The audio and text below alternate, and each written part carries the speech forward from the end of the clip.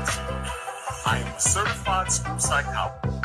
Hi, Dr. Umar. I'm so happy that you're my principal. I love FDMG. Can you tell me about the school? We are going to make history. We are going to shock the world. We are going to transform the entire community, one black boy at a time. In this school, you don't have to worry about special education. In this school, you don't have to worry about ADHD diagnoses. In this school, you will never get a phone call from a teacher or an administrator telling you that your child needs dangerous psychiatric medication in order to get an education. All right, Cookers, thank you all so much for tuning on in. We got a little bit to get into. We'll probably be here for about an hour and a half. I want to give a shout out to everyone in Cook Crush chat. Hope you're enjoying these live streams. Let's go. FDMG is coming. FDMG is coming. FDMG is coming. It's coming. FDMG is coming. FDMG is coming. FDMG it's coming. It's coming. It's coming. It's coming. It's coming. It's coming. It's coming. It's coming. It's coming. Oh, it's coming. FDMG is coming. FDMG is coming. Thought his personality be twerking. It's twerking.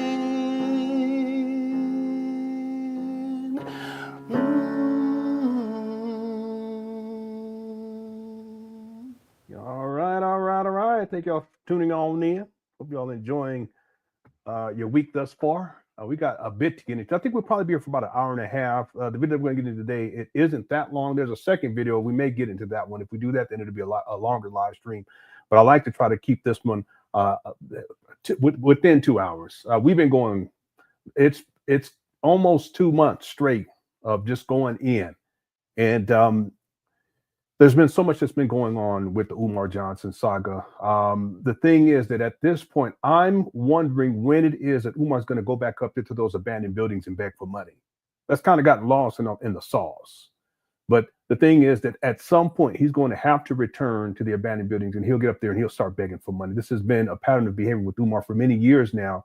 You notice he'll go up there when needed, when money is needed, but then he disappears and he's traveling around the world. This speaks to the truth that this idea of FDMG is nothing more than a long con. That's how he gets the vast majority of his money comes through donations that he uses for his lifestyle. Meanwhile, very little progress has taken place up there at the abandoned buildings over the last 6 years and 1 month, almost 2 months. At some point, he's going to have to get back up there and start giving the illusion of progress. Maybe another paint day, a floor day, something. Okay. This ties to the poll question. The poll question today, good question, thank you again for tuning on in. I appreciate y'all. Is when will Umar Johnson return to the FDMG abandoned buildings to ask for money? It's been a while. I can't remember when it was the last time. It was before he went on his most recent trips, because it's not just one. So right now, 52% say this week he's going to be up there. 18% say in a week. 15% say in 2 weeks. And 16% say in 3 weeks. Make sure you get your vote in. So far, we got 346 votes on that. And we already have 111 likes already. We got 400 people in the building already. Thank you all so much for tuning on in. There's also, there's an interview that Umar did too on Father David's show a couple of days ago. What I'll end up doing, hopefully between today and tomorrow, is I'll drop it into my Premiere Pro and I'll edit out commercials and stuff. That'll be something else we'll take a chance to take some time to listen to at a certain point, because what's going to end up happening inevitably is that the focus will shift back on to FDMG, and then what is Umar going to say then? See, there's been so much other stuff going on, especially with the baby mama drama and the daughter coming out and exposing him as a deadbeat. I have a video that we're going to get into today. There's two of them, but I think we're only going to get into one today where Umar halfway addresses this. This is from the 16th, and then there's another video from, I think, the 16th, and then by that time, we'll be caught up on this drama. Then we still have the Father David interview that we'll be getting to over the next couple of days. So that's what the plan is going to be. Thank you all so much for tuning on. I'm going to give a shout out to all of our mods for handling this. Also, shout out to everyone inside the Cook Chat, and also thanks to everyone who's been supportive of the channel, including our members. We got so many members. I never thought I would be able to get to the numbers. I ain't going to tell you how many we got, but it makes things a lot easier for me. I really do appreciate all the support. And thanks for being along for the journey. You know, it's been a wonderful journey, and I appreciate you all very, very much. Okay. Without further ado, because I want to get into this, I think there was a member that signed up to a new member. This was a luta continua. A luta continua. Thank you for becoming a member. I appreciate it. All right. And shout out everyone inside the Quick Crush. I see Drea's in the building. Thank you for being here. I appreciate it. Also, Bertha Bonds became a member. Thank you so much. I appreciate it. Well, are you related to Barry Bonds? I wonder if you're related to Barry Bonds. He was one of my favorite baseball players way back in the day. Thank you for becoming a member. Master Khalid is in the building. Thank you so much. Theo Kofi is in the building. Thank you. And I see it all. Says I got to find somewhere to play the black men situation by Saturday. What? yeah. Father David is back on the scene. Black Wolf, how's it going? Says, nah, Lenon, do your thing. Now, Granddad Smurf going around crying about he is innocent. They both clowns. Oh, yeah. Someone sent me a link to that. I haven't been able to watch the video, but I've taken it and I put it in the archive. What I'm going to end up doing is putting it into Premiere Pro. And if there's anything in it worth mentioning for the documentary, I'll include inside of the documentary. You know, that's the plan. That's the thing I've learned is focus. My focus has always been on my viewers, you guys in Cooker Chat. That's why I've been able to grow like we have. And then, of course, staying focused on Umar. All the periphery stuff, those are elements to consider, but ultimately the focus is on Umar. And so whatever I can take from the periphery stuff in order to basically prove my case about Umar, then I'll do that. You know, so people can keep talking all they want to. It don't make me no difference. Let me say this. Umar never holds himself accountable. Never. And his daddy's the same way. In fact, I don't know if you've seen the video, Black Wolf, but I played it for members where his father, Umar Johnson's father, disowns him. It's heart-wrenching, you know, to hear a father talk like that. But I call that the deadbeat mentality, where the deadbeat will abandon and they'll wash their hands of their children and they don't give a shit. See, well, that's what Jamal did to Umar in that first family, and also to his first baby mama too, by the way. But that's what Umar's done to his children too. And Jamal better watch his mouth too, because I've been very lenient with him, and I've given grace, including in the documentary. I've given some grace, but I know a lot more about him than he realizes. And there's things that I could put inside the documentary. I'm sure he wouldn't, including when he was trying to scam the post office. Let me stop. I'm gonna stop right there. Okay, Noel, Mr. Noel. I'll just give the middle name for now.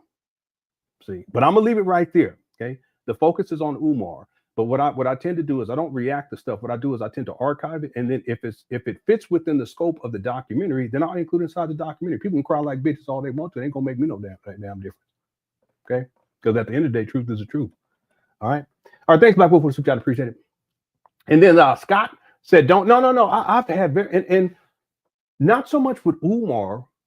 There's things I know about Umar that I haven't spoken about, and there's receipts that I have on Umar that I could include inside the documentary. But I think that it's beyond the scope.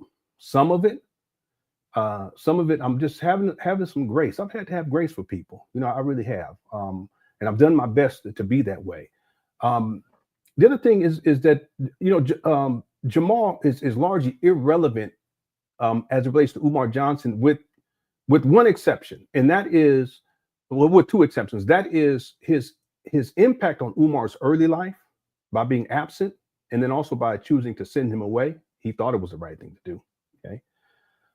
But the other thing is when he comes out all the years later on the back end, even though he hasn't been didn't have a relationship with Umar, and they've been estranged for many years by that point, and then criticizes Umar. Now, you know, I'm the primitive critic of Umar. I'm not defending Umar, but what I'm saying is that if you're the father, that you shouldn't do that online. See, that should be something that should be handled offline. But because he didn't establish and maintain a relationship with Umar, he goes online, and he was crying and whining back then like a bitch too. You guys remember? So I guess he's doing it again. Again, I haven't watched the video yet, but I have it archived now, and I'm gonna drop it inside the Premiere Pro, and I'll take out segments to include inside the document if it's relevant to Umar. Okay. The point that I'm getting at is that I've given grace. I've given a lot of grace to Jamal, and the reason why, and others too, but the reason why is because the relevancy. He's not as relevant as he thinks that he is. You see, and there's other people. They're not as relevant as they think that they are. See, that's why my focus has been on Umar, because he's relevant. See, and then of course I provide content for the Good Course chat because y'all relevant. Okay, all right. Thank you, Scott. I just have to. I try to be. I have to have some grace, you know, especially when you really start researching and you start getting into deeper aspects. I remember one time Jamal said that one of the reasons why he had to go. He said he had to go to the military because he got into some trouble. See, Jamal, you better watch yourself.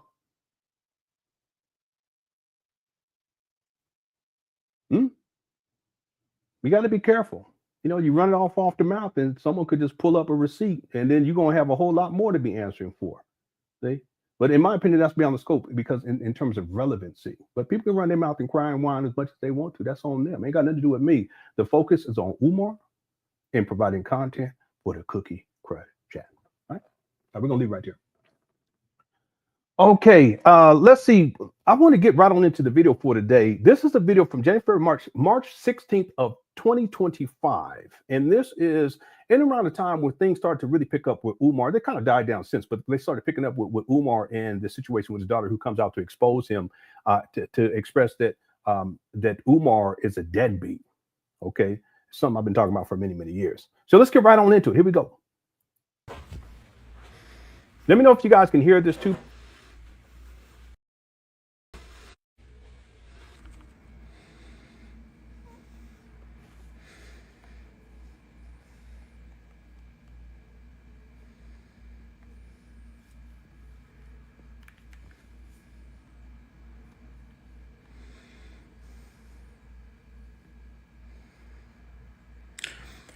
Peace and Pan Africanism. Peace and Pan Africanism.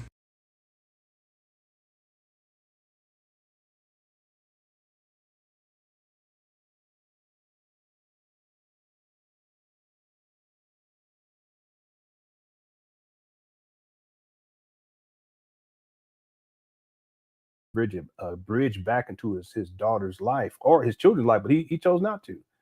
You know, he's reactionary. You know, it's emotional reactions. He's not a strategist. You know, that's the thing. Umar's like that. He responds. You know, nothing. You know. Let's see this real quick. Last call says, at Lenon, today, Jamal claimed the only reason and the cause for your attacks was because he mistakenly said he was descendant of Frederick Douglass. No. Okay, first of all, ain't nobody attacking nobody. I told the truth about Jamal as it relates to Umar, but Jamal is irrelevant. Just like a lot of these other people out here, they're irrelevant. They ain't got nothing to do with it.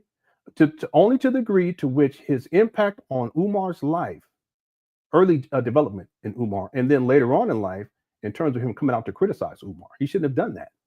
Okay. Remember, I've never gone to Jamal. Jamal sent me all kind of weird. When I say weird, I'm talking straight up weirdo messages on my Facebook page. I didn't ask him to send me shit. See, he was coming onto my platform. He even came onto it. We spoke a couple of times on here. The one time I did an interview, he shows up. So who's going after who? Just because I tell the truth? See, let me just say this, Jamal, if you just kept your fucking mouth closed, then it wouldn't have been a problem. All the stuff, the backlash that you've been getting, and how you hurt because of what your son is doing, and how allegedly, really what it is Jamal feels as if what Umar has been doing is reflecting poorly on him. That's it. It ain't got nothing to do with building a relationship with Umar. Just like with Umar, it's not about him building a relationship with his daughter. That's not it. See, it's damage control. See, What he should have done is kept his fucking mouth closed. That's that simple. And then handle it offline. You see? But see, he wants to be, he wants to be Umar. He wants to be this great activist and shit. He's out walking out by himself and one time he had a bullhorn one time yelling at a building. Ain't nobody, it's ridiculous. One time he was walking down the highway, talking about it was a march for stop killing us. Well, how about be a daddy to your children? How about be a granddad to your child? How about that? Or to your grandchildren? How about that? Let's start there. How about not abandoning families? You see? Keep your fucking mouth closed. Ain't nobody, because it's irrelevant. You see, but one time he was walking down the highway and there was a semi honking the horn because he almost get hit. What are we doing here? You see, so the point that I'm making is that listen, ain't nobody talking about him. He's the one that kept coming, and then when I was okay, well, let's go ahead and get the research together. And that's what I've been doing. There's be a part of the documentary. And any of you guys who've seen this, matter of fact, you guys want me to play it? Because any of you guys, if you've seen the segment that I've done on Jamal for the documentary, it's not disparaging Jamal. It's not. See, he made some decisions early on, and then later on the back end, he made some horrible decisions that he should hold himself accountable for. And as it relates to him, quote unquote, mistakenly, he said, now that's some bitch shit right there. See. I've already told people Jamal was going around and he lied to Umar. I can pull it up on the timeline when he told Umar the lie that they were descendants of Frederick Douglass. Okay, that's what he said. I didn't say that. I really don't give a shit, to be honest with you, outside the fact that it's a lie. See? And so what ends up happening at a certain point, Umar keeps saying this over and over again. He said he was a kinsman. He's a second cousin thrice removed from Frodo Baggins from the Shire. He said that he was a descendant. He was a kinsman and other shit. But the point is this idea that they're related. Just cloud chasing, just like Jamal cloud chased off of Umar. Again, see, this video is not about Jamal. The documentary is not about Jamal either. But don't bitch out now and try to, my mistake and the mistake I made, and now you're attacking. Ain't nobody attacking you. You a bugaboo. You've been a bugaboo for years. You're thoroughly irrelevant. You should have kept your fucking mouth shut and don't come out and speak out on your son like that. Even though he was fucking up, just stay in your lane. You were absent. You abandoned Umar. You were a deadbeat. You got his mama living in poverty right now, Section 8 housing. What the fuck are you talking about? Stay in your lane. You fucked up already. Let it go. But no, he has to come out because he wants to clout chase off of Umar's name because Umar was blowing up at that time. This is real talk. And this is a lesson because Jamal is around because we got plenty of these Jamal types out here. Okay, impregnating all these women and they want to cry and whine like a bitch later on. Look, and you fucked up in the beginning and just keep your fucking mouth shut on the back end. That's all. That makes sense. So what does he do? He wants to come in and criticize Umar because of how Umar was acting, but Umar's a grown man at that point. Was Umar acting up? Yeah. Was he fucking up? Yeah. But as a daddy that wasn't present and wasn't consistent, keep your fucking mouth closed. That's all I'm saying. That's what I was telling him. And handle it offline. That's what I was saying. Just like with Umar. You see the irony of this? He should handle this shit offline with his daughters, and his 3 baby mamas, not 2. Now, these are all statements of fact. So what ends up happening is Umar, because he starts blowing up. How many of y'all know this history? Hit the 1. Because he starts blowing up and blowing up using the Bailey name, Frederick Douglass, Bailey name, when in fact, Umar's not related. He's not a descendant. He's not a third cousin thrice removed from Samwise Ganges and Earl and them. And Ray on the 4th floor over there back behind the chicken shack. They're not related. That's the point I'm making. But Umar's building his name off of that. Hit the 1. I'm just giving you guys the history. I've done all the research. And so what ends up happening is the true Bailey family, and this is in the document. I already have the notes on this. In fact, I have my notes right here, family.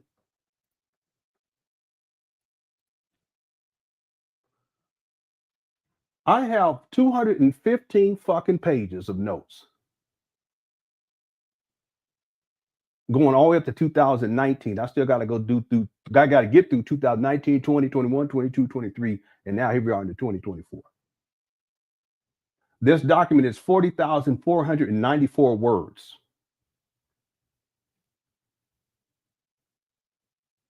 I'm just reciting the history. So what ends up happening is the Bailey family comes out and they have an official website and they posted it. Black Anonymous knows what I'm talking about. They posted on their website, basically denouncing Umar, saying he's not related. He's not related. That's why when Umar went on the Roland Martin show, that's what they called him out on that. And Umar get to lying and blinking and shit, just like his daddy be lying too. So what ends up happening is one of the Bailey members, family members, reaches out and they're going in on Umar. And at a certain point, they start to talk to Jamal, who's a liar. He's a liar. He lied. Okay. And it's not a mistake. I don't want to hear that shit. See, that's Umar talk. See, that's called semantics, manipulative. Oh, it was my mistake. No, you said that you were a descendant. And then the Bailey family member got Jamal to take a DNA test, hit the 1. Do I need to pull up the receipt? Because what Jamal did was he issued a video. He was all somber and shit. I don't know who told us this, and it was come to find out, it wasn't true, and I gotta go, just moaning and groaning and shit. I want to hear that shit. That's a way. First you're a bugaboo, but you also a moaning and groaning bugaboo. Don't nobody want to, family. I don't. I said, no, you was lying then. You're lying now. Mistake. What are you talking about, mistake? So the DNA test comes back and it proves that there's no relationship, no blood relationship, no genetic relationship, no intermarriage relationship, none, period. And Jamal admits that, which was the honorable thing to do, family. That's the honorable thing to do. But then, what does he do? He ends up taking that video down. I didn't download the video, but he also had a Facebook post, but I have a screenshot of the Facebook post. He takes the video down and then he starts talking about, well, that's not the final conclusion because, with DNA, I need to research this more, because he keeps going with the lie. So that's not a fucking mistake because he mistakenly, did he really say mistake? Are you exaggerating? Because he mistakenly said he was a descendant. Come on, he didn't know. Last call. I'm going to find it hard to believe that he actually said mistakenly. Because after that, he was still claiming to be a descendant of Fred Douglass. You guys want to pull up the receipt? Give me 1 second. And then we got to get into the show. I told myself we're going to be here for an hour and a half. Here we go.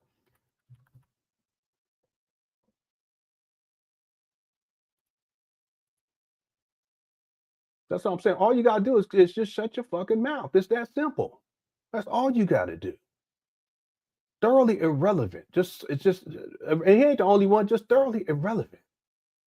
Let's see here. It's one of these two. Let me make this bigger so I can see.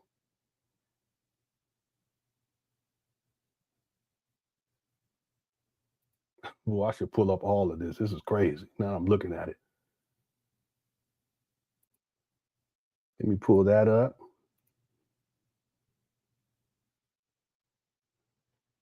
Let me go ahead and pull this up too. And then let me get into this folder.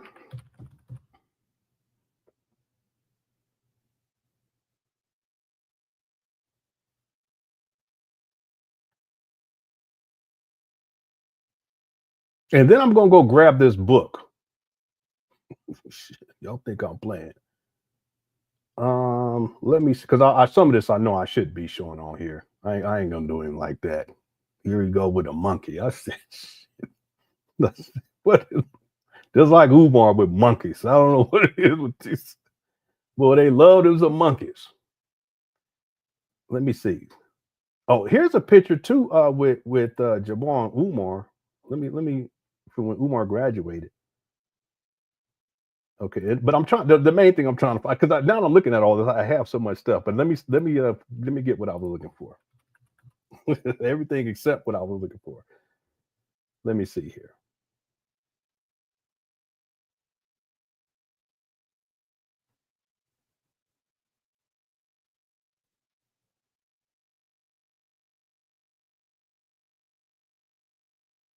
Yeah, I got his Walt Disney ID. Anyway, I ain't gonna pull that up. When he was working for the post office, he filed suit against the post office and lost, and he tried to appeal it, trying to get that money. See, I'm not gonna touch that though. I don't think I'm gonna touch that unless he's talking crazy. Because I can tell when it comes to lawsuits, I can tell there's a whole lot more I can say, but I'm gonna leave that right there. Let's pull this one up too, just because. Why not? That's not even what I'm looking for though. Let me go one more time.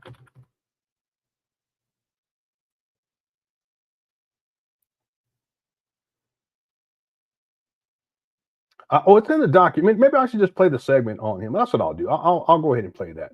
It's not long either. It's called The Origins inside of the documentary. Let me do this though real quick. Let me just pull up. This is what he posted. This is what Jamal posted concerning his lineage right here. Here it is. What does this mean? I don't have a clue. So this just shows that he did take a DNA test. DNA story, Nigeria, Cameroon, Ivory Coast, Ghana, Benin, Native American, etc. You know what? This don't make no sense because there should be something in here. Well, no, that would be yeah, I see that because there would be the Cubas in there though too. I don't know how they would classify that. I would think that that's for the Cuba was probably the one that's in gold. Yeah, or the anyway, I'll pull up the actual receipt. That's not the one that I want to show you. But here's Jamal with the bullhorn. Here's the picture that Jamal posted. My son is Dr. Umar Johnson, Dr. Umar Ifatunde, Dr. Jermaine Shoemake, Prince of Pan African and King Kong conscious. And despite our differences on how to combat white supremacy, I do believe those of different ideologies and generations are needed. I do hope that in 2019, a union can be had with those that think like me, that those that think like him and those of us who don't wholly agree to truly affect our communities, resulting in the police and each other to stop killing us. Yes. The community needs solidarity, not division. Okay. All right. This is something that the conscious stripper posted. Just did the irony of this. Okay. Now let me do this. Let me pull up the. I'll go ahead and play the rough draft for you guys. It's called Origins. I've played it for members. Chapter 1 or yeah, this is it right. This is the rough draft. And let me see here. Wait, is this the right one?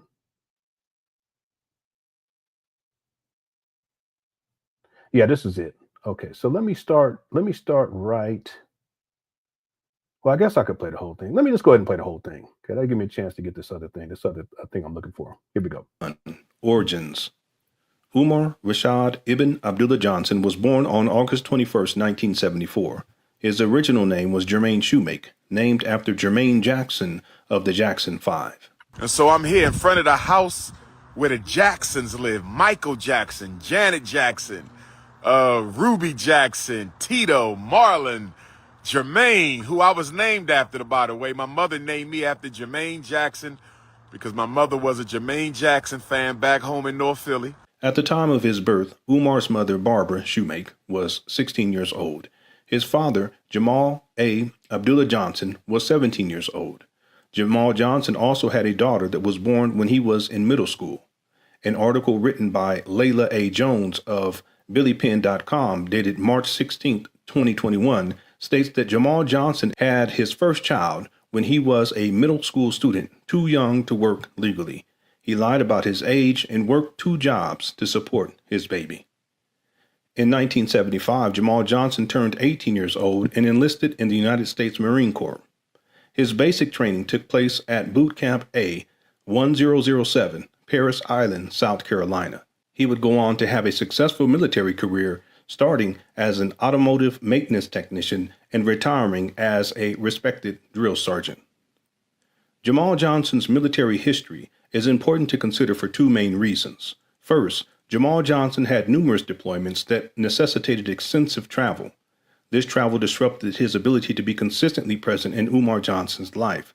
As an example, from 1978 to 1979, Jamal Johnson was stationed at Camp Butler in Okinawa, Japan.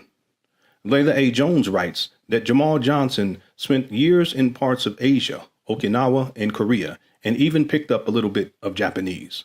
He adored it and longed to extend his residency in that part of the world.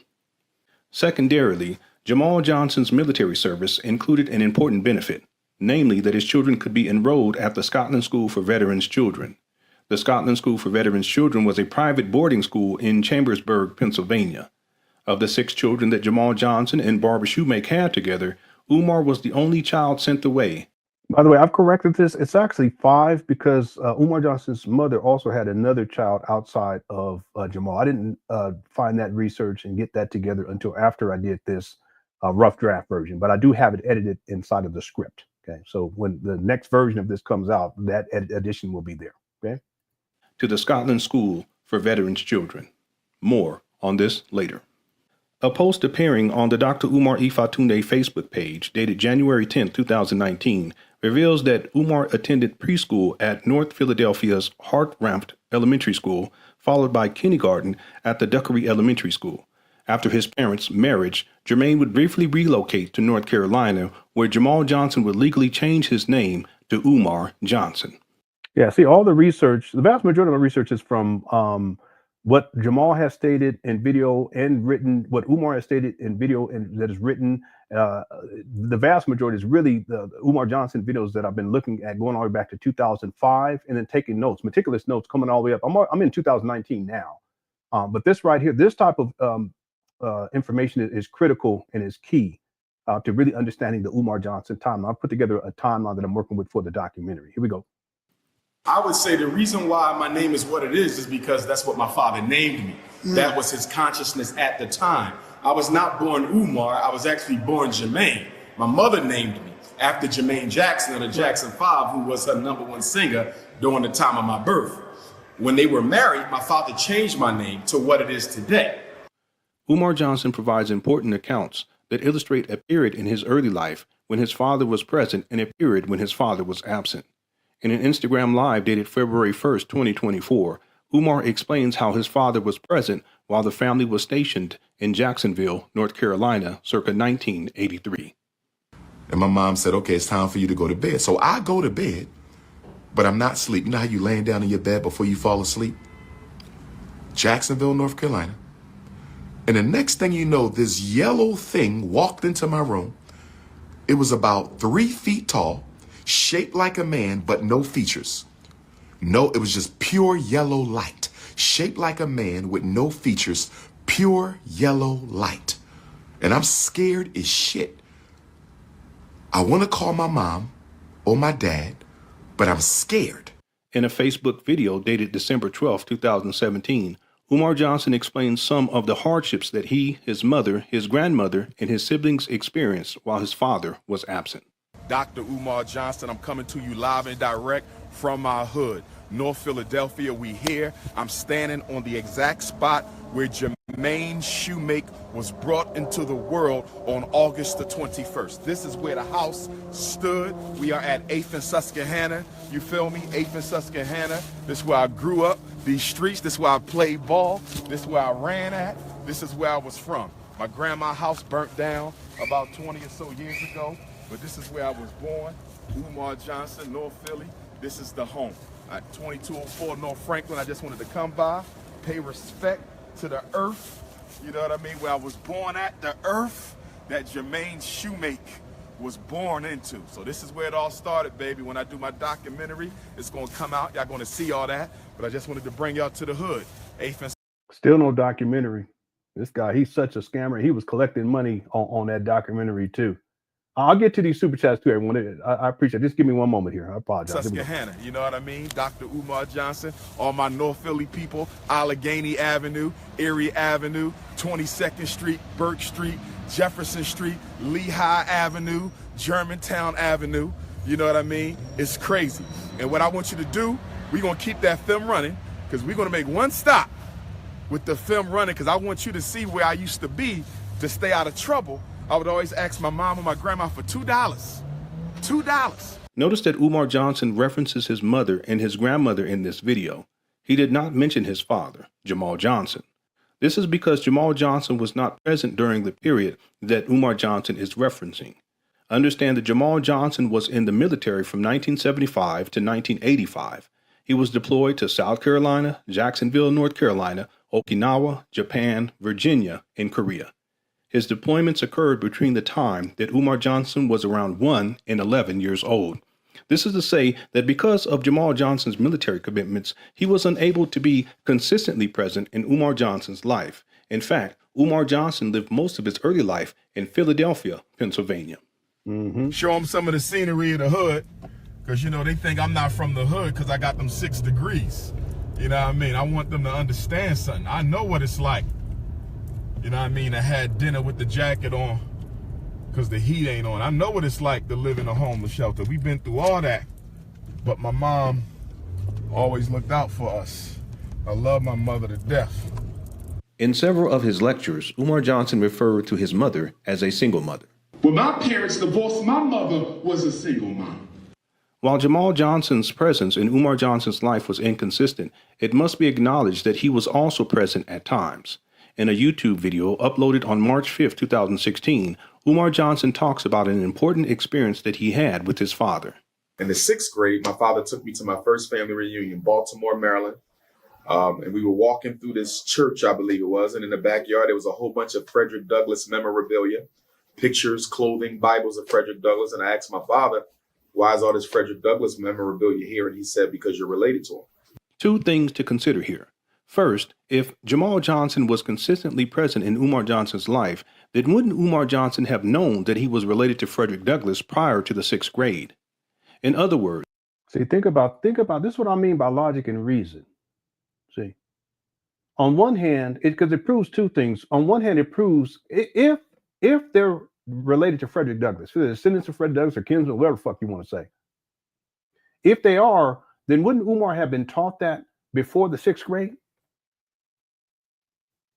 And if they weren't, then wouldn't Umar Johnson's daughter have been told that by Jamal when he went to go see her when she was really, really young? Okay, so that's one thing right there. She don't know nothing about that. Okay, so that's one thing. But the other thing is that if there are descendants and Jamal doesn't find out till 6th grade, then where the fuck was Jamal? If this is so important and it's part of the family line.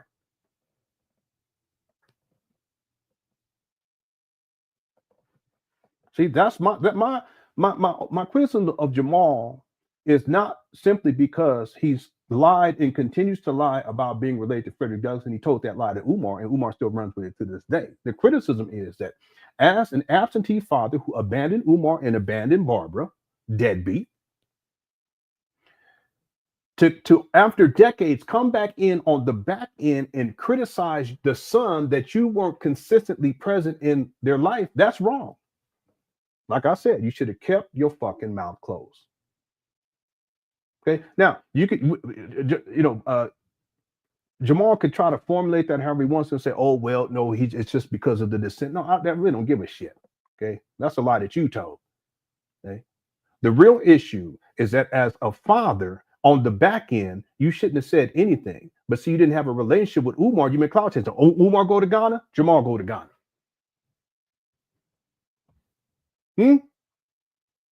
Umar, activist, so-called. Jamal want to be an activist.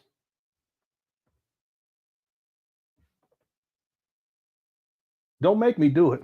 I'm gonna leave it. I'm gonna leave it right there. Okay, let's continue. I go on and on with this. Here we go.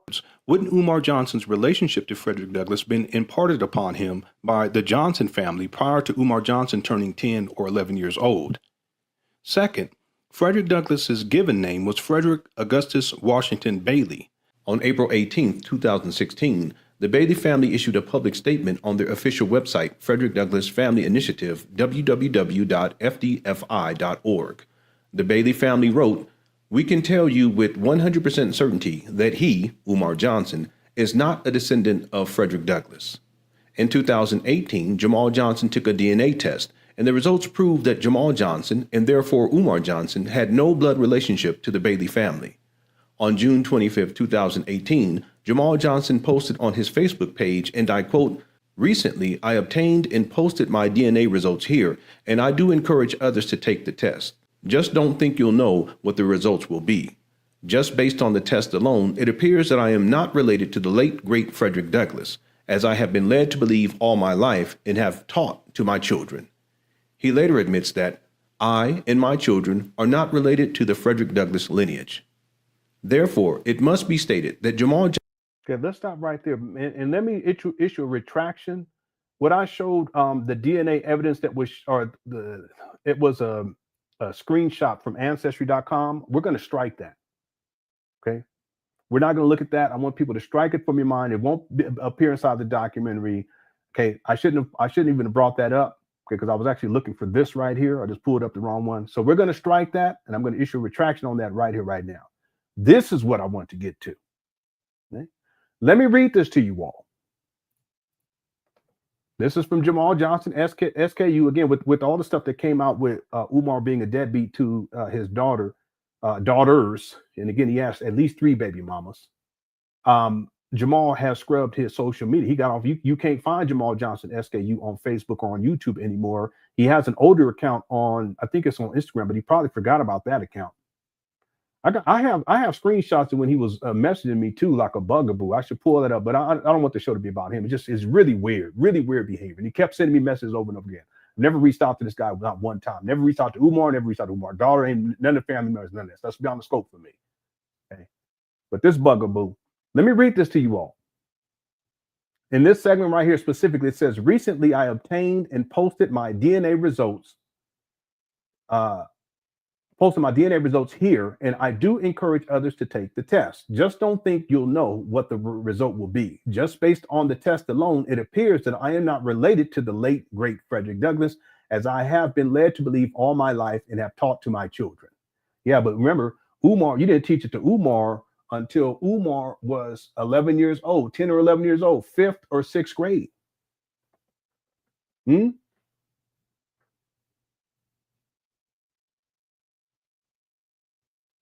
Additionally, it opens up the door to so many other questions related to my family lineage. I am hoping that the results are in error, but it doesn't appear to be so. As a result, I at least accept them as valid, and as such acknowledge according to the results, I and my children are not related to the Frederick Douglass lineage.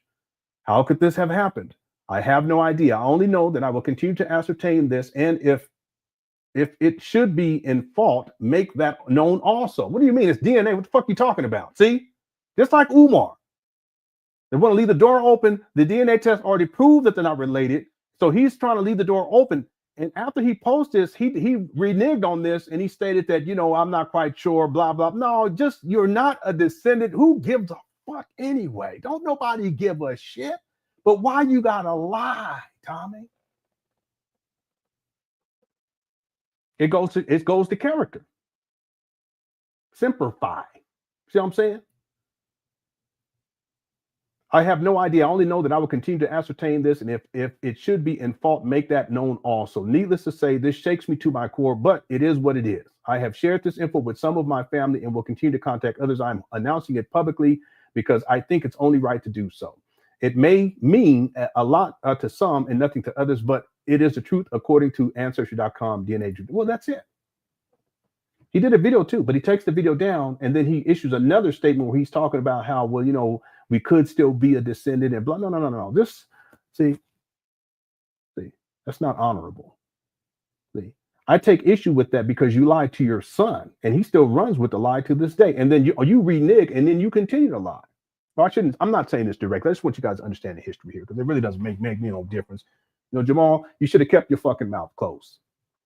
Okay? You should have never sent me messages and over again. I never responded to one and just let it be. But you want a clout chase because you want relevancy, but you're thoroughly irrelevant and have been for a very long time. See?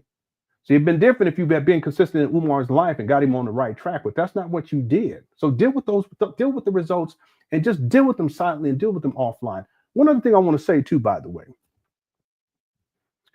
Matter of fact, I'm not even going to say it. I'll pull it up for you.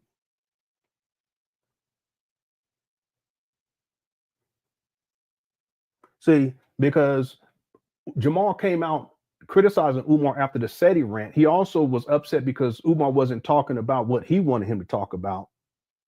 You know, shootings in Philadelphia. Umar goes on the Breakfast Club. He's just clout chasing. Jamal, he's upset because he's not big time. I mean, he's thoroughly irrelevant. But he wants to be Umar. See, he wants to be this great Umar's not even a leader. Okay, he's been homeless since 2019, living in and out of hotels and motels. See, doesn't even own his own vehicle. He actually rents cars all the time. He's been sexually exploiting these black women out here too, scamming on the FDMG school scam, the Shaw Community School scam, the Rules of Romance school scam, et cetera, et cetera. Don't worry, I have all the receipts.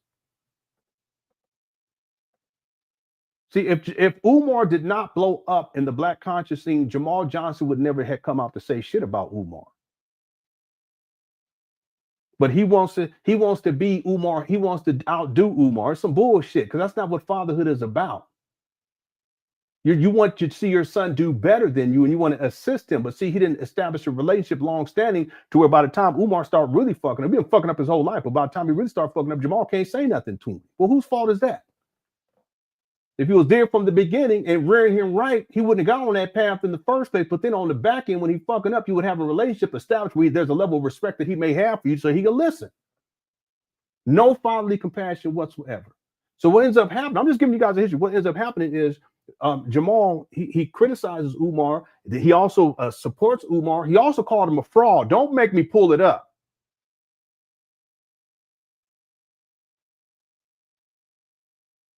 And see, he starts making them waves in the water. And then what happens? Umar Johnson started going back at him. And then at a certain point, Umar Johnson's followers started going at Jamal.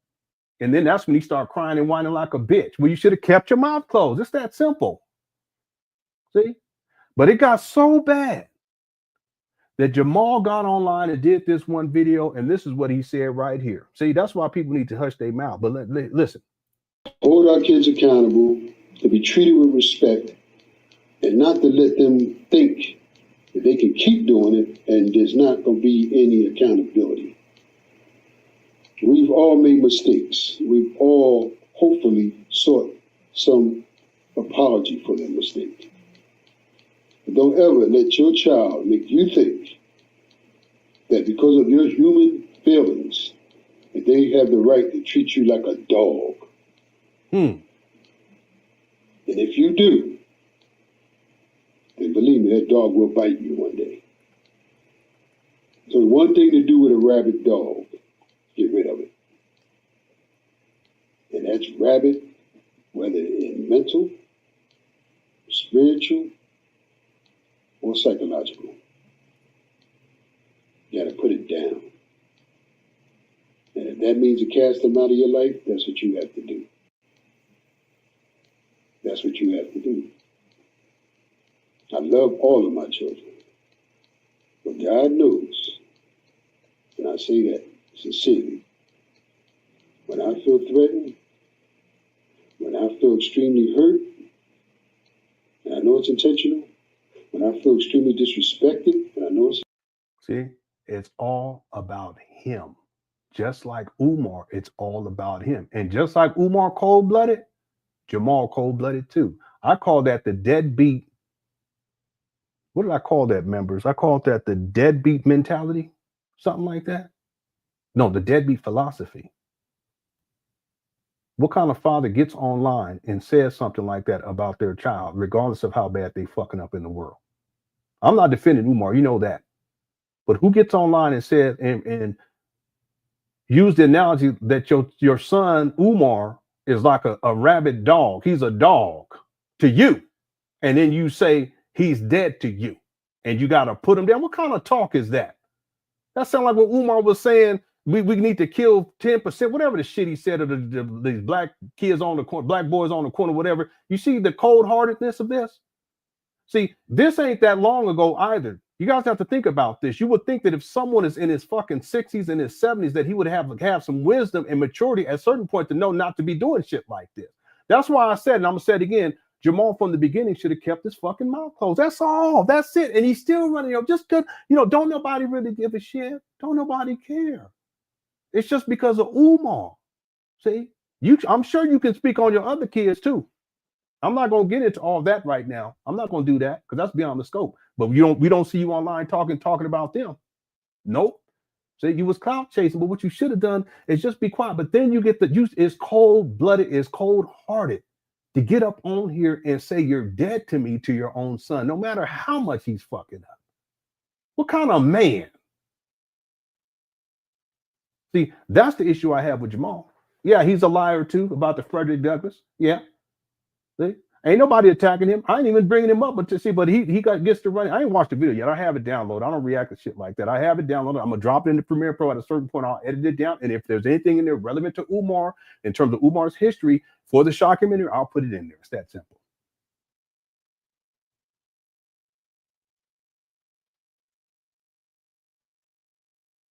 I got more I can pull up. Let me play this one more time. And I'm gonna play one other thing because there's a whole bunch of stuff. I'm gonna play one other thing, and then we're gonna get back. We're gonna get to the video for today. Watch this. Let me go back because I've already played this for members, and I gave a little bit of commentary, but I'm gonna give a full breakdown of this for you members. I'll do it this week. To hold our kids accountable, to be treated with respect, and not to let them think that they can keep doing it and there's not gonna be any accountability. Again, accountability for a father who was here's a father who was absent for the vast majority of Umar Johnson's life. Talking about accountability. Think about this for a moment. We've all made mistakes. We've all hopefully sought some apology for that mistake. But don't ever. Man, this is ridiculous. See, all this should be offline. You should be talking to Umar about this, Jamal. I'm giving you some fatherly wisdom. Because evidently it's not there. Even then, and it's definitely not there now. With all the stuff that's going on with Jamal and Umar and the daughter. See, Jamal reached out to the daughter. Well, the daughter was reached out to Jamal. Jamal ignored her at first, and then finally he responds, and he's trying to shut her up.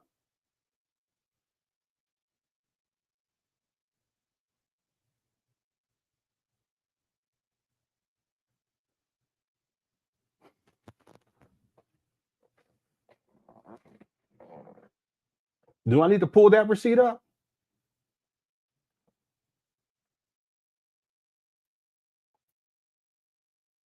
Let your child make you think that because of your human feelings, that they have the right to treat you like a dog. And if you do, then believe me, that dog will bite you one day. So one thing to do with a rabid dog, get rid of it. Cold. And that's rabid, whether in mental, spiritual, or psychological. You gotta put it down. And if that means to cast them out of your life, that's what you have to do. See, that's that deadbeat mentality that you can just cast your children out your life and just leave them. That's what you have to do. I love all of my children. But God knows, and I say that sincerely. Y'all see this? When I feel threatened, when I feel extremely hurt. See, threatened, hurt. See this? It's all about him. But he should have kept his mouth closed. It's that simple. And I know it's intentional. When I feel extremely disrespected. And disrespect, this is the thing I've been talking about with Umar and Jamal the same way. Really, when they say respect and this, when they say respect, you need to respect me. It's really this notion that you need to submit to them and that you need to listen to them, whatever they say. It's a very hard-headed type of mentality. Umar has it and Jamal has it too. Okay. I know it's intentional. It's only one recourse. Yeah, it's about control. That's all it is. To me. And then he says, "You're dead to me." Who talks like that about your own child? See, that's what I have issues with. And none of this would have been an issue if Jamal had enough wisdom to just keep his mouth closed. That's all. Have some wisdom. Hey, I'm hipping you to the game, old fella. See? I have enough fatherly compassion and wisdom to know that I'm not going to be talking about my kids like that, even if they fucking up. I'm not going to do that. See, but he was clout chasing at the end of the day. All right? Real quick. He later admits that I and my children are not related to the Frederick Douglass lineage. Therefore, it must be stated that Jamal Johnson was either in error when he told Umar Johnson that he was related to Frederick Douglass in 1985, or he lied to Umar Johnson in 1985. More on this later. As stated before, Jamal Johnson's military career lasted a total of 10 years. Layla A. Jones writes that after the military, Jamal Johnson joined the United States Post Office, where he met his wife. I'm sorry. The couple had 3 children before Johnson became a widower in 1995. If Jamal Johnson had 3 children with Bernice, rest in peace, 6 children with Barbara, and 1 child when he was in middle school, then it would be that Jamal Johnson has a total of 10 children. Yeah, this math doesn't work out. He has 9. And the reason why is because Barbara had another child from somebody else, a son. And then my research, and I could be wrong on this, and I haven't been able to verify it, is that Barbara had another child too. But I'm going to set that aside for now. Okay. However, Layla A. Jones writes that in 2021, Jamal Johnson was a father of 9 with grandchildren and great-grandchildren. We must also consider Umar Johnson's Facebook post that indicates that Umar was the eldest of 5 boys, having never had an older brother. Jamal Johnson's own documents show that Barbara had a total of 6 children, including 4 sons, the oldest being Umar, the others being Ali, Uthman, and Abdul Rahim. Curiously, in a video posted to YouTube on July 23, 2013, Umar states that his mother had 5 boys and 11 total children. My father was a drill instructor for the United States Marine Corps, Paris Island, South Carolina. Don't like the Marines, don't need to clap. But my question, my mother had 5 boys, 5 of us. I'm the oldest of the 5 boys, 11 kids total. When Umar states that his mother had 11 total children, he is likely meaning that he has 10 siblings in total, including Bernice's children, Barbara's children, and the daughter that Jamal had when he was in middle school. In another video posted to YouTube on November 15, 2013, Umar again states that he was the oldest boy of 11 children. The reason I wanted to be a psychologist is because I didn't have an older brother. I'm the oldest boy, one of 11 children, 11 children, 11 children. Whatever the case may be, it can be reasonably stated that Jamal Johnson has at least 9 children. There are 2 other foundational issues that must be discussed. The first is that, according to Umar Johnson, his father and mother married circa 1981. At some point, they divorced. Jamal Johnson married his second wife, Bernice, in 1986. Yeah, they divorced. It's gonna. My best estimate was like 2 years later. There's a whole backstory on that I've researched. I don't plan on including that inside the documentary. We've talked about that. That's what I'm saying. I've given Jamal grace. I really have. See, because based upon my understanding, even though he kept impregnating her, he only married her for a couple of years. It was at most 2.5 years. I mean, it could be a 1.5 years. Okay, but from my understanding, it was to his benefit for 2 reasons. Number one, that it put him in a position where he can rename the kids. Remember, Umar's name, initially, he was named by his mama, Jermaine Shoemake. Okay, his mama's last name, Shoemake. Okay? But what it does, again, power and control, it puts Jamal in a position of power to where now, because he's married to her and now he moves her out to where he was on base, now he has the power and authority to change their names. It's a power move more than anything else. See? But if you were really about raising this family, then why is it that and again, I'm not putting this in the doc, at least unless he's talking crazy. He talk reckless, I'll put the shit in there. I've had a lot of grace. Okay. Again, talk shit, run him out, I'll put the shit in there. I got other stuff too. Okay, that's not a threat. I'm just saying I've been very gracious. Okay, and I've extended a high level of compassion. Okay. It benefited Jamal because it puts him in a position of power to where he can rename the kids, but it also puts him in a position to where he can earn more benefits from the military by having more kids that are basically being raised by him and on base with him. He's going to get paid more. Was it because he loved Barbara? No, I don't think so, because if he did, he wouldn't have shipped her back off and divorced her and then ship her back off and ship all the kids back off. Them kids didn't stay with him. He's traveling around the world. See? Do I plan on having that side of the documentary? No. I'm just making a point, see, that I have grace. Okay. This is important because Jamal Johnson married his second wife, Bernice, in 1987. This is important because Jamal Johnson would have had to have already been divorced from Barbara and likely living with Bernice in 1987. This would mean that Jamal Johnson was not living with Barbara or Umar Johnson at that time. Ironically, this was the same year that Jamal Johnson made the decision to enroll Umar Johnson in the Scotland School for Veterans Children. The school was a boarding school, which means that Umar Johnson was sent away from his mother when he was 13 years old. Respectfully, there is no doubt that Jamal Johnson truly loved his wife Bernice, and he should be commended for his 10 years of military service, his 22 years of service at the United States Postal Service, for the active role that he played as a widower while raising the 3 children blessed to him by Bernice Johnson. Okay, you see how amicable I am? See the levels of grace? And I'm not saying that I'm, perfect or nothing like that. I'm just saying that I have compassion. So no, it's not someone attacking Jamal want to play the victim just like Umar. Okay, that's not it at all. It's just stating the facts. Okay, and see, if Jamal had just kept his mouth closed, he wouldn't have been a part of this saga. But he made the decision. He's reached out to me. I can pull up. I'll have all the screenshots and shit of him sending me just weird messages over and over again. I thought something was wrong with him. See?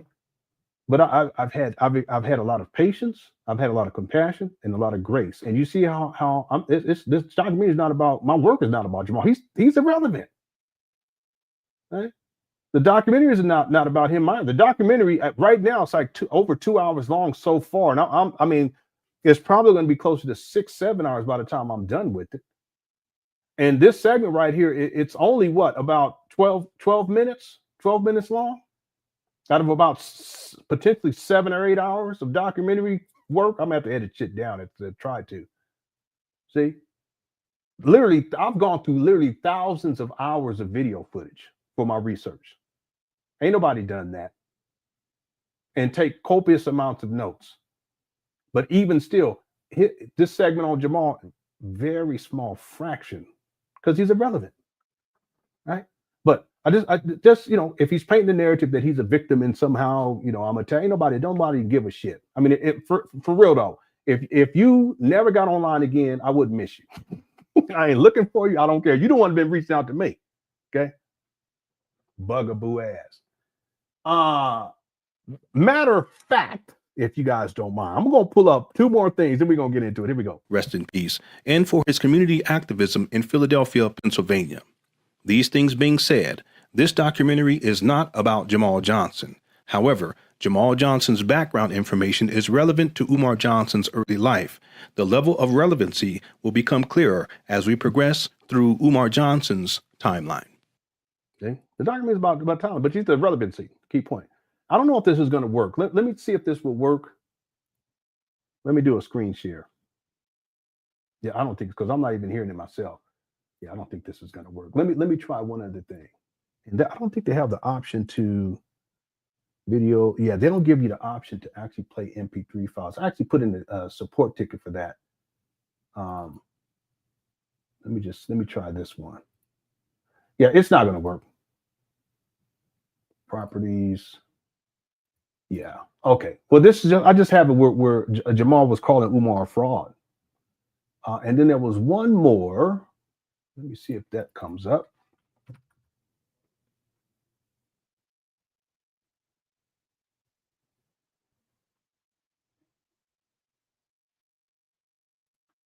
I just saw it today too. Matter of fact, I think it's on my hold on a second. I think it's on my desktop because I was cleaning up my desktop today. Let's see.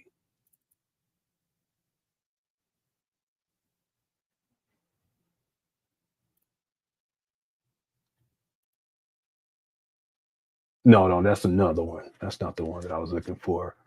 Let me look inside of this folder because it might be no and no. Okay, that's okay. All right. Okay, well, let's get back to the video footage. I just want to make those points simply because trying to play the victim and act like someone's attacking. No, that's not the case at all. That's what Umar Johnson does. That's Umar Johnson behavior. He wants to play the victim. Like I said in the past, Jamal should just kept his mouth shut. And the wisest thing to have, what he should have done is just not said anything about Umar. And again, if you don't establish a loving relationship with your son or daughter, for that matter, it's inappropriate for you on the back end to come in on the scene to try to criticize them, to chastise them, or even give them direction, and do it publicly. If you're going to do that, do it privately. See, but the bridge wasn't there for him to do that because he had, between the two of them, they already destroyed their relationship. Okay. Well, the same thing. Here we are all these decades later, and look at what Umar is doing to his daughter. It's the same pattern running all over again. One other thing I'll say, Jamal, and I was going to pull this up, and I played it recently, but Umar was mad at Jamal because Jamal went to go see this child, the one that's 22 now. So this is way in the past, and Umar does this for the reason he's upset about it. So Jamal knows of this young lady, but she don't know. She don't even know who her biological grandmother was. She thought that the biological grandmother was passed away, but that would be Jamal's second wife. So Jamal must have told her that her mother, her grandmother, was his second wife, but that's not her grandmother. Barbara's her grandmother. See, that's some shady shit right there. See, she didn't even know that what Umar Johnson's original name was. See, if you go see her, wouldn't you tell her that information? She don't know nothing about Frederick Douglass. Wouldn't you tell her that information if it was true? See, I don't even plan on having that inside the document. There's a whole lot more that I can say. Okay, Noel. Hold on 1 second.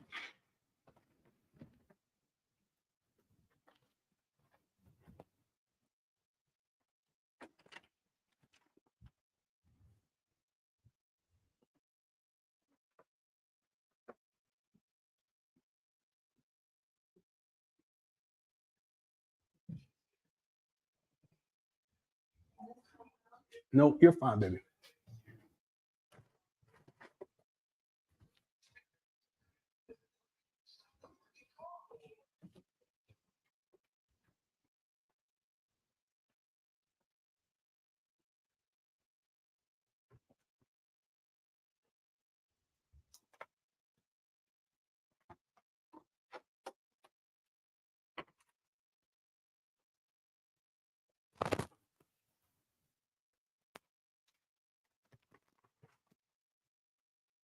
See this right here?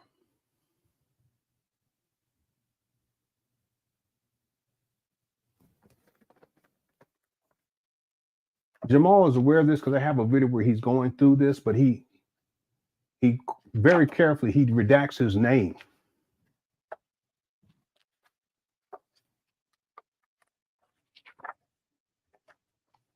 I ain't gonna show it to you, but it's all right here. It's all right here. See? And DNA has already proven that there is no blood relationship between Jamal, Umar, and Frederick Douglass, the Bailey line. So let me just say let me make one last comment on this. It's very simple.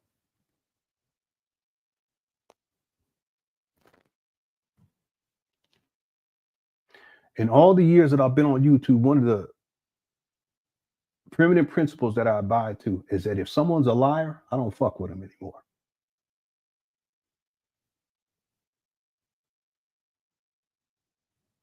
Jamal, you're a liar. And so is your son. You're not related. So when you can, as a man, simplify, get your ass online and admit that you're not a descendant without any type of ambiguity, then I'll say, okay, maybe he's not a liar anymore.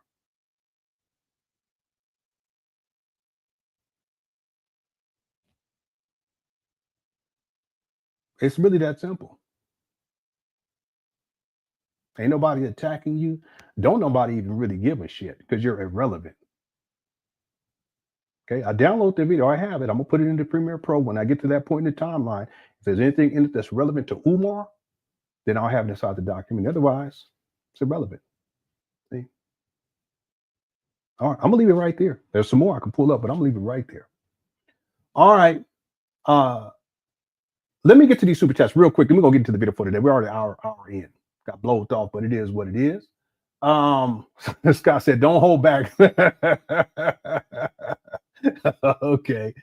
Black, I got this one earlier. Now grandpa going around crying about he is innocent. Now, Leonard, you do your thing. Now granddad Smurf going around crying about he is innocent about what though? What is he innocent about? He is just so irrelevant. He just clout chasing off of Umar. That's all.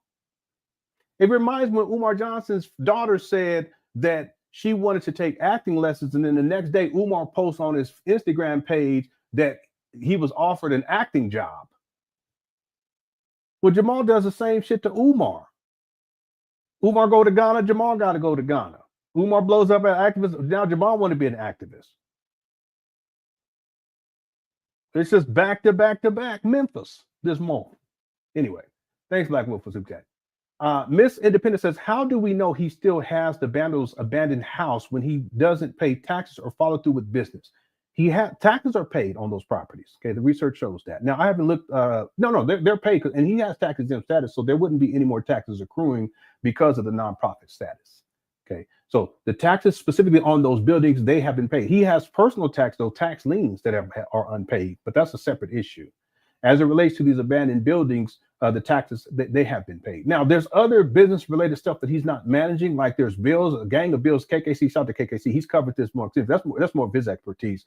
If I include that information on the documentary, I'll go to him and I'll source him. The point is that he's not paying those bills, and it's tens of thousands of dollars. You know, that's all wasted money because not one black child has been educated. In fact, everything, even the purchasing of these abandoned buildings, is wasted money because not one child has been educated. See, at some point, the focus is going to return back onto the school. You see, and once, and it's important, you know, that people not forget about that. But because of everything that's else been going on, it makes sense to kind of delve into that because it is relevant to Umar, because his message is about saving the black family and all this stuff. Meanwhile, he's a deadbeat times 3. See? But as it pertains to these abandoned buildings up there, the taxes are paid, but he does have a lot of other bills associated with these properties that have gone unpaid for many, many years now. Okay, Umar doesn't handle business. He doesn't handle basic business. Okay? He don't pay bills. He don't handle that stuff. He travels. He's like the idea of being responsible is the furthest thing from his mind. He's thoroughly irresponsible, and his followers, they've enabled him to be that way because, you know, he hasn't had to stand on his 2 feet as a man ever in his life. He spent 20 years in college. See, prior to that, he was at a boarding school where everything was provided for him. See, even though Umar says I grew up in the hood, listen, by the time he's in the 8th or 9th grade, he's out of there, and everything is provided for him at the military academy that he went to. His daddy sent him there. See, room and board. It wasn't in the hood, nothing like that. So he don't know. That's why Umar, he's a marshmallow. He ain't got no street in him. He ain't got none. See, he can throw a tantrum. See, but he ain't got no street in him. See, the point is that because he wasn't raised into being a man. One time he even said he was never taught to use his hands. Well, how is that possible when your father was a mechanic? You know, for in the military, he's a mechanic. That was his first role, his first position. I have it inside the documentary. Well, that's because Jamal wasn't around to teach him those things. See. So Umar was never raised into a man, and then he's had everything provided for him. He has enmeshment issues with his mama to this day. His daddy called him a mama's boy, said that he was too close to his mama. See? But that's because Jamal wasn't there enough to get him on the right track to where he didn't develop these enmeshment issues that he was brought along the path to becoming a man. So here we are now in 2025, and the same rule applies. Umar doesn't handle basic business. See? That's why he got evicted in 2019, and he's been homeless since. These are all the facts. Okay, you can research all this yourself. These are all facts. Okay, thank you, Miss Independent, my way for the super chat. Appreciate it. Godzilla Princess says Umar Daddy a bugaboo and a chronic liar. Yeah, he lies. He lies just like Umar. I'm not gonna say he lied on the same level as Umar, because Umar he lied. I can't believe how much he be lying. I said, man. Can you tell the truth once? But his daddy be lying too. See? And they want to play the victim. Ain't nobody persecuting Jamal. Jamal's irrelevant. Ain't nobody heard about him or nothing like that. Ain't nobody thinking about him or nothing. But I know one thing, he sure did get off of social media once all this shit about Umar being a deadbeat pop off. Hey?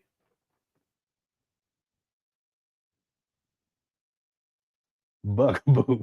I want to show y'all the stuff he was sending me, but it was so weird. I thought something was wrong with him. He kept sending it over and over and over again.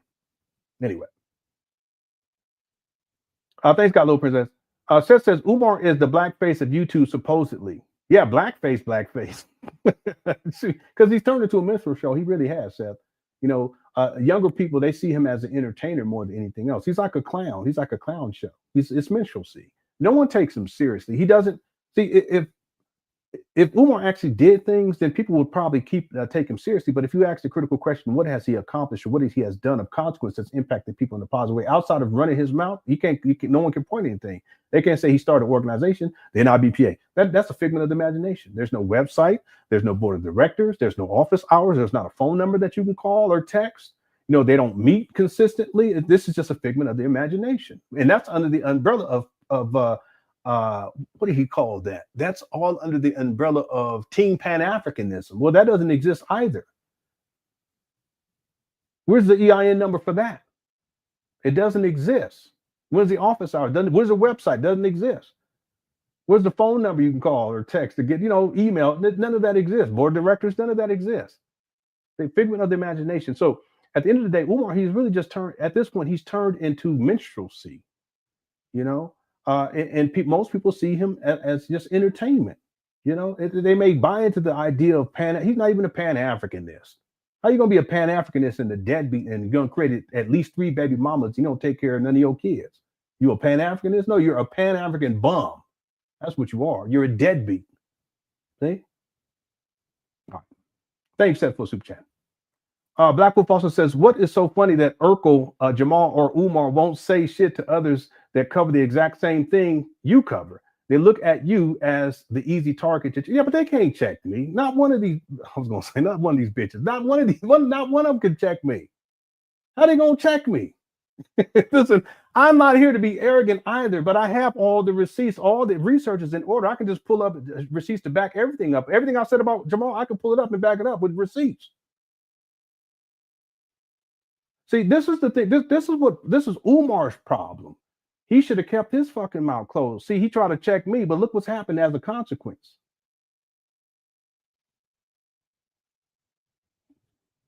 Think about it. See, that's like telling someone, okay, you're telling the truth and I'm going to check you so that you don't. No, I don't believe in that. I want to tell the truth regardless. Simplify. See, I'm not going to get up here and lie. Never lied on Umar. He's lied on me quite a few times, but he's a pathological liar. That's what he do. See, but no, none of these people. It's just not possible. See, intellectually, I can run circles around all of them. Okay, I got all the receipts. I can pull up whatever I need to pull up. Okay, and this is just statements of facts. See, listen, people can get in their feelings all they want to, but at the end of the day, the truth is the truth. See, and it's not about these ancillary characters. They're thoroughly irrelevant. If they weren't online tomorrow, it wouldn't make me any difference. The main character that I focus on is Umar. See? All right. Thanks, Black Wolf, for super chat. Appreciate it. And I have to also say, one of the things that baffles me. Well, no, it's not. No, because I understand why. I'm not going to get all deep into that, but I understand why. Is that no man can stop me from telling the truth. And no woman can stop me from telling the truth for that matter. See? When you have people that want to, it's not even that. It's not that people want me to stop. It's just that they want to be relevant. That's what it is. That's really all this is. They want to be relevant. That's all. See, but relevancy comes with telling the truth. Relevancy comes with doing the appropriate amount of research. Relevancy comes with focus. Relevancy comes with adequate research. And relevancy comes when you're honest and sincere and you're not a fucking liar. See, that's simple. It's really that simple. Can you guys hear the dryer? Let me know. My wife is asking me if it's too loud. I'll say no for now. But if you guys hear the dryer, let me know. I'll turn it off. Anyway, listen, I said that I think towards the beginning of this live stream, when people lie, I don't deal with them anymore. I just don't. I just don't live my life that way. I have an aversion to people who lie. And then there's people who lie simply because they want to hurt other people. They want to cause harm. Okay, that's psychopathic. See, yeah. No. I don't live my life like that, you know. And anyone, if that's what, well, that's up to other people. Ain't got nothing to do with me, right? But I'm still here, okay, and I'll still maintain my focus on Umar. And listen, we got 1,200 people up in here, almost 1,200 people. Okay, we good. Shout out to Good Cross Chat. Thanks, Black Wolf. L says, what in the tarnation? My eyes. Okay. All right. I wanted to highlight this. Thank you, Fairchild, for this comment. What makes Lenon such a good critic is that he is well-researched, lucid, and his information is verifiable. That's why you have so much respect. Thank you. And you guys can verify stuff because there's a lot of stuff is public information. The vast majority of my research, though, it deals with video footage of Umar from his own mouth. Literally, I've looked at thousands and thousands and thousands of hours of videos going from 2005 to 2019. Meticulously trying to find videos, you know, that for any given year, so they don't miss any. See, ain't nobody doing that. You know, you have to have a high level of focus, and you can't be wasting time online doing stupid shit. You know, I don't have time. I really don't. See, when the documentary is done and complete, then I'll have some time. Okay, but as of right now, I have to focus on what I need to be focusing on, and that's my job. Okay, YouTube is my full-time day job. Then YouTube, which is my part-time job, and my family, and then working on this documentary. Once the documentary is done, I'm gonna have a whole lot more time on my hands. Then of course, trying to get content out for members. You see, so it's only through focus that a person can get to a point where they can actually put together a documentary, and then it's verifiable. Anyone could say anything about anyone. See, I can pull up and I don't even plan on having this in the documentary, but I can pull up audio of a woman making allegations that Umar SA'd her. But like I said, I haven't verified it, so I can't put that out there. I mean, I could. I mean, in the documentary, if I wanted to have less grace, I can say, well, this is just for something that I could do that. I don't plan on it. See? But the point that I'm getting at is the levels of research that goes into that. Even still, the reason why I've been able to find that, because it's hard to find, is because I went per month, per year from 2005, tracking all the way up to 2019 to try to make sure I find any and every video that's still available dealing with Umar. Ain't nobody doing no research like that. See? So the vast majority of the content inside of the documentary will specifically be from Umar Johnson's own words. And that's why it's verifiable. I'll play it for people to see it for themselves. I don't got to make things up. Anyone could say anything. They can lie on people. They can do that. I'm not going to lie on anyone, and I'm not just going to say anything. I'll pull it up and show you. Okay? All right. Thanks, Fairchild, for that comment. Iceman Vamp says, damn, Lenore, we need to find Jamal's jab so you can... No. I already did the research on that line going all the way back, and not just the ones that were claiming to be descendants of Frederick Douglass, which would be on Jamal's mama's side, but also the other side that come down the line of Cicero, who was a Cuban that Umar said was an Afro-Cuban, but I have the document and I can pull it up where he defines himself as a white Cuban. Y'all think I'm bullshit. Who did I sent it to someone? I think it was Brother Dion the other day. I sent it to you. I'm gonna send it to somebody right now. Just who in the chat I can send this to, so that y'all don't think I'm making this shit up. Fairchild. I'm going to Fairchild here. Give me 1 second. Because some of y'all like, you making it. No, I ain't making it up. I think I sent it to James or Dion yesterday. We were cracking up too. Umar be lying so much. Umar said, yeah, my Afro-Cuban ancestor. He ain't Afro, he white Cuban. Cut it out. I have the document already. Stop. You don't stop. Umar is wild. He be lying so much. All right, Fairchild, I'm sending this to you right now. If you could just verify it inside the chat room that I ain't making this shit up, okay? All right, let me attach it. Here we go.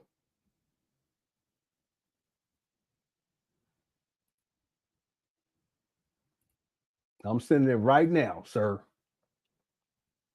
Is Fairchild still in here? I can send it to Black Anonymous. Yeah, I'll send it to you too. Okay. shit, why not?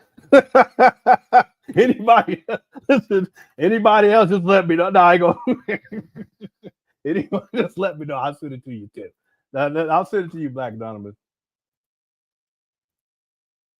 That's because I don't want nobody trying to say, "Oh, he making it up. He lying. He's attacking me." Cut it out. You too old for that shit. All right. Okay. If you can verify, you open up the email right as of right now. Thank you, sir. There's so much I can. I mean, we could do a show just on Jamal. I mean, because I have all. We go through all of it. I ain't gonna do it like that because he's irrelevant. All right. So let's just wait for confirmation here inside the chat room.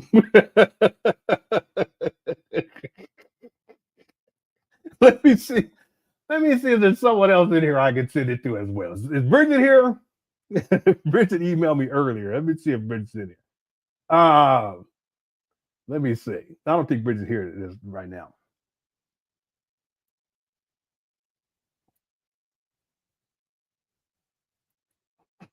You guys in the chat room crazy. No, I ain't gonna do him like that. I ain't gonna do him like that because you know.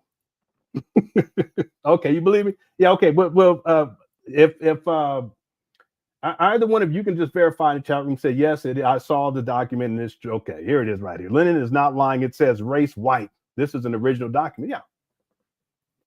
Thank you. Now, I don't plan on having that inside the documentary. I don't. I think that's beyond the scope. I could, if I want to not have as much grace. I mean, I could put all of it in because it's all public record anyway. But I don't plan on having that inside the documentary, nor do I plan to have much about Jamal either, because it's an issue of relevancy. See, that's one of the reasons why. Even from a standpoint of trying to have success on YouTube, whatever your niche is, I have a very unique niche, very specific. And that's really dealing with Umar. You have to deal with relevancy. And anything that's outside the scope of relevancy, it's not worth your time, and it's not worth your focus, worth your focus, and it's really not worth your time even talking about it. See, Jamal is relevant though, just in this for two reasons. One, because his impact on Umar's early childhood development, and then two, because of his decision to come out on the back. Well, really, it's three: him sending him off, but that's also part of early childhood development because he was in the 8th, 9th grade, sending him off to a boarding school. But two, him coming out on the back end and seeking to criticize Umar once Umar started acting up, and specifically when he was going crazy with the SETI rant. Okay, Jamal shouldn't have done that. He should have kept himself quiet, and what he should have done is reached out to Umar privately, but he had already the relationship had already been damaged. Okay, and obviously beyond repair because they're still not seeing eye to eye. But see, that's on the father. Okay, Umar, I'm not defending Umar. I'm not. You guys know I'm not a defender of Umar. But at the end of the day, it's on the parents. And if the parents do what they can to rectify things, then things will get rectified. But it has to be done offline. Should never come to online to do that. Okay, huge mistake. All right. Okay, you got it? Okay. Yeah, I thought I sent that to you before, though. Yeah, okay. Anyway, I got a whole bunch of more documents, too, dealing with that side of the family, too. But that's not going to be part of the documentary, all right? All right. Okay, I think I showed everything that I want to show. If something else pops up in my mind, I'll pull it up, too, while we're going through this. There's so many different receipts that I have on different topics. But the relationship between Umar and Jamal, it's been factored for decades now. And it's just sad, you know. Really, Jamal, he should land the cut and just keep quiet, and that's what he should do. Don't try to play victim. You know, we all made mistakes. I've made plenty of mistakes as a father. Okay, but I'm not going to get up here and try to act like, somehow I don't even get it. I don't get it. It just makes no sense. Okay, own up to it, hold yourself accountable, and do better. It's that simple. It's really that simple. All right, let's get back to it. Here we go. Peace.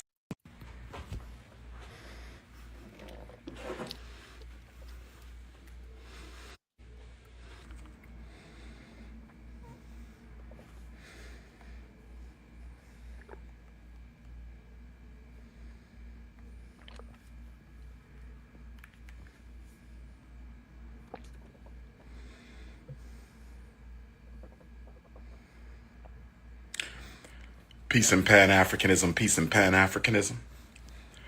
Peace and Pan Africanism, peace and Pan Africanism.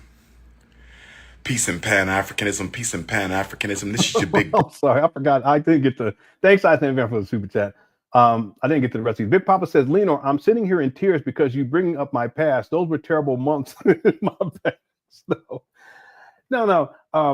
The thing, when we talk about relevancy, you also have to look at currency. The thing with Umar is that his past and his present, there's no difference between the two. See what I'm saying? In other words, I would actually propose that Umar's worse off now than he was in the past. I've talked about his trajectory. I've even attempted to use my own progressions in life as an example that Umar could see to be inspired to make some positive changes in his life. I've come a very long way in a relatively short period of time. And that's with 5 kids and a wife. Umar, he could have done the same thing, and he ain't got no responsibilities to no wife. He ain't taking care of no kids or nothing like that. You'd hope that at some point he would actually stop being a deadbeat.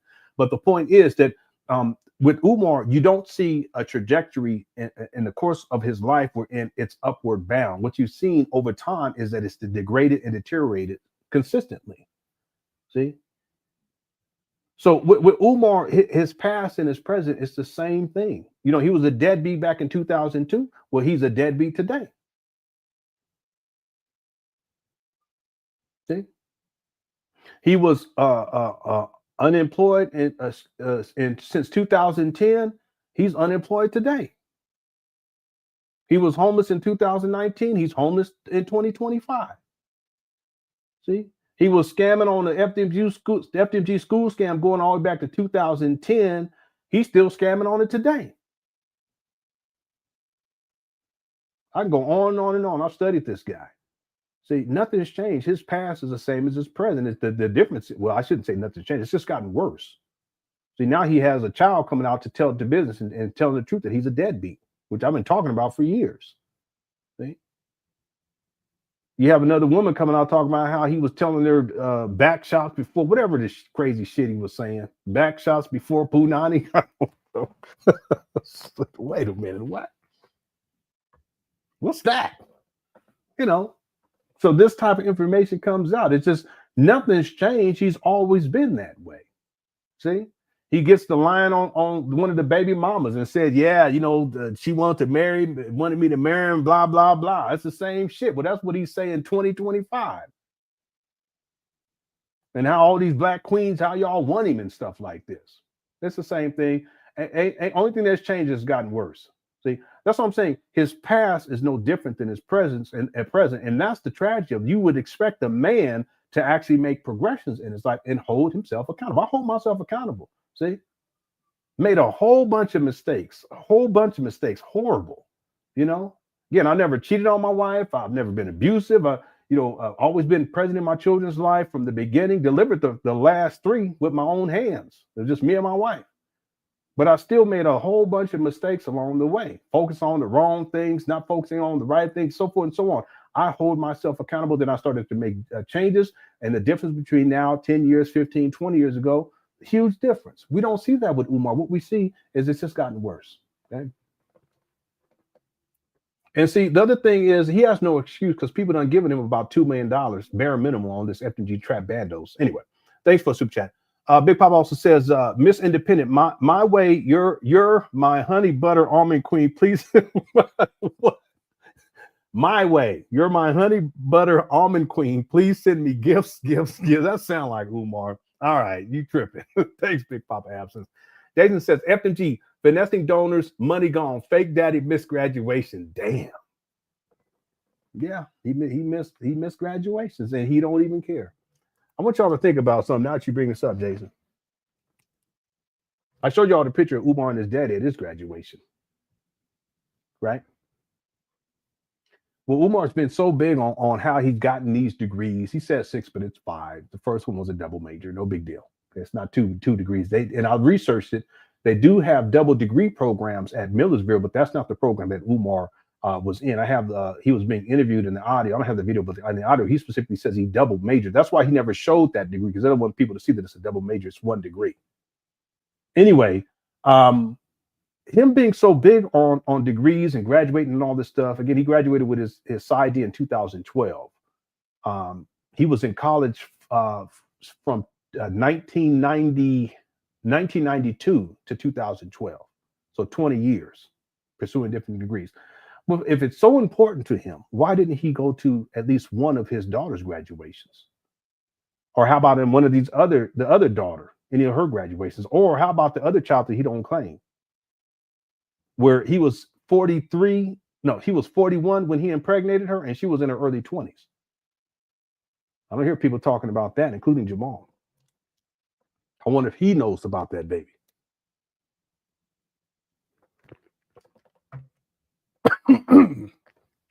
Excuse me. And that's all, excuse me.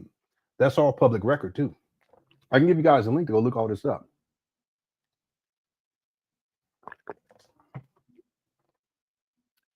Just sad.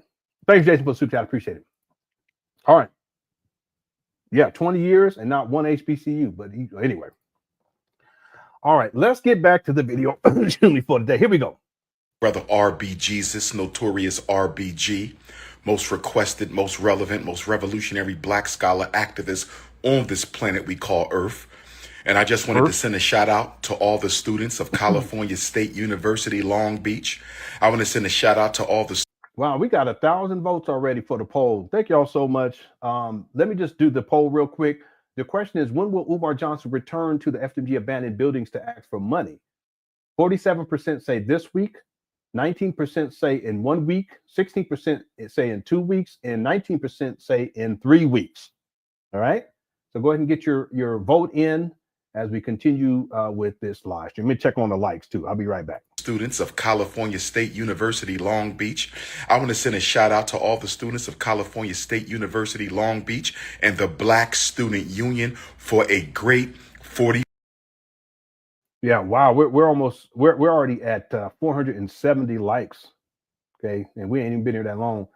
Thank you everyone who hit the like button. If you're enjoying the show, go on and hit that like button. Let's try to go for 500. Okay, we'll try to get to 500 before the end of this live stream. Here we go. 4th annual Black Consciousness Conference yesterday. It was amazing. It was powerful. I loved it. President Atani, you did your job, sister. I love to see a young African princess stepping into her glory. I love to see a young African princess who knows how to conduct herself well. I love to see a young African princess doing her thing.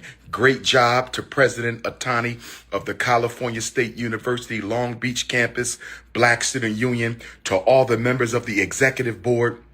It was good to see everybody who showed up and showed out from the community. I loved it. I will be posting the photos. But I wanted to let my Los Angeles family know, my Watts and my Compton and my South Central family know that I'm on my way to Leimert Park. Oh, yes, I'm pulling up today.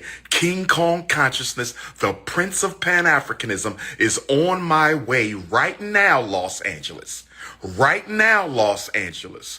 Right now, Southern California. I am on my way to Leimert Park. I will be hanging out today in Los Angeles, Sunday, March the 16th, in Leimert Park from 2 p.m. until 5. If you need to see me, if you need to hug me, if you need to give me a black fist pound to all my unapologetically African anti-snow bunny alpha males, my elders, the youth, if you need to talk to me, parents, you got issues with your children, greatest black school psychologist in American history, it's not even close, find me today at Leimert Park from 2 until 5. Man, that's a narcissism. I need some hugs. Where my Los Angeles queens at? I said, where my Los Angeles queens at? Where my South Central queens and my Watts queens and my Compton queens and my San Diego queens and my Carson queens and my Long Beach queens? I need some hugs today. And for my alpha males, I just need a black fist pound. I need a black power fist pound right now. They coming for the prince, but they can't take me. They coming for the prince, but they can't take me. Brothers and sisters, every 10 years, I get scandalized. Every 10 years, I get scandalized. Every 10 years, I get scandalized. 10 years ago, it was the conscious stripper. 10 years ago, they tried to scandalize me. Actually, I think we already covered this. I'm going to just let it play. Anyway, he always wants to play the victim. His daddy like that too. With the conscious stripper. It was 2015 that a black woman accused me of spending FDMG funds on her. It was in 2015 that a black woman accused me of spending FDMG funds on her. It was the COINTELPRO scandal. Yeah, he's still calling her COINTELPRO. By the way, that's when he was dealing with a stripper. Just goes to show his character. I mean, that was wild. See, but when he was dealing with her, she had weave and all that blonde weave and everything. They was sending the lewd pictures and all that stuff. He was living it up. See, but then when she exposed him, all of a sudden, it's the same thing with Jamal. Once the daughter comes out to expose Umar, now Jamal comes back on the scene, but just for a little bit. But then he ends up taking goes off of social media. See. It just goes. He just deletes all this stuff over. So, but it goes to show you, just there's something going on just within the family. It's an issue. It's an ongoing issue. Someone said, "Poor little grand snow puppy hit the leg." Yeah, snow puppy. Thanks, lady. Hope you're doing all right. And then Dion says, "Hey, Lenon, what happened to the auction for likes, man? Oh yeah, I remember that. We used to go to mayonnaise. I don't know. I ain't done that in a really long time." Yeah, but you guys y'all be doing me right with the likes, so you know, there's really no need at this point. But maybe at some point I'll get back into doing it.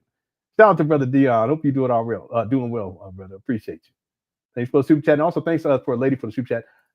Billy Jean says, I'm shocked people still subscribe to his rhetoric. My God, yeah, there are some, but Billy, there's people who they follow Umar because of the entertainment. That's it. I mean, they don't get anything out of it per se. The rhetoric can be entertaining at times. The snow bunny rhetoric, that's been what he's really been focused on. I would say like over the last 2.5 years, maybe almost 3 years. But that's not anything that's substantive. In other words, that's not life transforming, because you have someone who's consistently impregnating black women, but is unwilling to commit to any of them, and then doesn't take care of his kids. I'm talking about Umar. So the notion of him dictating to black men who they should be dating or who they should be mating or whatever, as he says, or you black women who you should be dating or mating for that matter, it's ridiculous. Because at the end of the day, he hasn't shown and proved that he loves a black woman enough to marry one and to commit to one and to be with one long term. See, and all the years of studying Umar and looking at literally thousands of videos, thousands of hours of videos, I've never heard him tell a story of being in a long-standing relationship with a woman. Not one time, you see. But there are people, they still enjoy the rhetoric for the entertainment value. Most people, though, these days see him as a clown. This most recent incident, it really shed light on the fact that he's a hypocrite.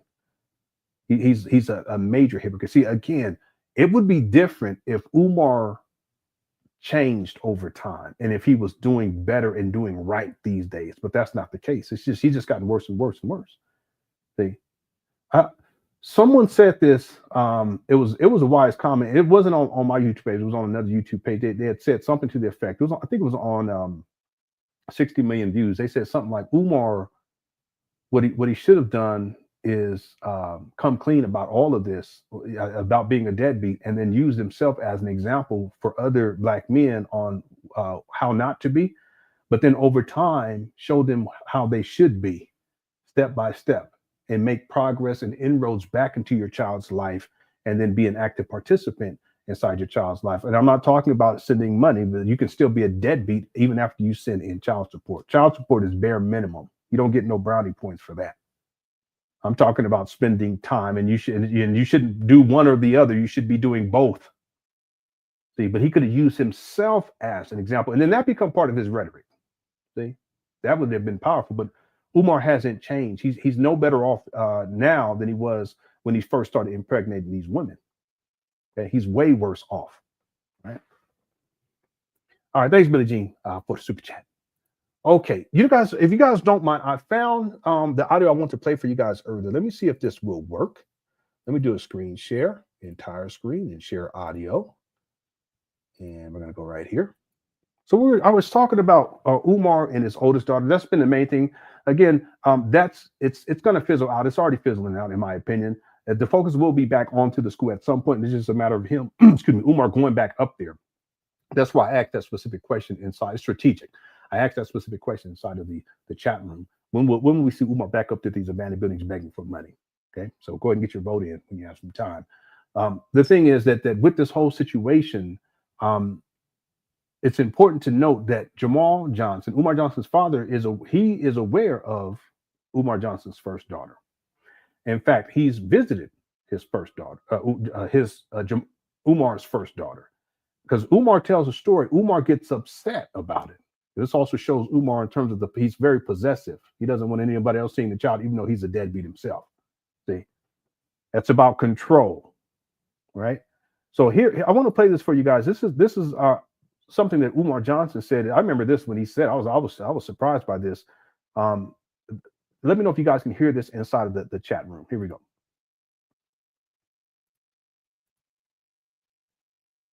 When my oldest daughter was born, when she was born, her mother did not allow me to see my child. Oh, wow. Yes. Okay, my daughter's 16 now, and the problem has continued for 16 years. We've been in court, out of court. The courts don't enforce the custody order. They just give you paper, but they don't enforce it. So she's been doing this consistently on and off for 16 years. Okay, cool. Thanks, Jonathan. My father, I didn't notice, but my daughter's mother's aunt, my daughter's mother's aunt, so my daughter's great aunt, my daughter's grandmom's sister, my daughter's great aunt dated my uncle, my father's brother. I never knew this. But my daughter's great aunt dated my uncle, my father's brother. Oh, wow. I never knew. So my daughter's mother and her mother, my daughter's grandmother, got with my uncle and got with my father and conspired. And my father went to visit my daughter at my daughter, mother, and grandmother's home at the time. And he never even told me he was visiting my child without my knowledge. Yeah. Notice how he says my child, but he's a deadbeat. I wasn't allowed to see my child myself. And I found out about this because one of my younger brothers who was living with my father at the time said, did you know Abu? Because we were raised Muslim, so we called Daddy Abu. Yes. Abu, yeah. And I still call my mom. And he said, did you know Abu has pictures with your daughter? I said, it's impossible for him to have pictures with my daughter because I've never given him permission to see my child, which I can't because I don't even get to see my child.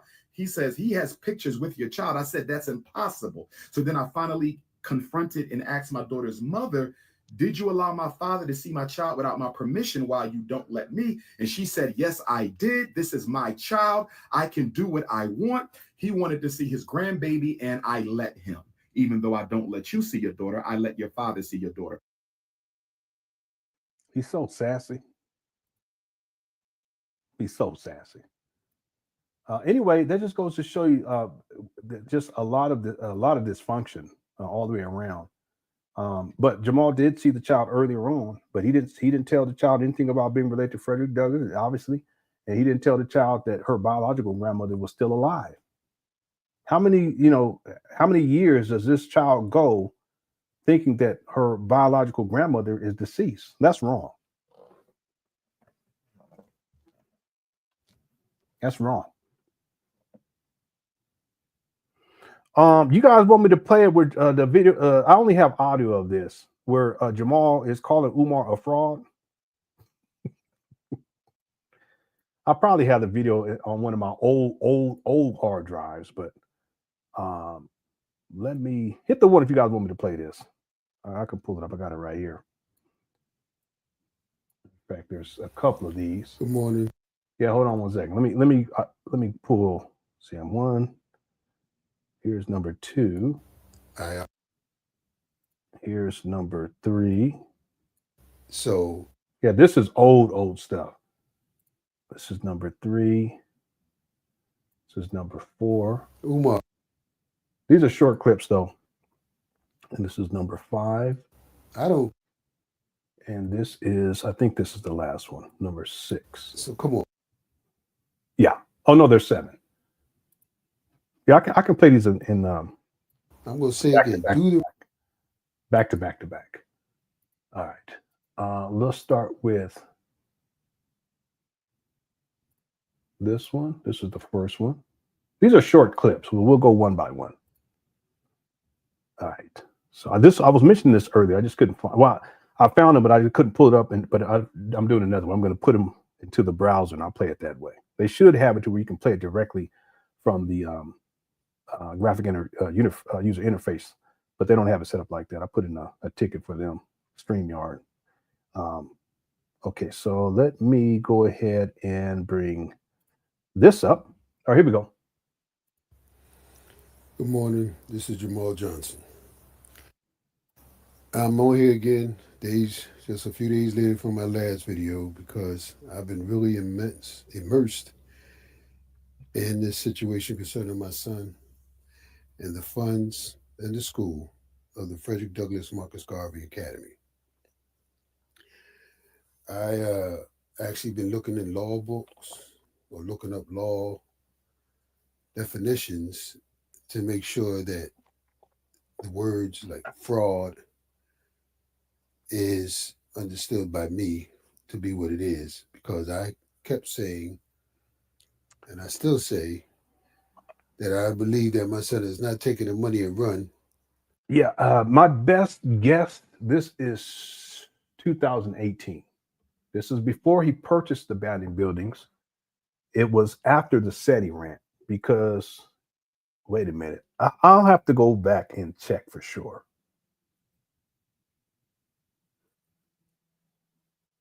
I have most of Jamal's videos, but I haven't gone through them one by one and taken notes on each one. But my best guess is 2018 at the latest. Could have been 2017. But at the same time, I felt he was not committing fraud. The definition of fraud, according to the law, is a deliberate deception to secure unfair or unlawful gain, or to deprive a victim of a legal right. The victims in this situation would be the donators. The legal right would be to know where the money is that they donated. In this case, I have to say that, unfortunately and sadly, I believe my son is committing fraud as defined by that.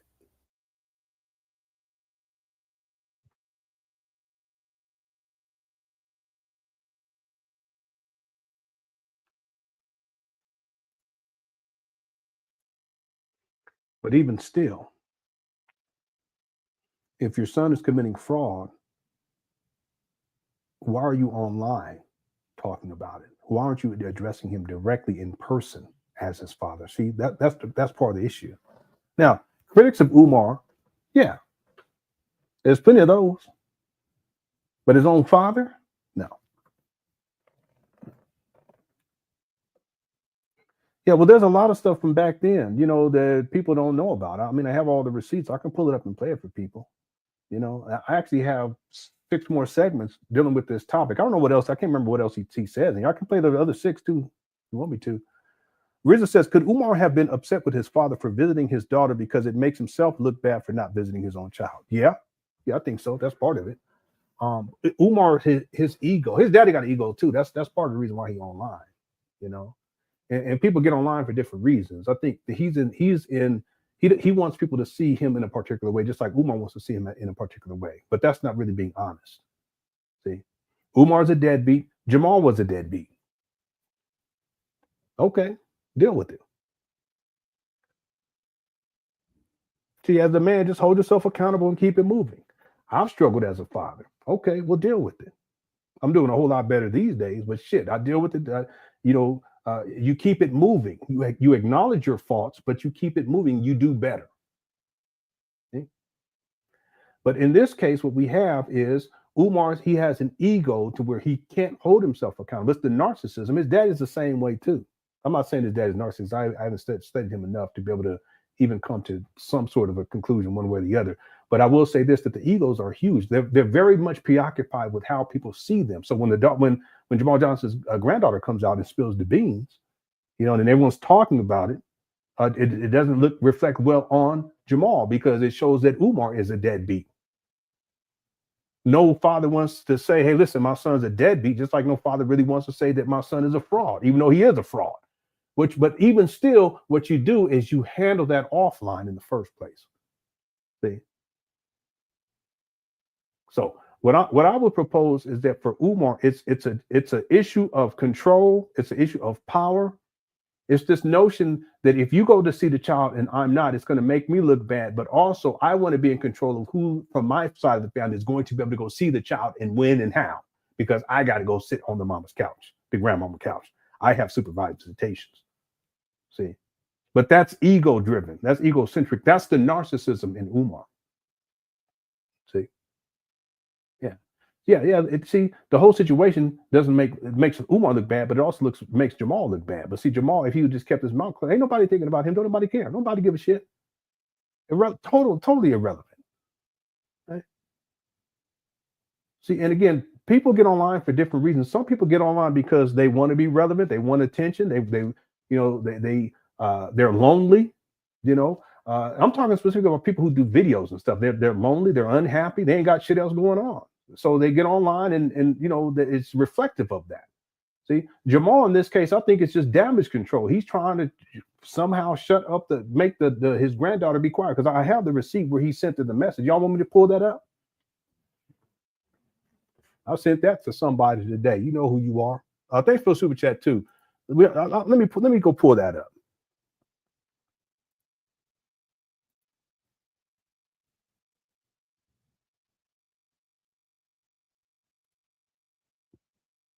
This is I put it in here today, 2025.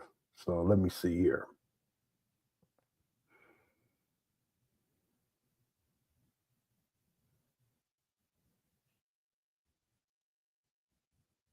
No, it's not in here. Let me try. Oh, I know where I can find it. Hold on one second. Let me get out of the screen.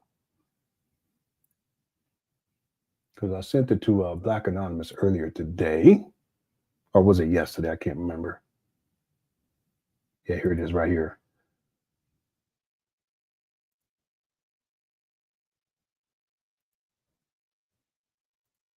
Yeah, here we go. Let me download it again. Okay, yeah. And by the way, let me just make sure it doesn't show phone numbers or, yeah, it doesn't show. Okay, cool. Okay, this is what Umar Johnson's daughter posted.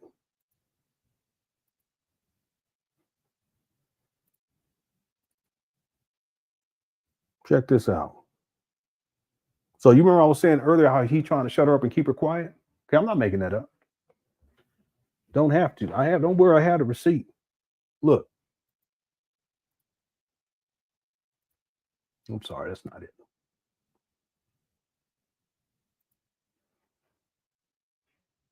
Oh, this is when Jamal Johnson, one of the messages that he sent to me a long time ago. And he sent this to me on Facebook and on YouTube, and then he emailed me too, the same thing. But that's not what I was looking for. I apologize. Hold on one second. Is this it? Yeah, here it is right here. Yeah, it's a little small, but I'll read it to you guys. Okay. It says, this is from Umar Johnson's daughter. It says, he says, can you call me when you have a moment? And then, And then Jamal Johnson says, I respect your decision not to respond back, but know that I am here should you choose to, meaning should you choose to call back. And then she says, hey, I will make sure to give you a call back soon as I have time. I'm not ignoring you. I've just been busy lately. Sorry. See that? And then she writes right here, whatever is the conversation that's behind her, she doesn't show, but it says, this is Umar's dad, y'all. And he told me to not do any interviews for whatever reason. But at the end of the day, I am a grown ass woman and I make my own decisions. I'm always getting backlash for other people's wrongdoings. I just might delete IG for a minute. I need a break.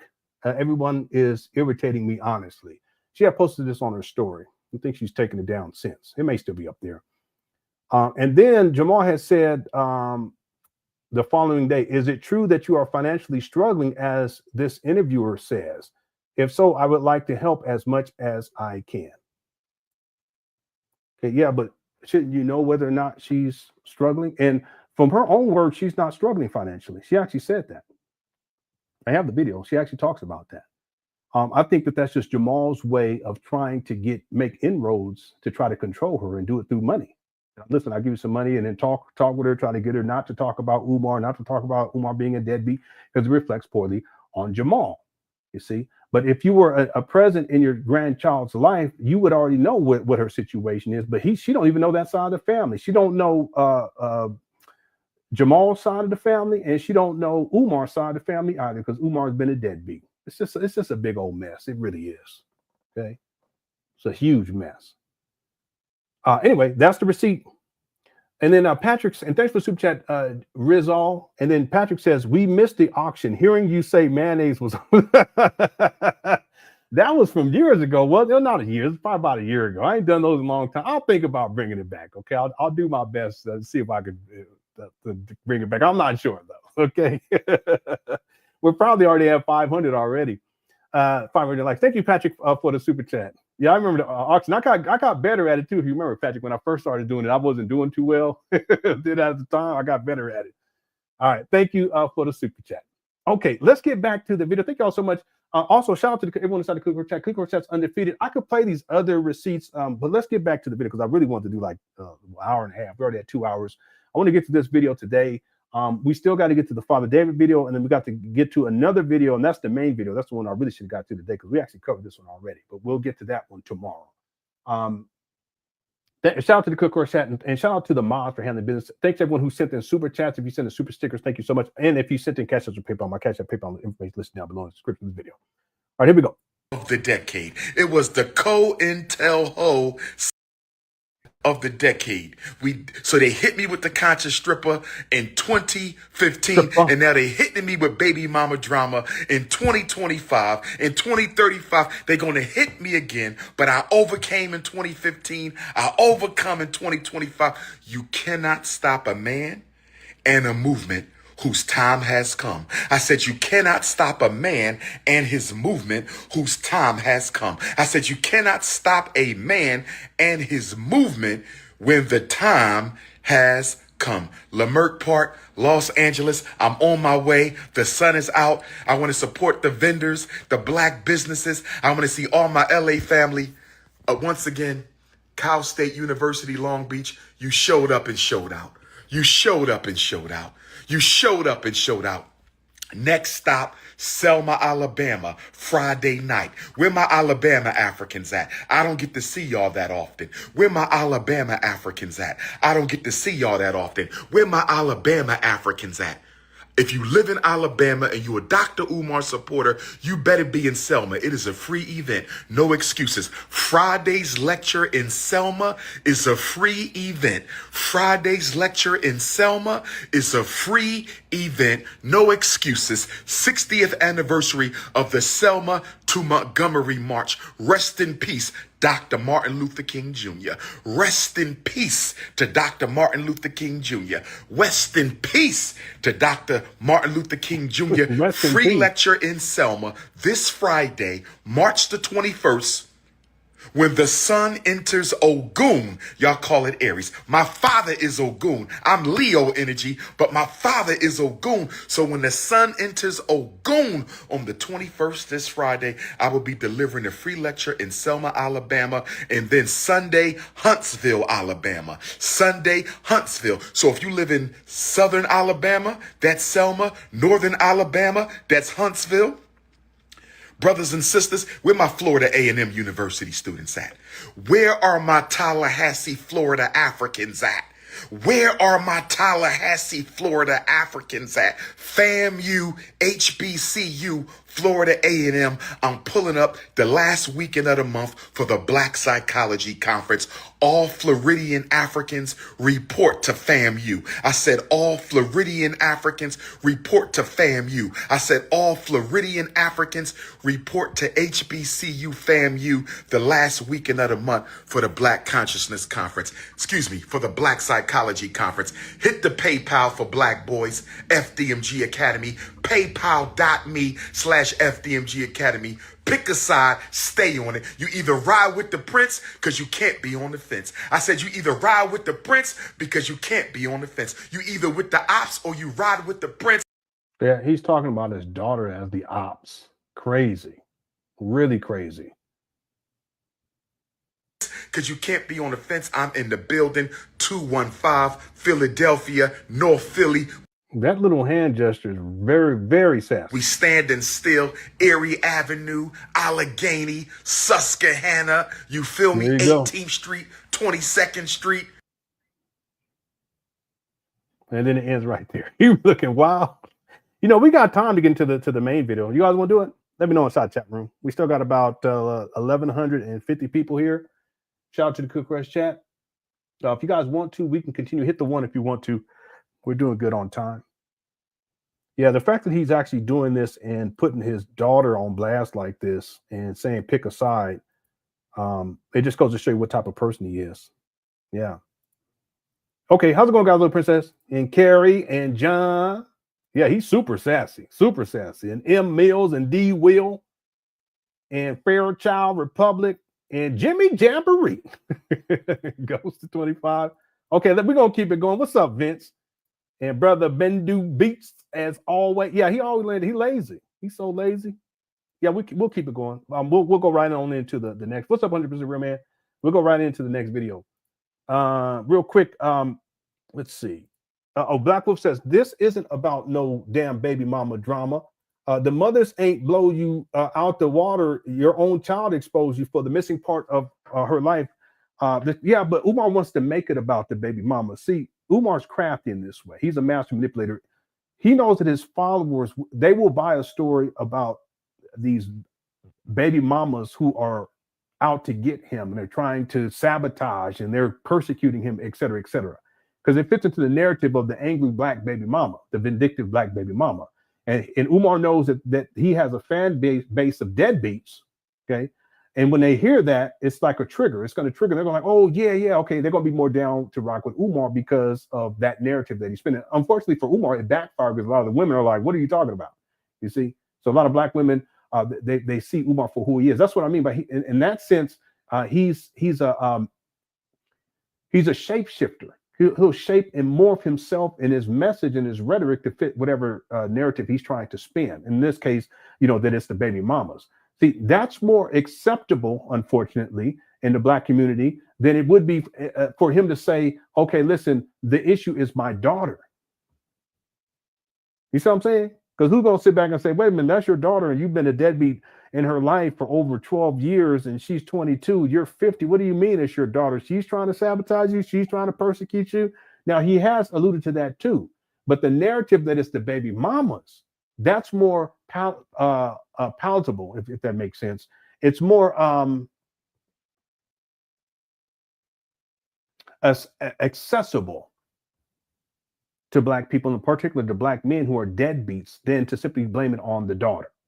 See, even though he kind of does that too. But the main narrative Black Wolf that he's pushing is that it's these angry, bitter baby mamas, and the reason why is because I didn't marry them, and they told me that that if I didn't marry them, then I couldn't be in the baby's life, and they'd be keeping them away from me. See, that's the narrative that he's spinning. But at the end of the day, Umar made a decision to be absent. In fact, if you guys look at the timeline, when Umar started his career as a speaker, he didn't really start to pick up until about 2012, 2013.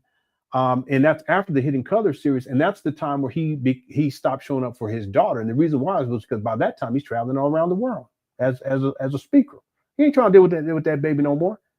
See, but he'll say that it was because of the baby mamas, because that narrative it's more accessible to people. In other words, they'll accept that more so than for Umar to say, hey, listen, the problem is this my daughter, and she's lying, and she's trying to sabotage me, blah, blah, blah. So that's why he's doing it. He's actually done a good job at spinning that narrative so that people will buy into it, because there are people, his followers, in particular his co-followers, they actually believe that shit.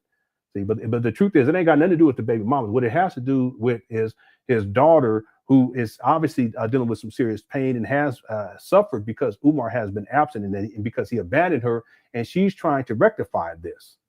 See, But Umar's not going to spin that narrative, because if he spins that narrative, then she becomes the victim. Umar always has to place himself as the victim. See? Yeah. Thanks, Blackfoot, for super chat. Naeem says Umar is a bomb, a big old messy beat. Yeah, he really is. He's very messy. And I said this, I think, last week I said this, Naeem, that Umar wants to act like it's everyone else's fault and that everyone has been persecuting him. No, that ain't got nothing to do with that at all. That has nothing to do with it. Like I said, Umar's been living this way for decades now. He's been living dirty. He's been living foul, as we should say, just living a foul life. Always trying to get over on people, always trying to sexually exploit black women, always trying to scam. He was scamming in the UNIA. That was back in 2005. See? And if we revisit, based upon what we know in terms of Umar and the story that he spins about how the first baby mama took him to court because she blamed him for the rock that was thrown or the window that was busted out in the car and the death note that was left, blah, blah, all this, and the gun, he had to go get a gun and all this stuff. Y'all remember? That's Umar's narrative. That's what he's trying to spin. But see, if we think about it, he's spinning a narrative with the UNIA letter too. That's his best case scenario that Umar was able to spin, is that there was a building fund and he was going to do renovation work at this building. Sounds familiar. This is in 2005, way before FDMG. These trap banners in Wilmington, Delaware. Okay. And how he went to go cash the check and it came back insufficient funds and all this stuff. That's the narrative that he's spinning. See, the truth is that Umar, he's a scam artist. He's a con man. And it's more than likely that he was stealing money from the organization, but he wants to pass it off as if they wrote him a check and then he goes to cash it and then there's insufficient funds. I wouldn't be surprised if Umar didn't write the fucking check. Hit the one and then go try to cash it, but something didn't seem right, so they wouldn't cash it. So he has to come up with, and then the UNIA find out about it, they're going to kick his ass out. He has to spin a story that they gave him a check and he went to go cash it and it was insufficient. It wasn't even a lot of money, like $136 or some shit like that. See? These are the stories that Umar, the narratives that he's been. But see, why does he do this? Because he's been living like this for a long time. And that's why he's a messy bitch. He's messy. And sassy. He's sassy. All right, thanks, Naeem. Guy says he was excited about the thought of having a sit down with the first child and the baby mama. He wants the baby mama's attention, not his child. Yeah. This is a good point. And I haven't addressed this guy, but this is what this is about. So, and the daughter actually speaks to this idea that Umar wants to see the daughter and the mother and wants to meet with them to kind of iron these things out. He says, I'm going to take you out to eat or whatever. Okay, wait a minute. This child is 22. You've been gone for at least 12 years. She ain't even served from you nothing. You ain't gone to no birthday parties, no graduations, ain't sending no gifts. Ain't that crazy? He be asked for gifts, but he don't send the baby no gifts. What kind of man? The point is that the idea of him meeting with the mother has nothing to do with this. That's more about control. It's about power and control and intimidation. See, in truth, Scott, Umar wants to bring the baby mama into the narrative so he can be more messy, and then he can have someone else, he can blame her even more. See, but if she stays out of it, he can only blame her so much because she ain't said nothing. She don't want her. She didn't tell her daughter to do none of this. She ain't done none of that stuff. But he has to make it about the baby mama so that he can be the victim. And then if he can draw them in so they meet with him, he can manipulate the situation, and then he can spin a narrative that's totally contradictory to what took place and what she said and what he said. But he can spin a narrative now, and then now he becomes the ultimate victim in all of this. Just like what he did with the UNIA. It's the same thing. He wants to act like he's the victim. So that was part of it. It's part of gaining access to the mother, to bring her into the mess, to bring her into the drama, and then manipulate her, manipulate the daughter, and then he can go back to his audience, his co-followers, and then spin a narrative based upon that interaction, but loosely based upon that interaction. He's going to spin a narrative that puts him in a position wherein they're both out to get him, and now he needs you supporters to continue to support him even more. You co-followers to continue to support him even more, and send in your money too, because you need that as well. That's what this is about. Power and control. He's a master manipulator. Yep. Good point. Thanks, God, for the super chat. Okay, we're gonna go right on into the next one. Might as well. At least we can get started. We probably come back tomorrow and finish it up. We still got to get to the Father David I have the I download the video, but I got to go through and drop it in my Premiere Pro. I just haven't had. I downloaded all kind of stuff. I just haven't had time to go through stuff yet. And I'll have that over for the next couple of days. So we'll probably do at least 2 more shows. Okay. We should be able to we'll do at least 1. Okay. I'm going to try to do 2 shows this week, 2 more shows this week. Okay. Let me pull up the other video here. In fact, before I do it, let's just do a quick little reset here. Here we go. Oh my gosh. So you're fancy, huh? Yeah, black community activist. Ah, Yes, ma'am. Okay. Yes, ma'am. Well, good for you. Thank you. Thank you. See, I shine. She's my slow money fee. In the winter light, so she's my sweet dust of free.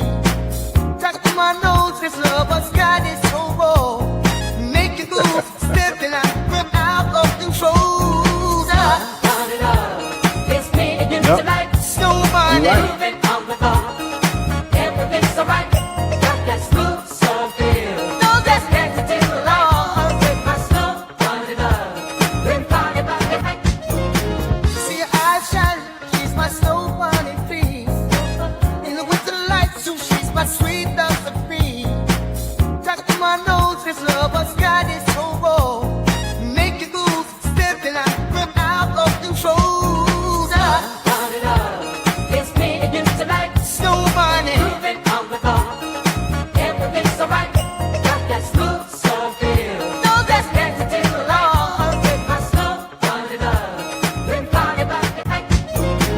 See her eyes shine, she's my snow bunny fee.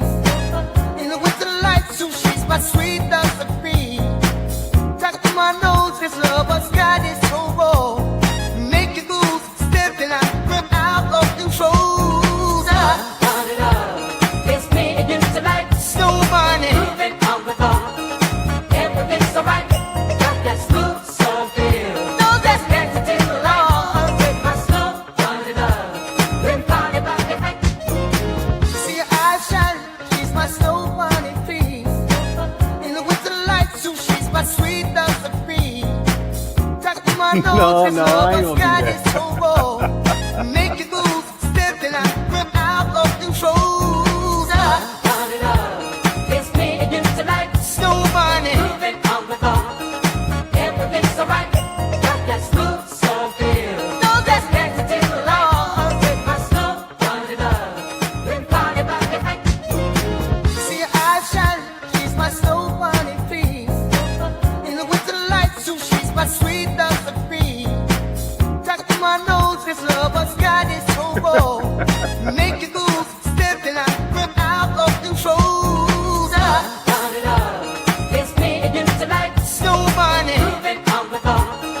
Everything's alright, got that smooth, so feel. No, that's next to the law. With my snow, run it up. All right. Yeah. For the record, that's not my song. I think it's AI. Actually, I think it's AI. But it's a banging track. It definitely is. Someone said I should put Jamal in it. No. That one of the things that I've learned.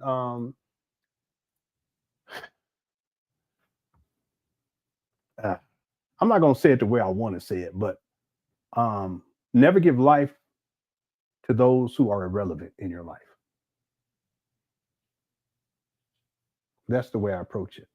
Now, today I went in, but just to show you that I have receipts, I can back up everything that I say about Jamal or about Umar, or about anyone else for that matter. But I'm not here to give life to irrelevancy. See, and it's not just Jamal.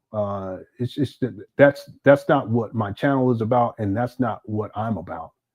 See, I'm very, very much focused, and that's why I have a measure of success on YouTube. Yeah. But again, the other way I look at it though is that if Jamal I want to keep running his mouth, then I'll have just a little bit less grace for him in the documentary, and I'll just share more than what I probably would have wanted to share. And that's my way of saying, hey, listen, you keep running your mouth, but you know, I have the receipts to back up everything that I say. You know, and that's not a threat. It's just it's really a way of metering grace. And sometimes you have to do that, you know.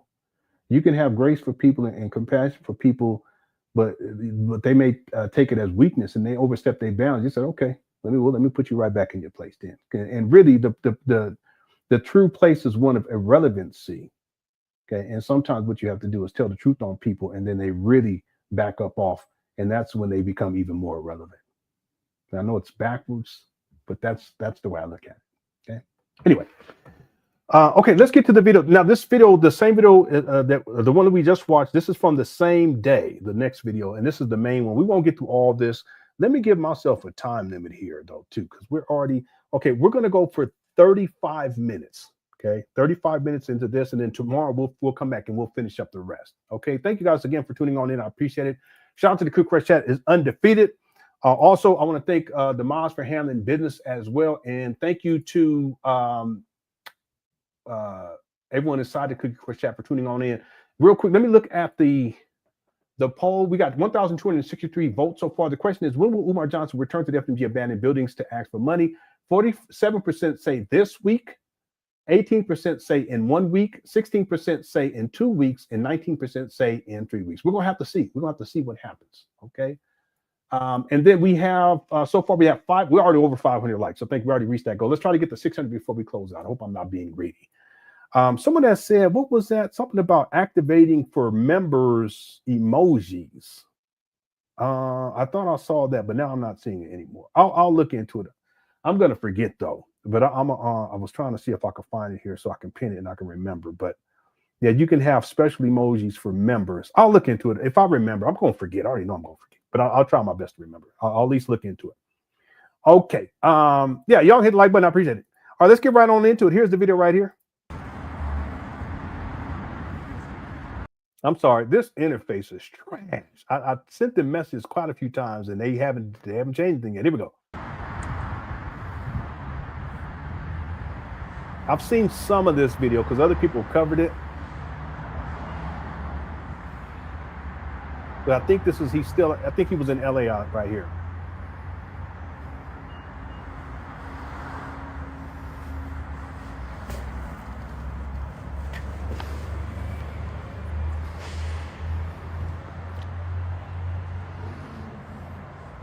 Los Angeles.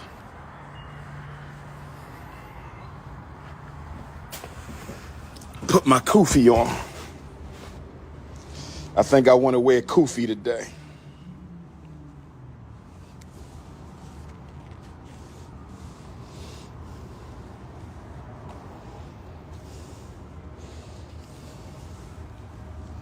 That kufi's tight. There we go. Y'all like that better, ladies? Y'all like the kufi? Where my queens at? My Ifa Tunde queens at? We gonna pull up in Leimert Park in a little bit.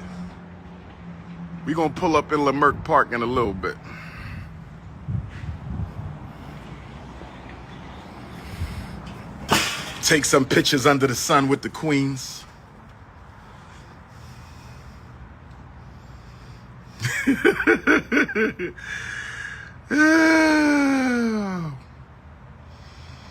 No weapon formed against me, family.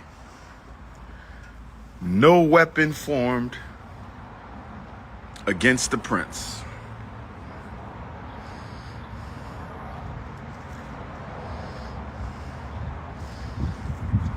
No ice, no rice, no spice, no sand. See how he do his hand like that? That's that anxiety. No salsa.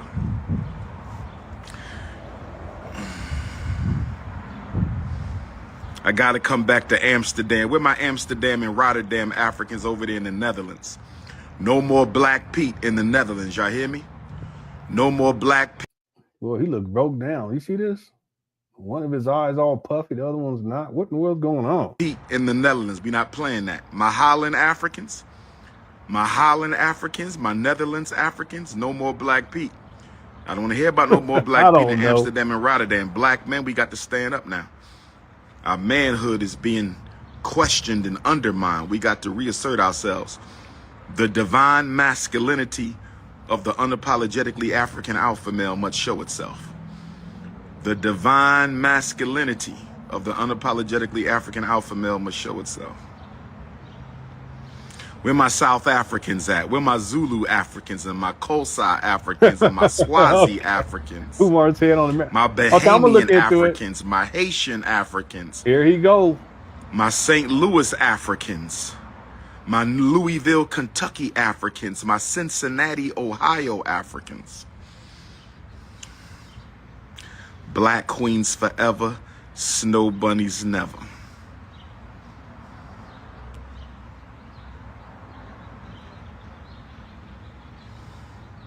My Memphis Africans. Let's see. It's the streamer named The Saint who implies that Umar's daughter is struggling due to a convo he had with her. I don't like how he talks about her. Well, from what she says, though, she's doing fine. Okay. She says that she's doing fine. I mean, I've heard her say stuff too about how she's living good. She's going out to eat. She has her own cars. I think she said something. She needs to go get the reservations done or something like that. But from what I understand, based on her own words, she's doing just fine. And that's why I think Jamal, him reaching out to her and trying to say, hey, listen, if you need any money, basically, if you need any money, I think that's very manipulative on his part. That's it's opportunistic. And I may be overstating this, but it's actually exploitive. See, and that's what I've been very careful about the situation with the daughter. See, the daughter's situation, it's gonna pass, just like the conscious stripper and all this other stuff. That's why I don't want to put her name on there. I'm not going to reach out to her. I told people I'm not going to have her on as an interview. Now, the baby mamas, that would be a different conversation. I would at least consider that. But for exploitative reasons, I wouldn't do. That's why I blur her face. See, because I recognize that strategically speaking, this is just a very small sample size or sample of a period that's flighty. It's only going to last for a short period of time. But the point that I'm making is that from what I've seen, okay, I haven't reached out to her, I haven't talked or anything like that. I wouldn't do that. But from what I've seen, from what her own words, she's doing quite well. See? Now, is it possible that she's struggling? Yes, but I go based upon what she says. And again, when she's live streaming, she looks like she's doing well. She's driving around. She got her own car. Listen, she has her own vehicle. Umar doesn't even have his own vehicle. She has a job. From what she says, Umar don't even have a job. So in essence, what I'm saying is that she's doing better than Umar. I can say that. But struggling, no, it doesn't appear that way. And she didn't say that. Not, at least I haven't seen. Now, maybe she said this to this person. She may have. Okay. But from what she's talked about online, she's doing quite well. Okay. I know one thing, she's doing better than Umar. I know that for sure. Here we go. My Ghanaian, with my fellow citizens of Ghana. If you need to reach me, my fellow citizens of Ghana, you can email me at Dr. Umar Ghana. DRUMARJ. No weapon formed against me except the weapons of homelessness, unemployment, narcissism, and being in delusion to grandeur. But you see how he'll use biblical stuff now, but that's because he's in crisis mode. That's just goes to show you how much of a master manipulator he is. He's the great deceiver of our time. And I've talked about this in the past. He'll use IFA when he needs to. He'll use the Medunetter or the Kemetic sciences when he needs to. He'll use Christianity when he needs to. He'll use Islam when he needs to. It just depends on who he's trying to manipulate and how he can spin a narrative and what to use to get the best effect. You see, and in this case, he's talking about no weapon formed against him. But if we all really think about this, look at it critically. Look at Umar's situation: homeless, unemployed. He has extreme narcissism. Okay, he's what you call a malignant narcissist. There's different types, in my opinion, malignant. And then delusion of grandeur, which is part of the narcissism. See, and yet he doesn't have his own home. He doesn't have his own place to stay. His daughter does. He don't have his own vehicle. His daughter do. He don't have a job. His daughter does. See, Umar's something else, and yet he wants to act like he's being persecuted, but no weapon formed against. The truth is for Umar Naim is that his biggest detractor is himself. It's not me. It ain't anybody else that criticizes Umar either. It's Umar. Because he's the one that consistently fucks up. And people don't have to do anything for him to do it. He just does it automatically. Then he blames other people. That's a narcissist, never wants to hold himself accountable. See? It's always sabotage. Someone's trying to sabotage him. No, it's him. See, if no one talked about Umar, if no one did any reviews on his videos, if no one researched him or nothing, he would still be fucking up. Because that's Umar. See? But the narcissism in his mind, it's like, okay, I have to blame someone else. I can't hold myself accountable. So therefore, I have to, now I'm going to bring out the Bible verses and no weapon formed against me, blah, blah, blah, blah, blah. And he just keeps going on and on and on. See? But if you look at his situation for really what it is, that where Umar is at in life has nothing to do with me, the Cookie Crush chat, his daddy. It ain't got nothing to do with his daughter. Ain't got nothing to do with the FDMG. It has to do with Umar. See? He hasn't realized that yet. Or maybe he does. He's just in a state of denial. Okay. One way or the other, nothing's going to change. Okay. Thanks, Naeem. And then Really Doe says, where's my good for you app? Good for you. Good for you. It'd be funny if Umar say that the next time. Say, my good for you, Africans folk. That'd be so funny. Good for you. Good for you. All right. Thanks, Really Doe. That was crazy. Let's keep going. Here we go. GHANA. DRUMARGHANA at Yahoo.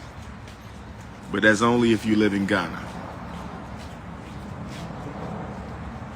My Puerto Rican Africans.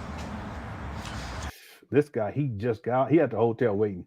He just got out that hotel motel. He didn't take no shower or nothing. He just rolled out of bed. I got an invitation to Puerto Rico. I'm going to be pulling up in Puerto Rico real soon. My Puerto Rican Africans, but when I come to Puerto Rico, if you don't identify as African, don't be trying to take no picture with me. You feel me? I love my Puerto Rican African family. But some of y'all hate your black blood. If you hate your black blood, when I pull up in Puerto Rico, don't take no picture. I only want Puerto Rican Africans who are proud of their Puerto Rican African ancestry. I said I only want to take pictures when I get to Puerto Rico. I only want to take pictures with Puerto Rican Africans who are proud of their Puerto Rican African ancestry. If you're not proud of it, then there's no need for us to take that photo. Real rap. Real rap. I love my Puerto Rican African queens. I dated a couple Puerto Rican African queens. Oh, yes. Oh, yes. Let's do some tap-ins while I'm waiting for my ride. Who tapping in first? Let's do a couple tap-ins. Who tapping in? Who tapping in? Oh, it's going to be crazy in Puerto Rico. Lord have mercy. We going to the beach. Wait till y'all see them Puerto Rican beach pics. Lord have mercy. My Puerto Rican, my Boricua Africans, are you ready? My Boricua Africans, are you ready? Where my Boricua Africans at? My Puerto Rican African sisters, we taking our pictures on the beach. Oh, Lord have mercy. Lord have mercy. Where do you see them Puerto Rican photos? Lord have mercy. He's such a piece. So P. Diddy, isn't he? Everything got to go here with this guy. The RBG flags is going to be crazy. Who tapping in one? It's going to be crazy. Umar, you go. Time. Black queens forever, snow bunnies never. Who tapping in? Tap in. I'm ready for the tap-ins. Where the tap-ins at? Where the tap-ins at? I didn't say Puerto Rican cookies, my brother. Respect this. We have to respect the sacredness of the African woman's vagina. No.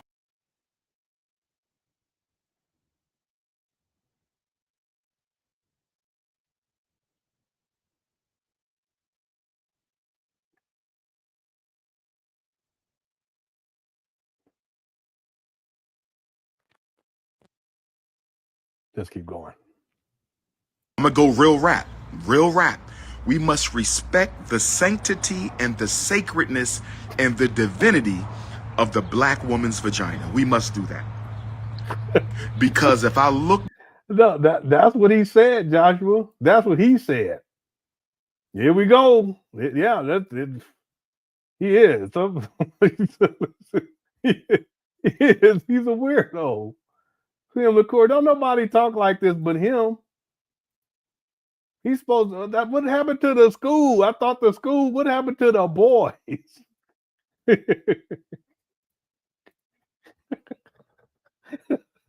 Some of y'all like, what? No, he always do this. This is nothing new. Hit the one. He always got to take it here.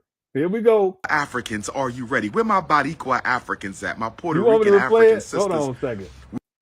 But when I come to Puerto Rico, if you don't identify as African, don't be trying to take no picture with me.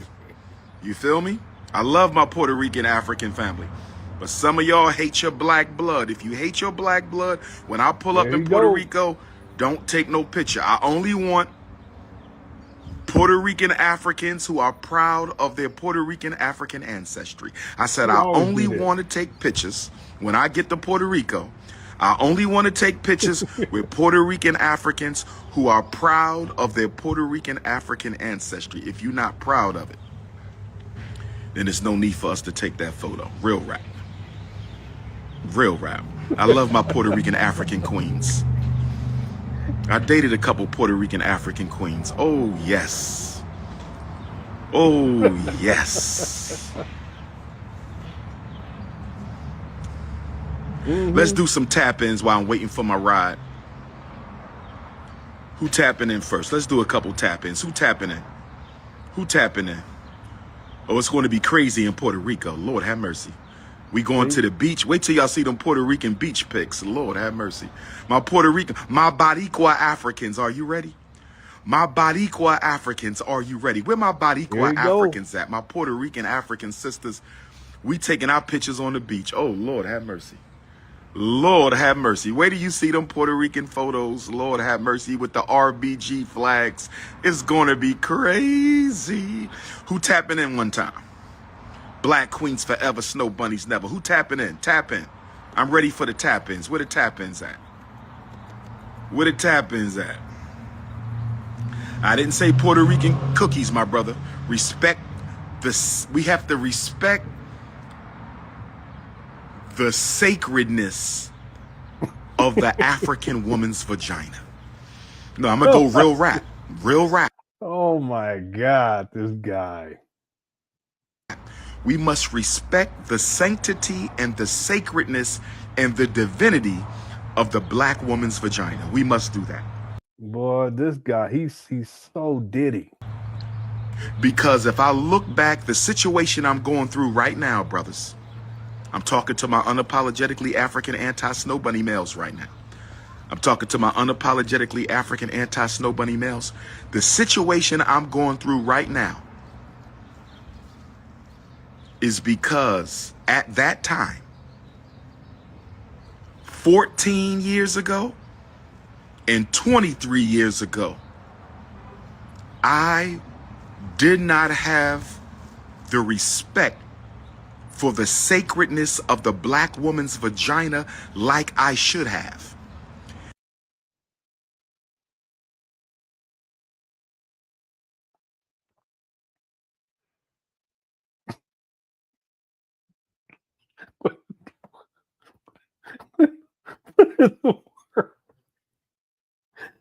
What in the world? Yo, y'all remember Good Twins? I should pull that up. That was classic. Yeah, back shots over business, evidently. What in the world is this guy? He out there.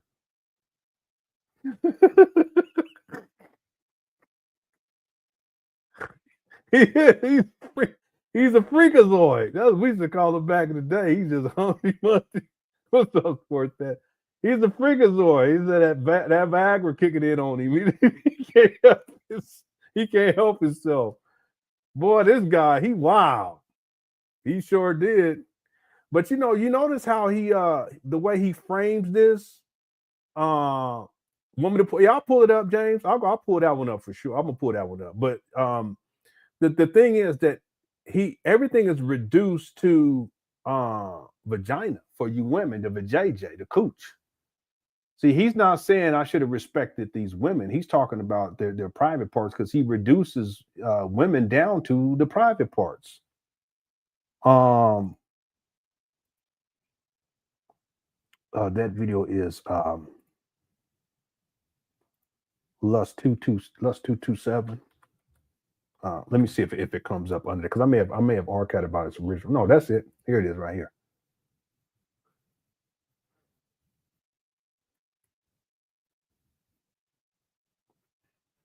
See, this is just another one. This is just another example of Umar and how he is.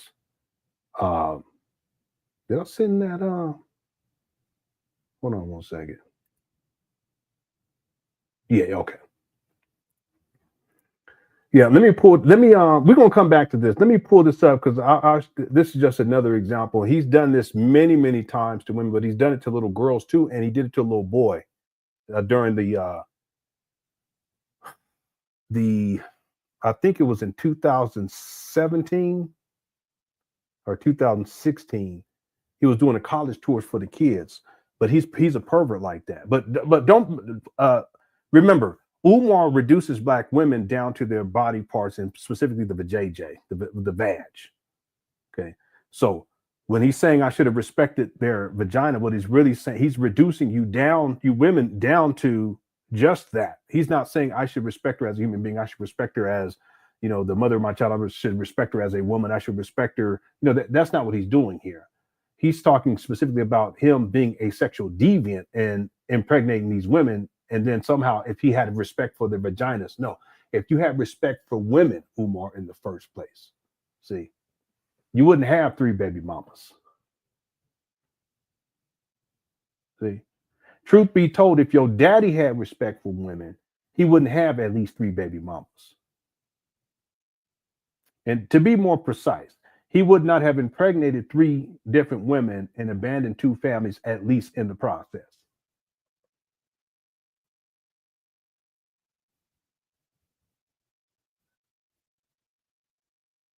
See, so it's not the vajayjay, okay, because that speaks to your own sexual deviancy. See, but don't reduce women down to that, so that you can have a bit of a conversation about your sexual deviancy and depravity and sexual exploitation of these black women. But Umar, this is part of his character. That's not going to change just because it's exposed by his daughter as being a deadbeat. See, let's follow me on this. That's not going to change.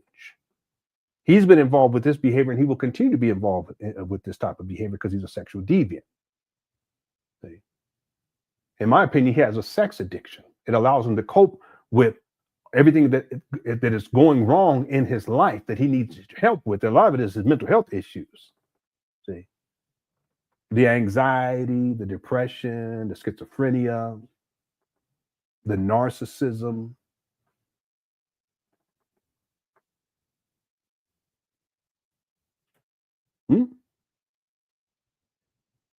That has nothing to do with women in terms of their core value. That has everything with Umar and how he values women as nothing more than what he calls a sugar box. Punani, as he says. Cooch.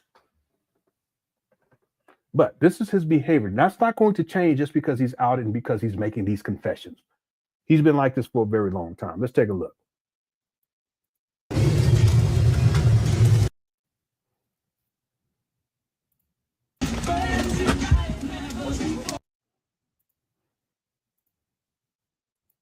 I'm gonna skip to the part.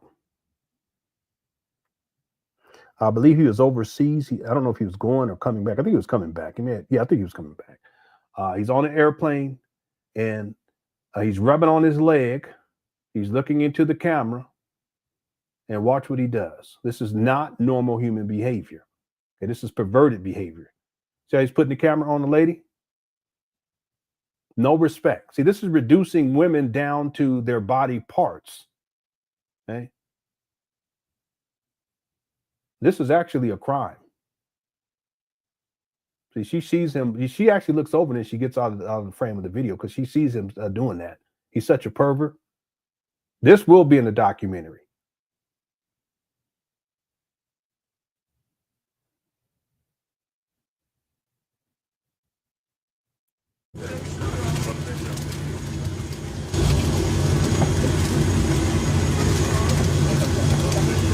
Oh, he's listen.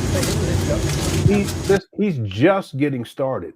Okay, because this video goes on and on for I don't even know how many. It's like 15 minutes long. But I have so many other examples of this, including when he did this to a little girl. These little girls at the college tours. And then in one video, and I didn't even get to watch the whole thing because after I saw that shit, I can't even watch this shit. But he was sitting at the table and there was a little boy sitting next to him and he takes his phone like this and he's recording, he's live stream. He takes his phone and puts it under the table and puts it near the little boy's crotch area and records it. And then he brings it back up. He's a pervert.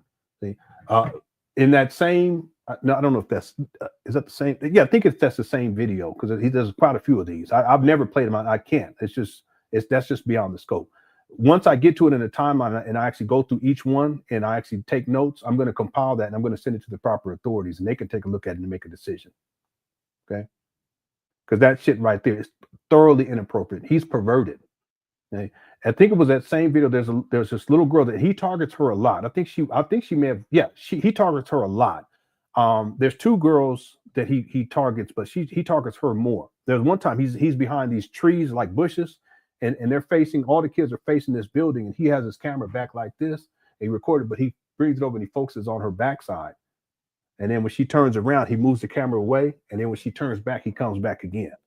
And he's standing back. He's a perv, straight up. That same little girl, she grown now, but that same little girl, they start dancing. Her and this little boy was dancing. And she had on these shorts. They were short shorts. And Umar has his camera and he's watching. And then when they stop dancing, she sits down and he makes this comment and he says, and I paraphrase, he says, let's say the little boy's name was Jimmy. He goes, Jimmy said that your shorts are so short that the police are going to come and arrest you. Something shit like that. But there is no Jimmy who says that. That's Umar saying that.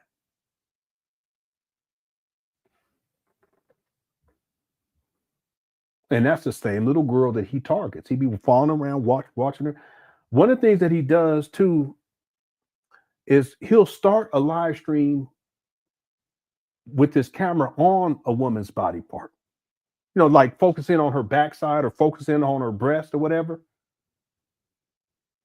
See? And he's done that to women, but he did that same shit to this little girl too. That's a different one. But he starts the live stream and he got the camera all up on her, and he, you know, you can. It's just this guy. He's a pervert. So what I'm saying here, Pre-Wipe Network, is this is just the tip of the iceberg. This is the tip of the iceberg. See, and now I don't hear Jamal talking about that shit. See, whatever he may have said about me, I really don't give a shit because he's irrelevant. Okay. But if you really about that life and you want to talk about Umar, why don't you talk about this sexual depravity? Because by doing so, you may keep some of these kids safe from his perverted ass. I'll wait.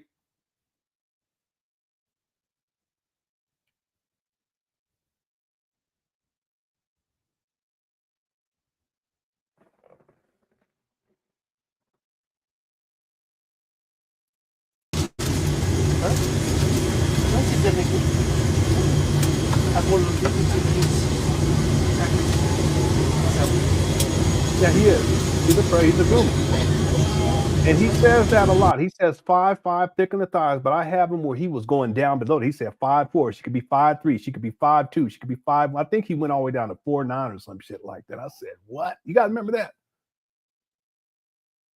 I can find a video. And you know who had that same mentality? Nature Boy.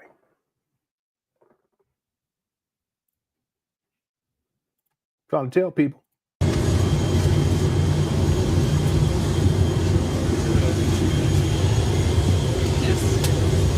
Also, James, check your email if you can. You can respond right away. Let me know.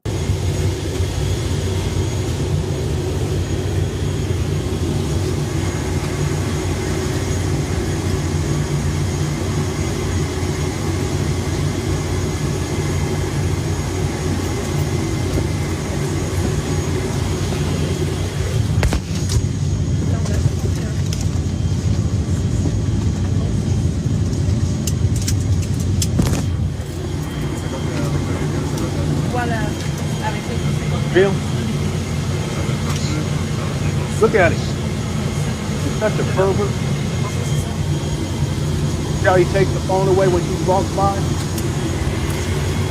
He's live streaming this. He can't help himself.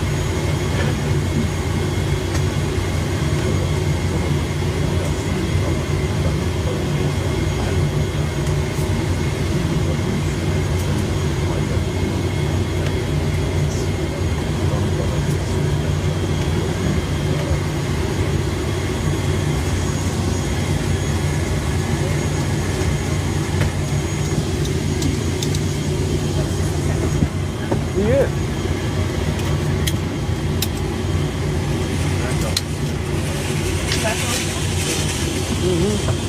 He thinks it's funny too.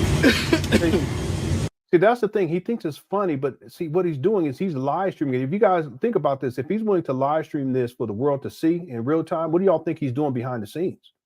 And he thinks it's funny. He's a pervert. See, he's getting off on this. It brings him joy somehow.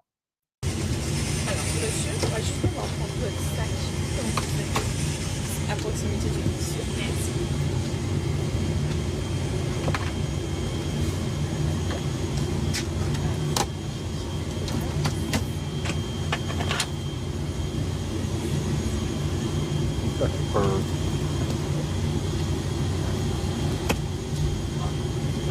See, and he think it's funny, but listen, if that was one of y'all's daughter, you men up in here. If that was one of y'all's daughter and you see this perv doing this, Jamal, I know you be watching these videos too. So I want to hear if you really about it, instead of whining like a bitch and try to act like someone's persecuting you and what did he say? Whatever the shit he said. Why don't you be a man and call Umar out on this shit? Huh? Otherwise, shut the fuck up. And he does this to children too.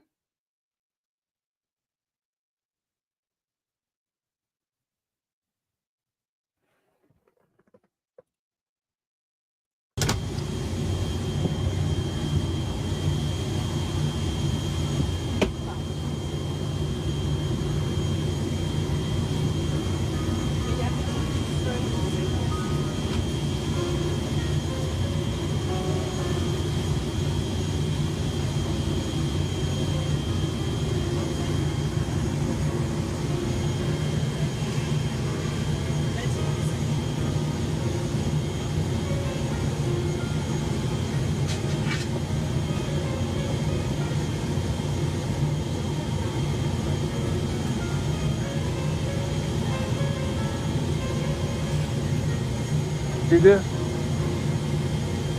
He's a deviant. He's getting off on this. And this goes on for 6 to what? 20 more minutes. It's like 27 minutes of this. Let me just skip through. He starts rubbing on his leg and shit.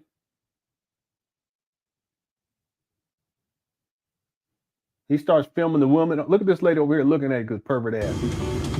He was filming the lady next to them too over here. Let me just skip through. This young lady right here. See that?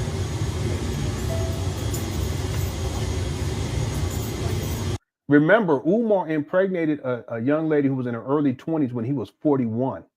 No, he was 41. She was in her early 20s. This video is what, from 2022? Yeah, 2022.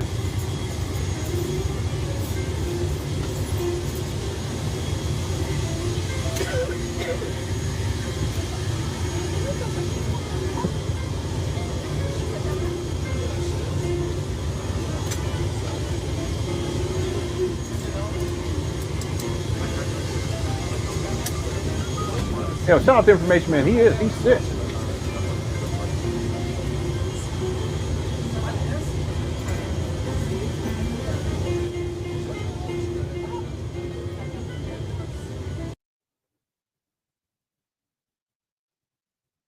Here he go again, focusing on targeting this lady.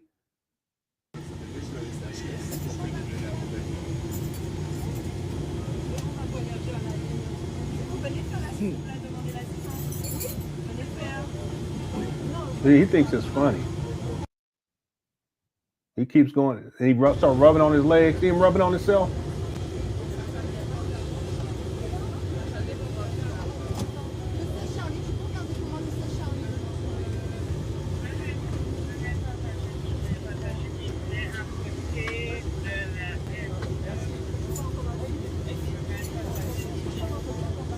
See? Look at him.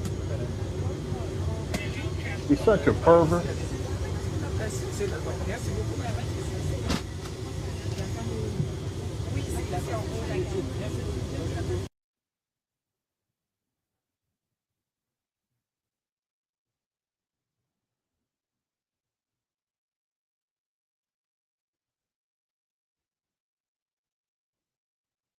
Yeah, this goes on for 20. It's the video altogether is 26 minutes. Anyway, I have so many examples of him doing this, and he's done it to little girls too. And speaking of little girl, and he's the little boy too. Speaking of the whole 5'5" thick in the thighs, I think this is the video. I'm going to play it. I think this is the video where he goes down below 5'5". He starts saying 5'4", 5'3", and all this other shit. Watch this. If you have 5'5" to be considered as a wife, 5'5" is a metaphor. 5'5" is a metaphor. You can be 5'1", you could be 5'2", you could be 5'6", you could be 5'7", you could be 5'8". He said 5'1".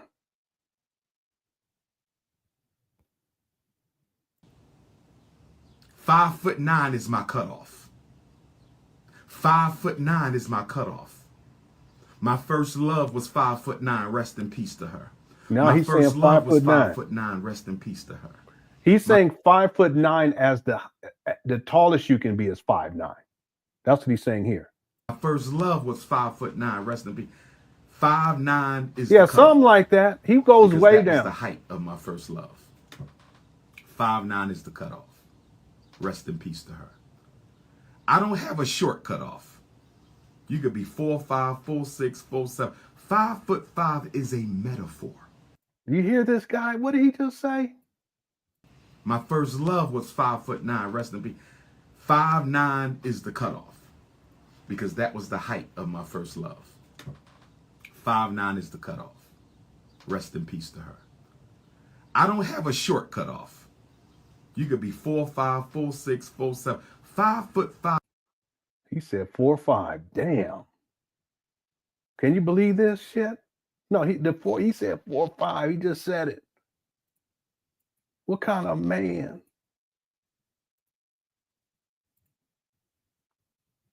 He's sick. Is a metaphor. But let me tell you what is not a metaphor. Here you go. Thick in the thighs is not a metaphor. You must be curvy and conscious. You must be curvy. 5'5" is a metaphor. Thick in the thighs is not. If you were cursed with a Neanderthal booty, if you were cursed with a Neanderthal backside, if you were cursed with a cave-dwelling booty, what in the world? That's okay. That's okay. Emphasize your other assets. Emphasize the intellectual, because it's about the brains over the booty. It's about the black consciousness over the booty. But for Prince of Pan Africanism, for King Kong of consciousness, for the intercontinental Ifatunde, you understand me? There must be a little bit. It ain't got to be a lot. There got to be a little bit of junk in your trunk. 5'5" is a metaphor. Thick in the thighs is not. Now let's get into the seminar. Let's get into the seminar. Let's get into the seminar. Let's get into the What seminar. about the school? What about New York City? New York State, I need you for the testimonials, for the shockumentary. Text my phone, name, city, borough, The word shockumentary. Text my phone, name, city, borough in the word shockumentary. Text my phone, name, city, borough in the word shockumentary. Yes, indeed. If you live in Delaware, Maryland, District of Columbia, or New York, Delaware, Maryland, District of Columbia, text my phone if you want to be interviewed. I need black men to tell your story. I need black fathers. Let me show y'all something else real quick. This is a member video, but I just want to play this segment right here.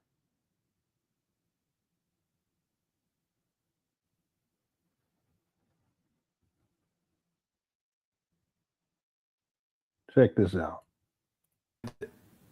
Then he says something like, because it makes me feel like I'm in like a control thing.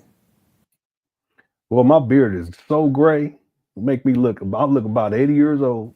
And the shorter they are, the more dominant he is. That's how he's thinking in his mind. And then that also gives him in his mind, it justifies him taking whatever he wants from these women whenever he wants to. I like my woman to come to my chest. I'm 6'2", so I like my woman to be like 5'2", 5'3", 5'4". Even shorter, bitch. You can be 4'11". You can be 4'3". You can be 4'3", bitch. I'll pick your ass up. I just love short women because I'm a dominant nigga. And so I like to dominate my woman. And that shit just make me feel like a man. The shorter you are, the more it make me feel masculine. So I like to feel like that. And I like, even if we arguing, I know I could crush you. Like I like to feel like I could crush my fucking woman with one hand. Because that make me not do it. But it turns me on. It's something in between me and being able to kill you and me being and our sexual activity. I have to feel like I could kill you with one punch. So this whole thing about the height and wanting to feel as if you're dominant over them, including your physical presence, you want them to be short. Well, who does that sound like? I know you mad because every chick you deal with got to look down in your fucking face. You got to look up at every female you deal with.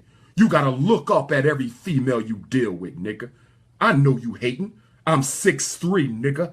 I'm 6'3". I look down at the queen's face. You got to look up at your queen. Let me say this to the sisters who keep inboxing me on Instagram, sliding into my DMs, asking me if you have to be 5'5" to be considered as a wife.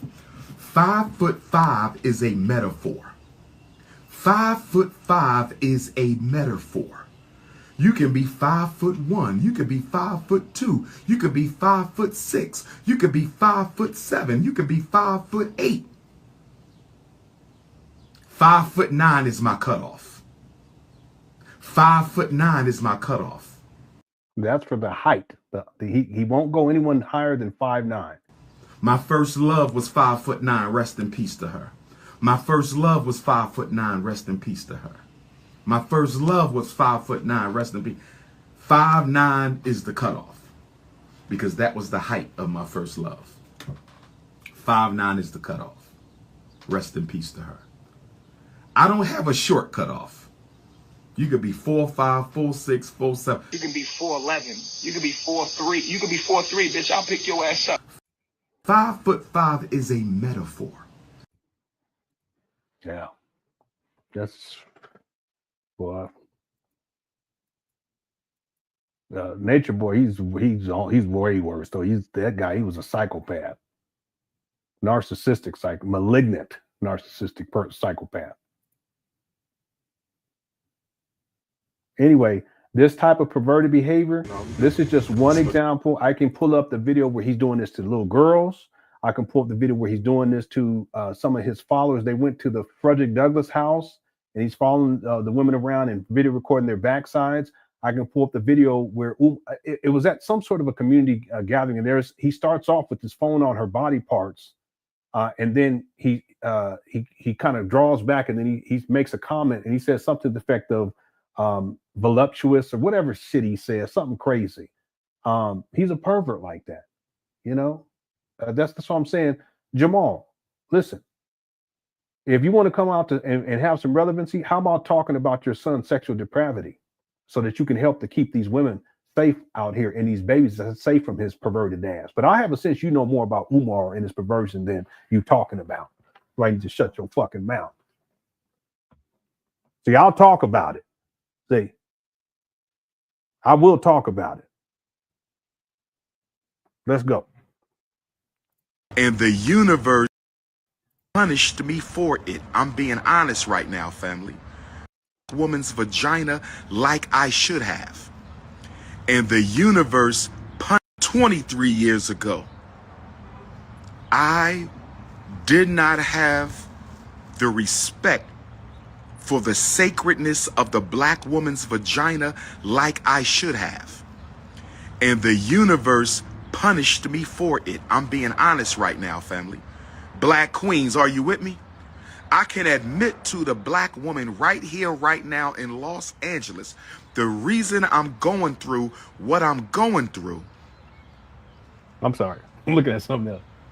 Is 14 years ago and 24 years ago, I didn't have the level of respect for the black woman's vagina that I have now. No. He still doesn't respect it. What is he talking about? So just because he gets exposed, now all of a sudden he has an epiphany, he's going to have respect. But again, he's still devaluing you. He's turning you down. He's reducing you down to your body parts. See, women, you're more than that, but he only sees you as that. But now he's trying to pretend as if all of a sudden he has this epiphany that now he values, your vagina. It's irrelevant. You need to value women, but he don't. That's all. Yeah, Bradley, exactly. No accountability whatsoever. Yeah, he is. He wild. He wild. That I have now. So I know that this is karma. This is karma. Even though I was done wrong, I could have never been done wrong if I didn't do wrong. Let me say it again. What? If I would have made better decisions, black men, young kings, listen to me, young kings. Listen to me, young kings. I don't want you to go through what I'm going through.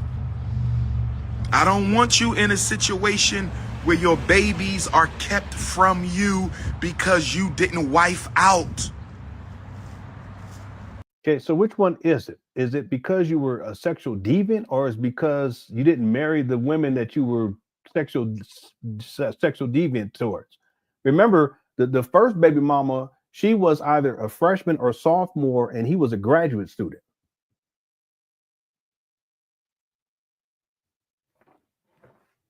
Jamal Johnson, you gonna speak to that?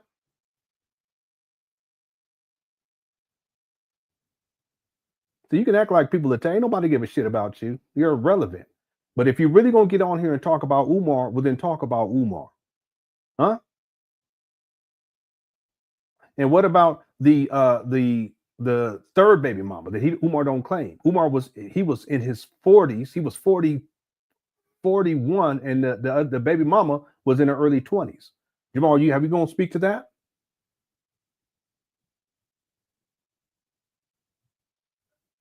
See, that's not an attack. That's me. I'm asking are you gonna speak to that?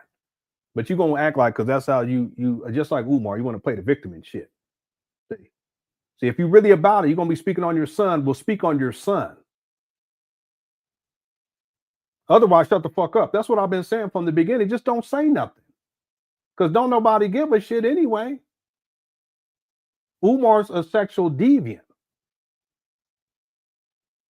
He's a predator. He preys upon younger women in this way. I ain't heard you say nothing about that yet. I'll wait though. I'll wait and see. I'll wait. Oh, but he trying to attack me. No, not at all. Don't nobody give a shit. Okay. But if you're gonna talk that talk let's keep it real and talk that talk. Go 100 on it. Specifically about your sons. Listen, the school is irrelevant at this point. Ain't gonna be no school. Him scamming, he's a scam artist. See, but remember, you was filing suit too, trying to come up on some money too. I ain't gonna speak on all them other lawsuits though either. See, I'm not gonna do that. Why don't you speak on this right here though? Maybe he did. I don't know. I ain't watched the video yet, but I'm gonna drop it in the Premiere Pro. And if there's anything relevant to the documentary, it's gonna be in there. In the meantime, either you come out and you tell the truth about your son, or shut the fuck up.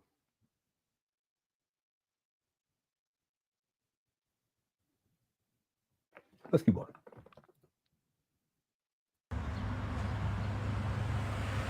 I don't want that. So you must respect the sacredness of your Shango stick. Here you go. Did y'all hear what I said?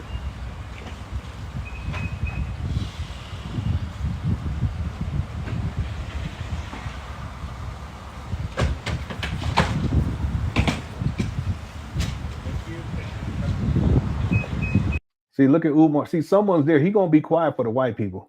What?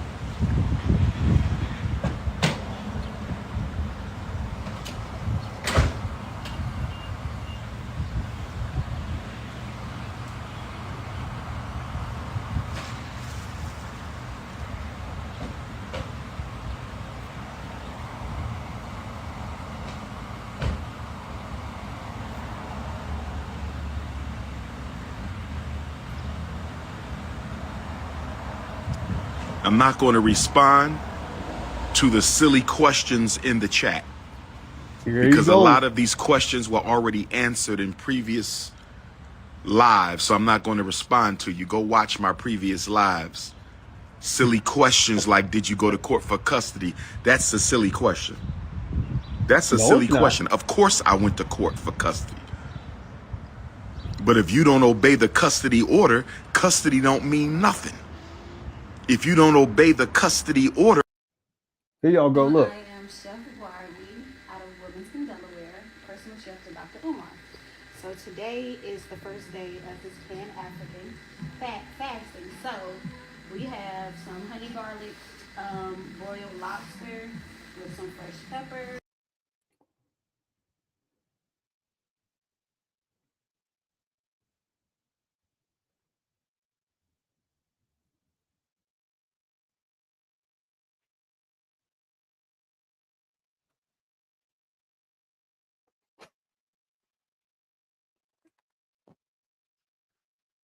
Sports bet. You come on. You taking it too far. Come on. Do I need to play a little more of it? What about the school? What about the school for black boys in Wilmington? Some Monterey shredded cheese, onions, cucumbers. Oh my God, this is ridiculous. And this is what he will have today for his first day of fasting. That's not no fast. What are you talking about? Fasting is not eat anyway. What else you working on? Tell them your other menus you got coming up for folks. So my Christmas menu is available on my Instagram page at The Real Chef Barbie. It's open until December the 15th. I am offering catering services in the DMV area, Wilmington, and also Philadelphia. Feel free to send me an email, a text message, or a DM if you're interested in having anything catered for the holidays. Y'all heard that, right? If y'all need any catering for the holidays, what's the date? You gave them dates? December the 15th is the last day. December the 15th is the last date to place an order for the holiday until what date? December the 15th. Right, but I'm saying that's not forever. So January 1st, 2nd, when does it open back up after December 15th close? January the 5th. January the 5th, I'll be accepting new clients on the whole entire East Coast. But from January the 15th until February the 18th, I will be in Las Vegas.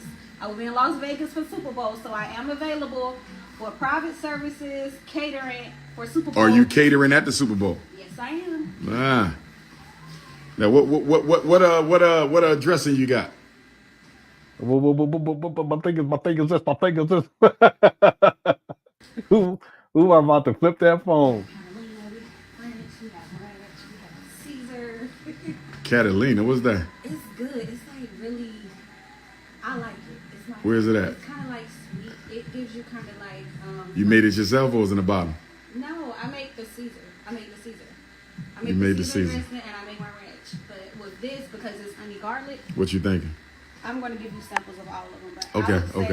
I would say the Catalina because it's sweet.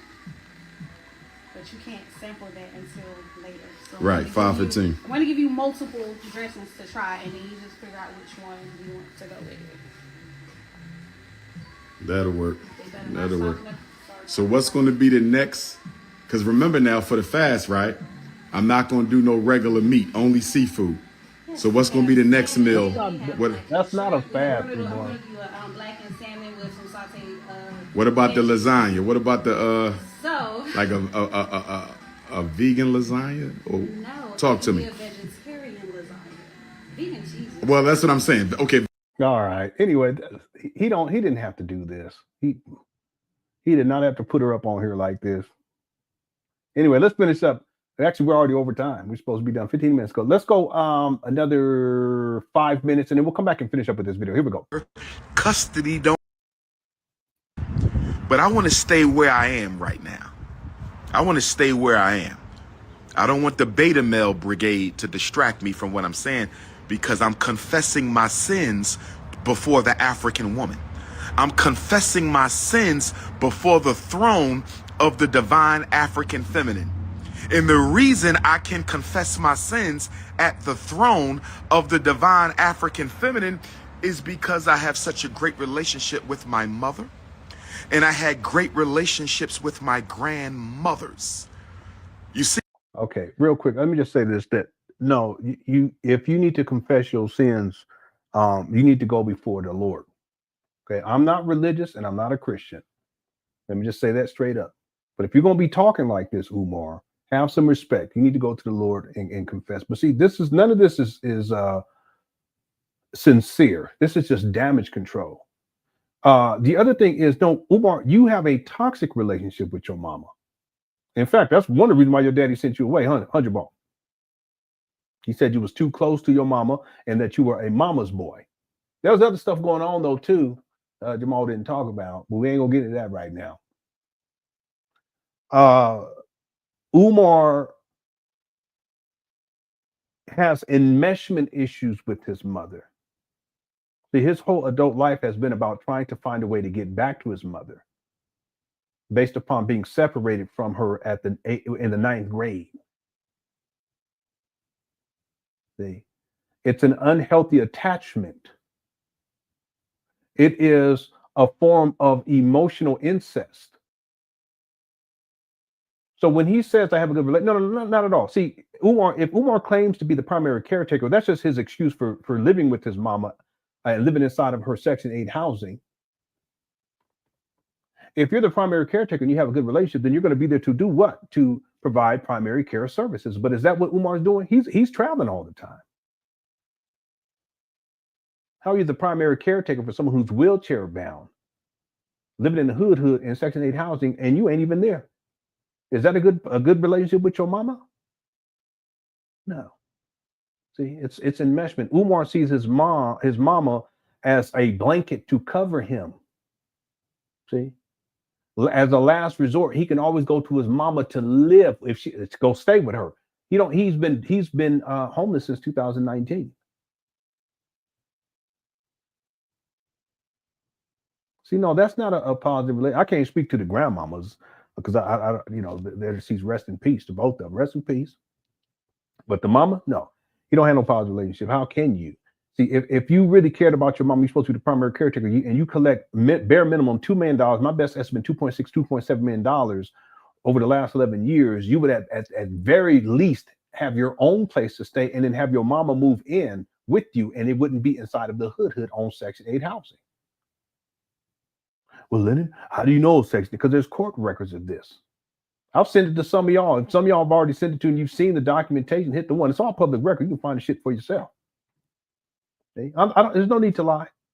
See, and I was even hesitant. I told people I ain't gonna tell y'all, but I'll tell people now. It is what it is. It's public record. Section 8 housing in the hood. And when I say hood, it's hood.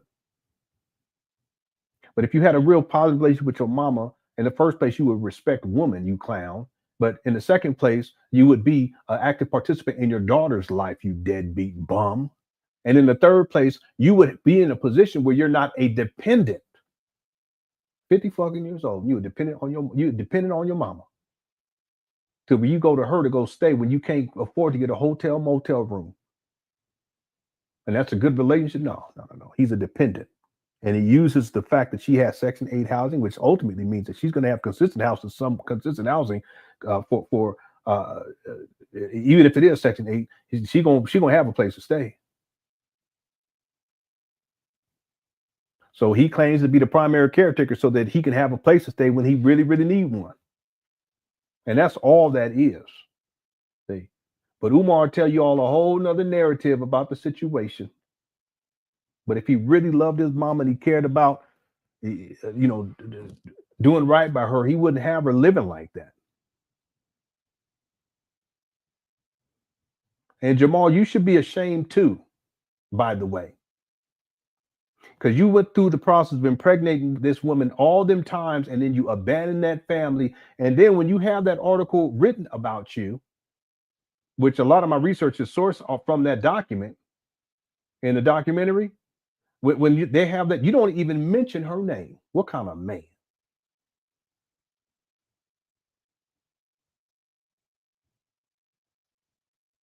I'm gonna tell you, well, I ain't gonna do that. I can speculate why, but I ain't gonna do that. See, because I know how Jamal, he's like Umar. If he feel betrayed, even when he's not,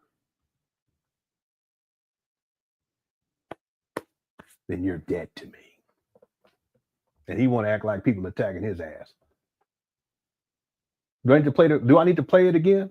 That's what he said about Umar. Well, that's a mentality that a person has. They'll say that shit about anyone if they feel betrayed.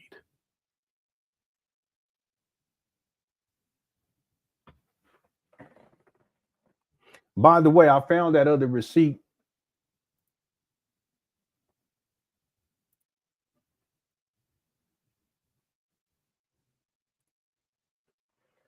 There y'all go. Let me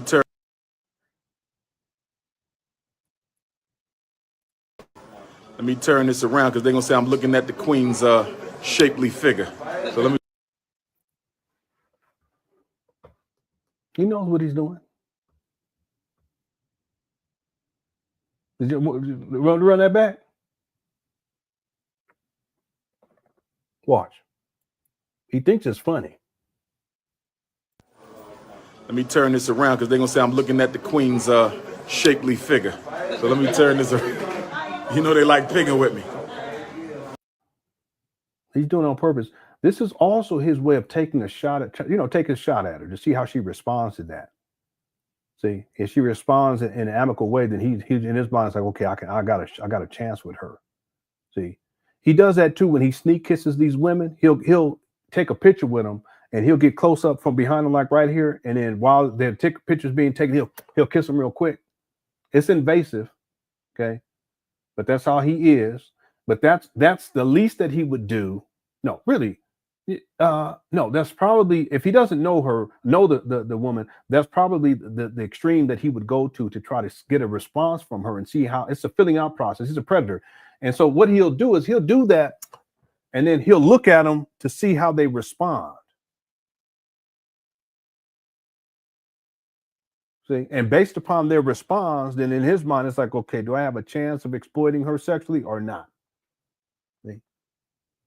But this right here, he does this quite a bit. He did the same thing to this little girl where he starts the live stream on her body parts like this. And he keeps it there for quite some time too. But then at a certain point, he takes it off and then he starts walking. But this is what he's doing here. He's and really, this is his way to, he's putting it out there as if he doesn't mean to do this, but he means to do this. And he's saying it so that she can hear it. And based upon how she responds in his mind as a predator, it'll be an indicator as to whether or not he can exploit her. Watch this. Let me turn this around because they're going to say I'm looking at the queen's shapely figure. So let me turn this around. You know they like picking with me. Black power. This is the Prince of Pan Africanism. We like. It's not necessary for him to do that. He did it on purpose. He's a pervert. See? And he records people like this, not just women. He'll do it to little girls too. And then he'd be sitting up there in his hotel room by himself.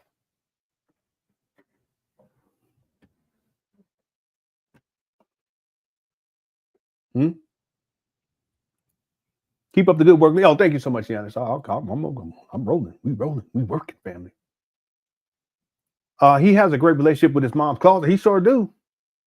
Can you imagine Umar up in there be eating and snacking and leaving trash? Remember he flipped the phone, leaving trash, eating all the food out the refrigerator? See, if she on Section 8, she probably got other services too from the state too, and he's benefiting off of this. This is y'all's principal, the most requested scholar.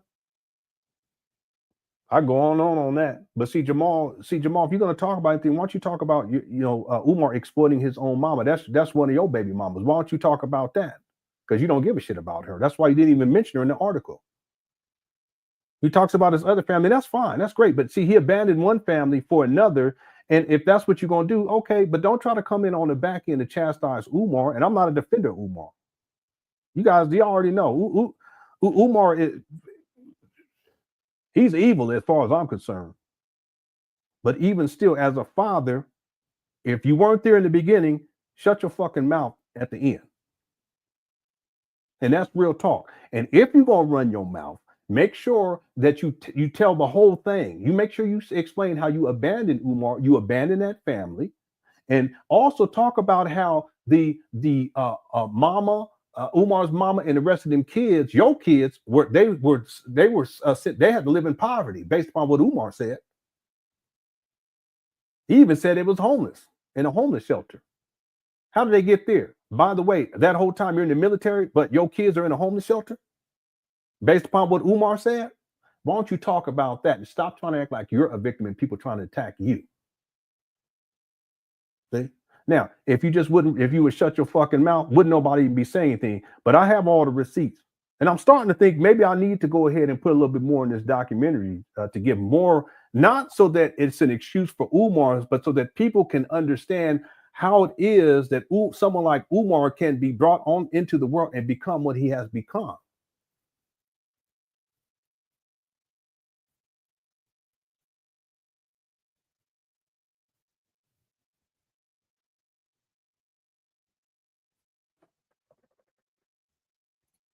Black Wolf says, when Umar hits the oh yes, his mind starts to wander and the freak off entity begins to take over his soul. Oh yes, cookies. Yeah. Yeah. He get into that mode and that's when he gets very lustful. Oh yes. You know, Black Wolf, one thing about Umar is he's a creature of habit. Even him being on Instagram, he's a creature of habit. He doesn't have much creativity. He's not a creative person. He's a habitual person. Once he gets used to a routine, he just stick with it. There's no creativity involved whatsoever. See, and that also includes when he gets into this kind of freak off cookie mode. He's a creature of habit. It's habitual with this guy. I used to and Barry used to talk about this. I used to wonder why it is that Umar always has to go back to sex and cookies. Well, that's because he has a sex and cookie habit at the expense of these black women. Meanwhile, he got the bumpity bump on his lip. I didn't hear Jamal talk about that. I mean, if you want to criticize Umar, why don't you criticize Umar in full? And more importantly, help these women to be safe from catching that bumpity bump. If you really want to keep it real, you're supposed to be a real man, right? Simplifying all this shit. Otherwise, shut the fuck up. See, I'll speak on it because it's the truth. See, and Umar, he out here running reckless through these women. That's why he has at least 3 baby mamas already. Ain't no telling how many more he got out here. And he got the bumpity bump. Do I need to pull it up? Don't make me do it.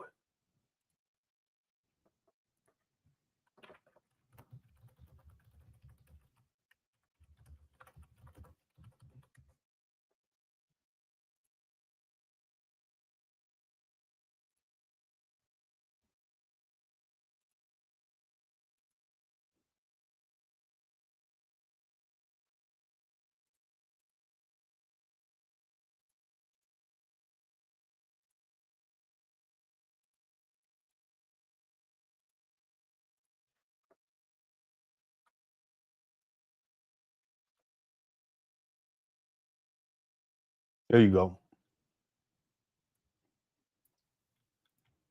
I'm gonna say it's interface.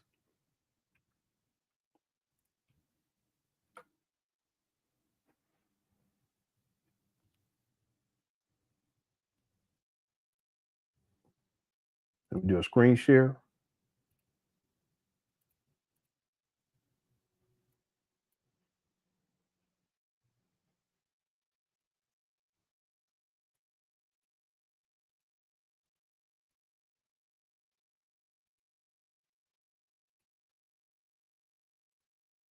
This right here. Tariq posted this. He said, this is an unedited image of Dr. Umar Johnson on the set of my movie Hidden Colors 2 with the huge herpes. I don't even know if that's what it is. I'm going to skip that part. Sore on his lip. When I saw this, I knew that he was messing with, I don't want to read that part either. Goodness. I had to pay thousands of dollars to get my editor to try and shade that sore out so it wouldn't stand out on the big screen. This is one of the ways I tried to look out for this something ungrateful dude. If you watch Hidden Colors 2, you can still see it on his lip. This is not Photoshop.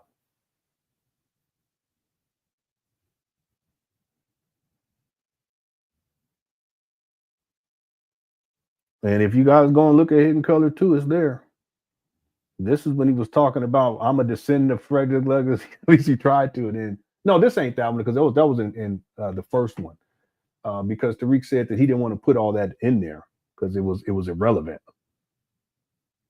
Anyway, so listen, I mean, if we're going to be real, if we're going to come out and talk about Umar, let's talk about everything.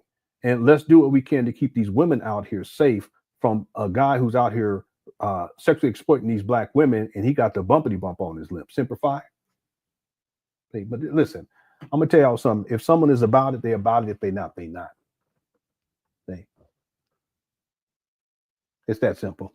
You know, if you really care about black women, then you're gonna care about black women, and your behavior and your actions gonna be reflective of that. You're not gonna try to act like you're the victim like Umar, or someone's trying to attack me, Jamal. No. Stand up as a man and be about it, or you're not about it. And if you're not about it, well, then get the fuck on, because I really don't give a shit.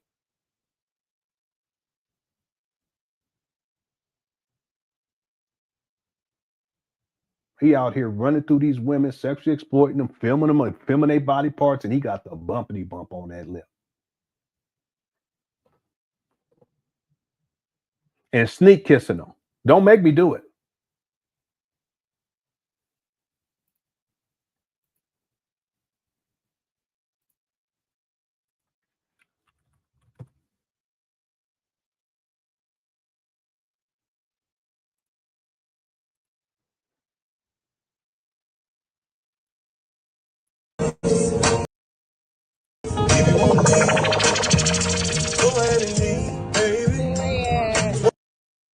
See that? He always looks back to see how they respond. And based upon that, it's his indicator whether or not he can exploit them sexually.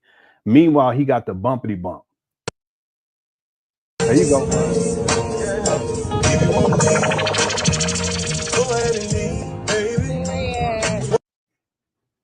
See this? Hold on. Don't worry, I got the receipts.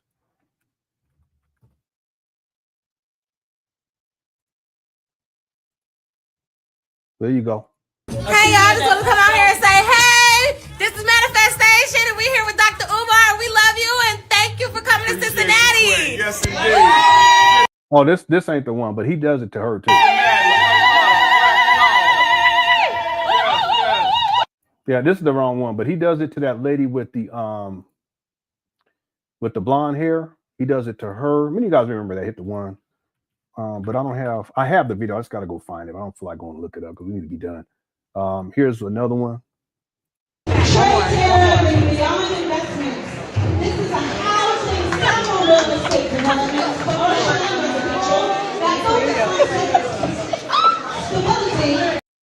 See that? And he got the bumpity bump. There's a new video too where he does it. Let me see if I have that. I know I have it, but let me see if I have it still in the download folder for easier access. No, let me check 2025.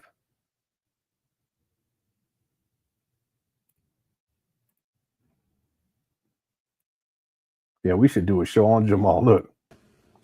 Good morning. My name is Jamal. I'm the father of Dr. Umar Johnson, the Prince of Pan Africanism. Shout out to my son. Oh, I don't mean to laugh, but shit.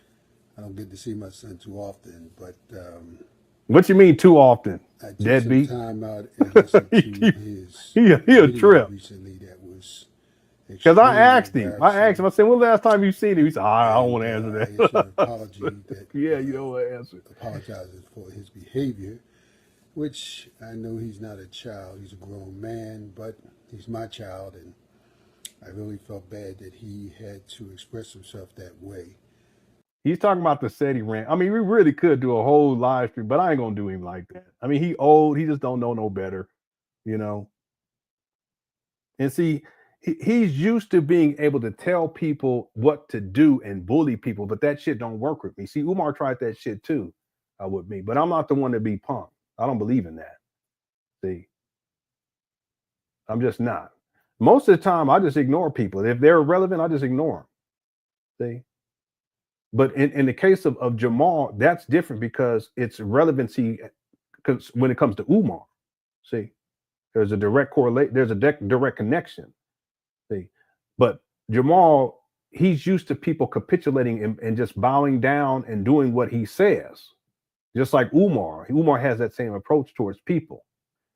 See, that's why Jamal tried to keep, he was trying to get Umar's daughter to stop talking about the situation and was talking about how he was going to help her financially, but he didn't give a shit for all those other years. Very manipulative. Umar's the same way.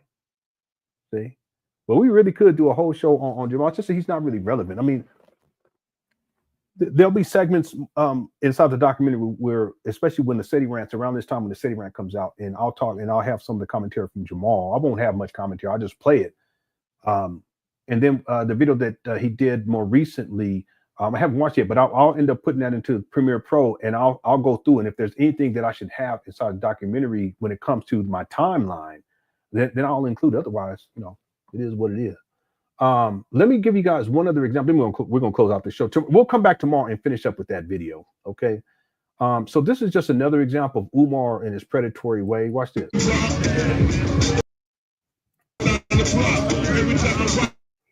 Yeah, let me mute it because there's music in the background.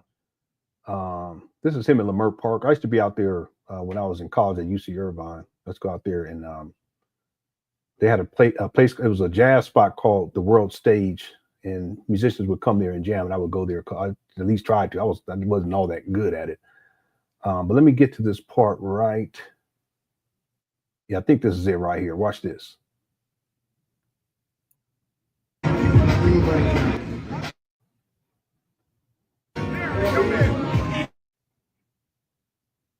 He's telling them to come. He also does this because he wants his followers to see this, and particularly you black women to see this, so that jealousy. This is one of the things these cult leaders do. They create this jealousy.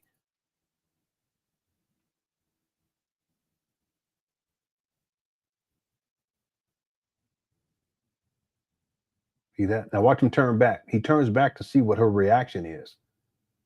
See? Hey, he's a predator. Look.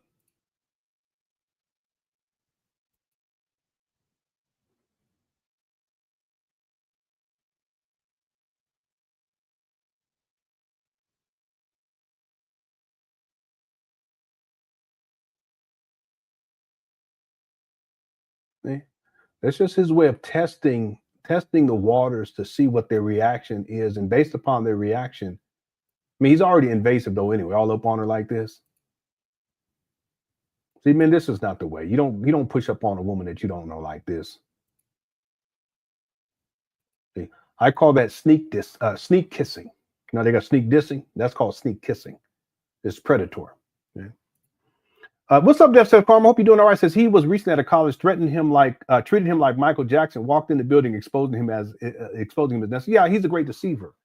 One of the things that I think, and then we're gonna go and close this out. One of the things I think is happening with Umar is that he's burned so many bridges amongst adults and elders that he has to find a new demographic to focus on. And in my opinion, I think his target demographic at this point is the younger people. You know, they don't have the levels of discernment that's needed to see him as the great deceiver that he is. They don't know his history. They don't know the timeline with Umar. And it's also problematic because Umar has a history of preying upon women who are much younger than he is. Again, his first baby mama, he was a graduate student. She was either a freshman or a sophomore when he starts dealing with her. See, They stayed in the same dorm building, but he was supposed to be like the graduate student guide or whatever. See? And then, of course, Justice Carmen, he impregnated a woman who was in her early 20s when he was 41. It just shows a pattern of behavior with Umar. Age is irrelevant to him. And then we have him on record talking about how the woman can be, I can't remember what he said, 4'7" or whatever he said, some crazy 4'6" or whatever. Okay, that's like a young, I mean, that could be a 6th, 7th, 8th grader, you know, who and then of course the college tours, and I've never shown those, and I just think that it's highly inappropriate to do so. I'm still trying to debate whether or not I would have that inside the documentary. I would just have to be, I don't know how I'll be able to pull that off. Where I've shown examples of him filming the flight attendant, her body parts, and filming the young lady that was standing there. He starts his live stream. Well, he was doing the same thing to these little girls. Very disturbing. In fact, there's this one video where they go into a building and there's these turnstiles that they walk through, and on the other side, that's where the drinking fountain is. And Umar said, let the little girls go first, you know, like trying to be chivalrous. And they go through and they go over to the drinking fountain. And while they're walking over there, Umar hurries up and he scoots through, and then he comes around with his camera, and right on time when they bend over to start drinking, his ass got his camera up on that thing like that.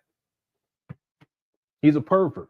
See, so those were teenagers, okay, 13, 14 years old, maybe 15.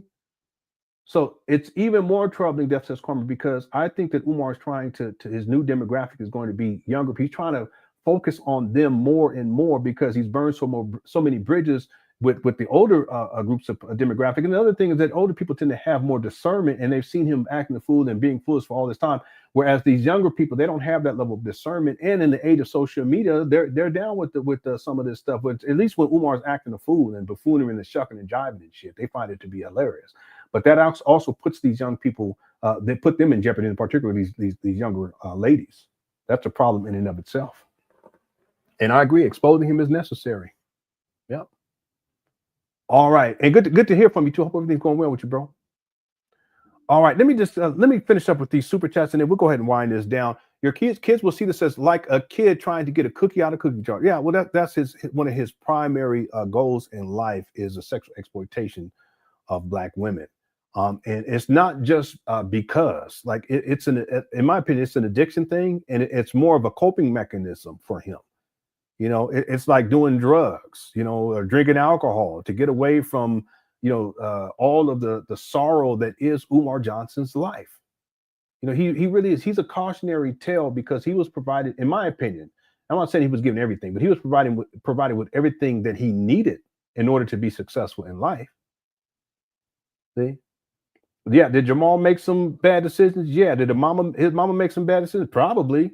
But all parents do that. I know I've made a whole lot of horrible decisions myself too. See? But at the end of the day, the resiliency of a child is such that if you give them enough, they will be successful. Will they have issues? Yeah.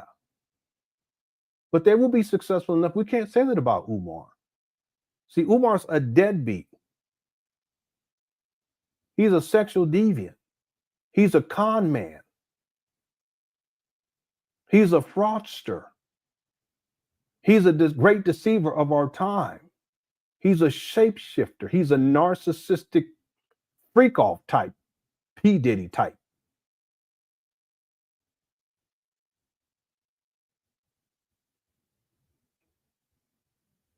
And so him going for that cookie jar, it's just a way of him coping with all of the failure. But he can't blame anybody else, including his daddy. See? Jamal, I've always given you grace. Don't get up here and act like a bitch talking about someone attacking you. That's bitch made. Ain't nobody attacking. Ain't nobody even talking about you. Not like that. Stating facts. But you got to make it about you, and you got to play the victim just like Umar did. Listen, I don't blame you for Umar and how Umar is and how he behaves. You made some serious mistakes. Yeah, but what father hasn't?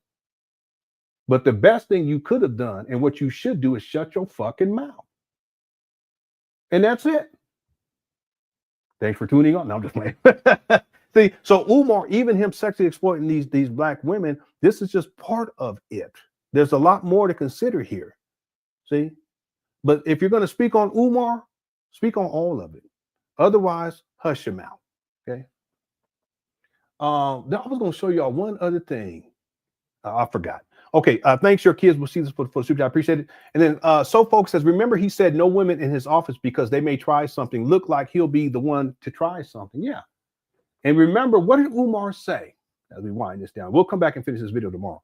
What did Umar say? He said, you guys are not going to me too me. Remember the Me Too movement? See, Umar is afraid that one of these women is going to come out and talk about how he sexually exploited them.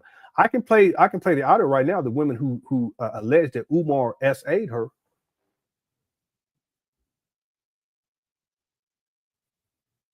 I got it. I can pull it up.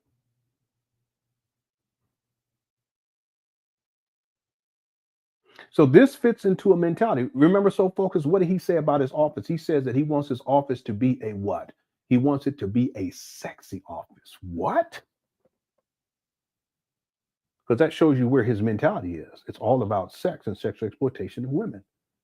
See, any man of character, any man of substance, including Jamal Johnson, if you were a man of character and a man of substance, you would stop lying about Frederick Douglass and stop talking about how I made a mistake. No, I'll cut the shit out. You should speak out against Umar Johnson's predatory ways towards black women, but maybe you don't give a shit. Huh?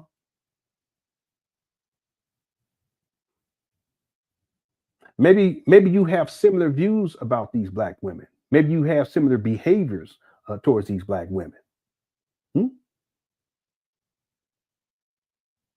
That's what I'm saying. If you're going to criticize Umar, criticize him all the way, or just don't say nothing.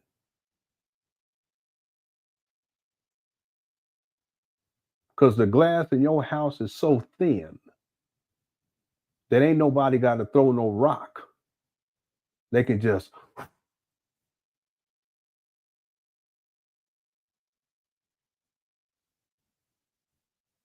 Well, I'll tell you one thing that Umar and his daddy don't understand is that I'm not the man to fuck with.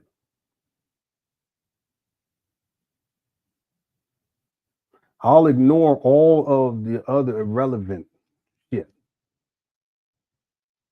But when it specifically comes to Umar and his predatory ways about towards black women, I'm not the one.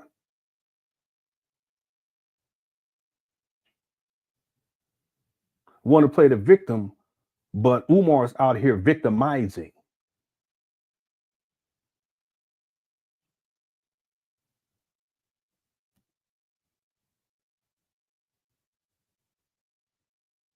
If you're going to speak on it, speak on that. All right. But remember, Umar, he said, don't try to me too me, because that shows you where his mentality is. He in his own mind, this whole FDMG, this whole idea, this is really, it's about him putting himself in the best position to sexually exploit black women under the notion of the guys that he's going to somehow save their sons. That's some deviant shit right there. Okay. Thanks, stay so focused. And then your kids will see this gifted a membership. Thank you so much. And gifted another one and another one and another one. Thank you so much. Very kind of you. Thank you so much. If you guys were gifted a membership from your kids will see this, make sure you say thank you. Okay. Thank you all so much. We'll come back tomorrow to finish up this video. I was going to pull something else up, but I'm going to leave it right there. There was, I think I might have missed one other super chat. Let me just check real quick. Did I get this one? It's really sad that our people still send money to clowns like this in our community.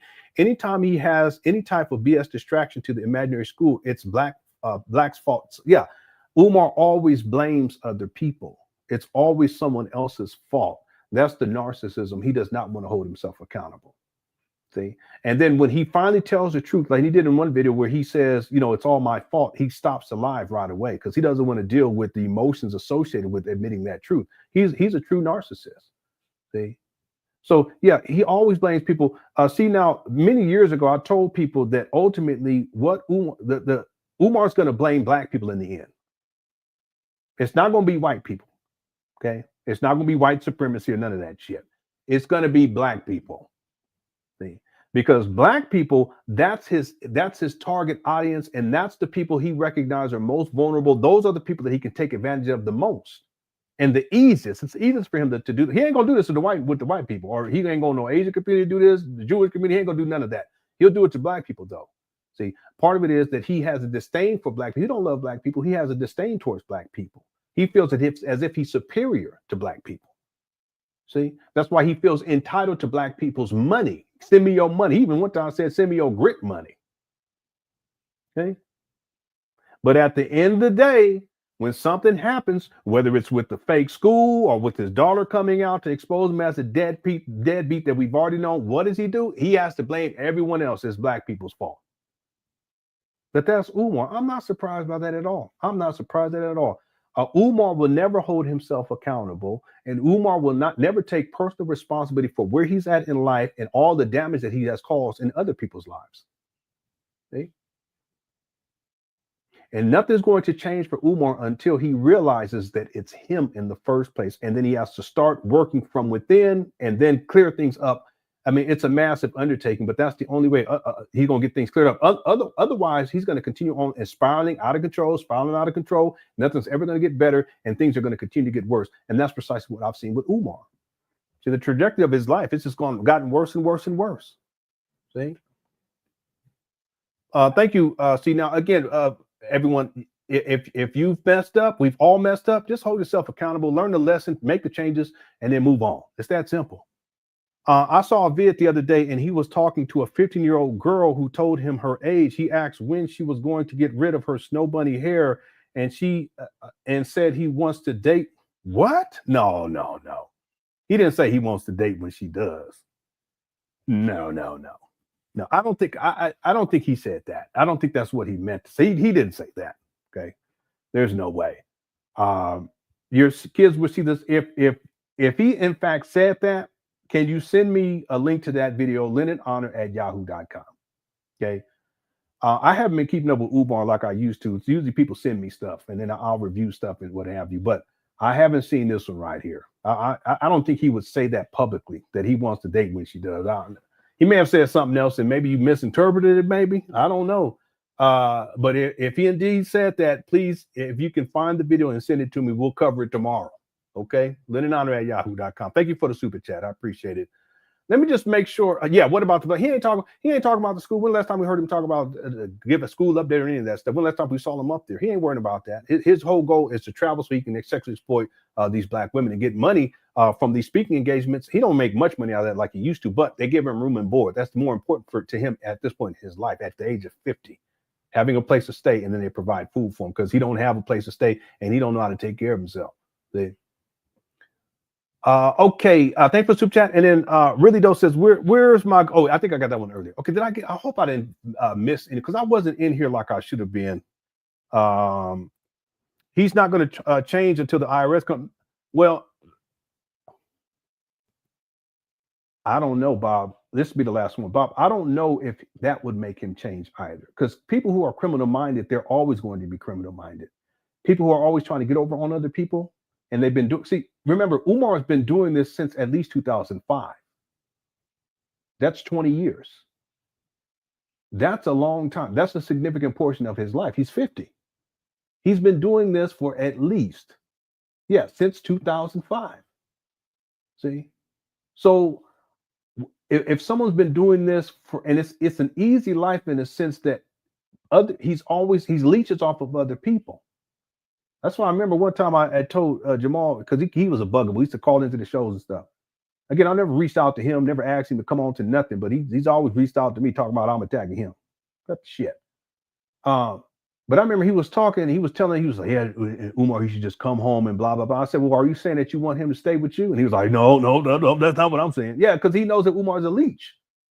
So the thing is that if you live that way for such a long period of time, and it's not just since 2005, because in essence, everything's been provided for Umar since he was in the 8th or 9th grade, once he went off to boarding school. You see, he wasn't living in the hood. I mean, everything was provided for him. He was eating good, so on and so on. Then he gets into college, and that's delayed adulthood for him. In fact, I think one of the reasons why he kept picking up degrees is because it allows him to delay adulthood even longer. So then by the time we get into 2012, by that time now he's speaking all over. He gets his side D, he's speaking all over the place. And he's been running that since that time. So what I'm saying is change would be very difficult for someone who's had things provided for him and is used to leeching off of people since they were in the 8th or 9th grade or 9th or 10th grade. I'm big on timeline. And then we're going to be done. Since he was in the 8th grade, age 13-ish, in and around there. He's 50 now. So I don't know. That's 37 years. Is he going to change after IRS comes from him?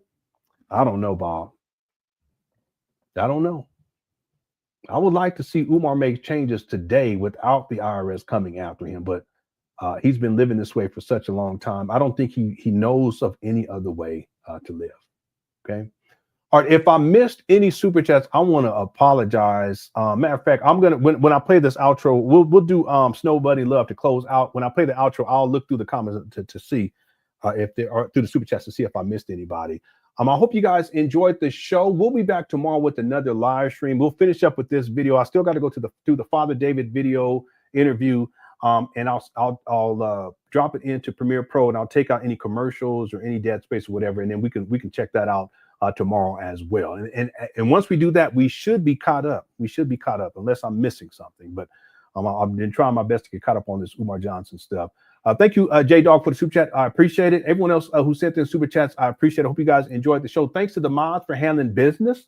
Also, thanks to everyone inside the Cook Crush chat. Cook Crush chat is undefeated. And by the way, we're at the 10-minute mark in this video, just as a note for tomorrow. 10-minute mark for the video that we're watching. And to close out, we'll head on over to Snow Bunny Love. Here we go. You're fancy, huh? Yeah, Black community activist. Yes, ma'am. Okay, Yes, ma'am. Well, good for you. Thank you. Thank you. See her eyes shine, she's my snow bunny please. In the winter light, so she's my sweet love supreme. Tuck to my nose, this love has got its so raw.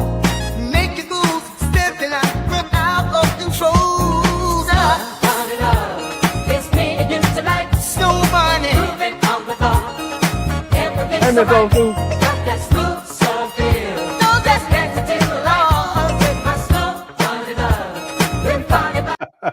Do I think Umar has bunny hopped?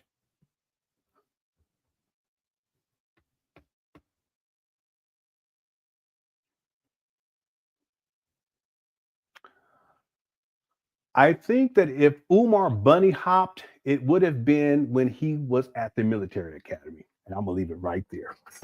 Okay. Thank you for the super chat. I appreciate it. Here we go. See her eyes shine, she's my snow bunny please. In the winter light, so she's my sweet love supreme. Tuck to my nose, this love has got its so raw. Make you lose, stepping out of control. Y'all crazy. It's me against the light, snow bunny. All right. Everything's so right. Got that smooth, so feel. No, that's next to the law. With my snow bunny love. Been party back at see her eyes shine, she's my snow bunny please. In the winter light, so she's my sweet love supreme. Tuck to my nose, this love has got its so raw. Make you lose, stepping out of control. It's me against the light, snow bunny. Moving on the bar.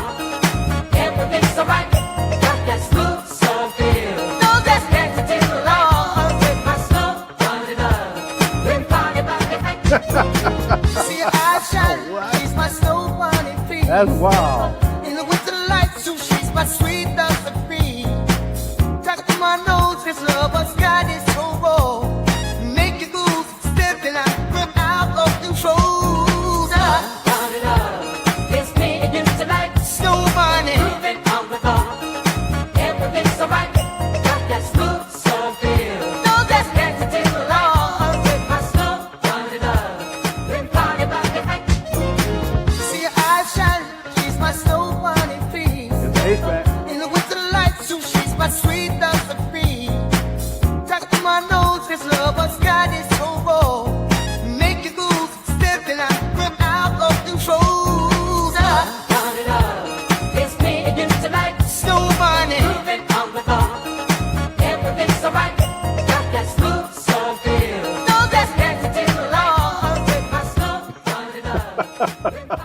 What in the world?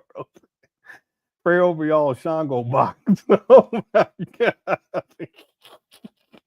Y'all crazy. All right. Thank y'all so much for tuning on in. Final poll results. There were, 1,522 votes. The question is, when will Umar Johnson return to FDMG abandoned buildings to ask for money? 47% said this week. We're going to be looking for this. Okay, this week. 18% say in 1 week. 16% said in 2 weeks. And then 20% said in 3 weeks. Okay, I'm going to close out that poll. Thank you, everyone who voted. I appreciate that. And then our final tally for likes during this live stream, 662. Wow, awesome. Thank you all so much. Cook Quartet's undefeated. Thank you all, everyone who sent in super chats. If you send in Cash App, thank you so much. If you send in super stickers or PayPal, thank you so much. I appreciate it. My Cash App and PayPal information listed down below in the description of this video. Also want to thank the mods for handling this during this live stream. I appreciate y'all. We'll be back tomorrow with another live stream. Cookie Quartet is undefeated, and I'll talk to y'all soon. All right, love y'all. Peace.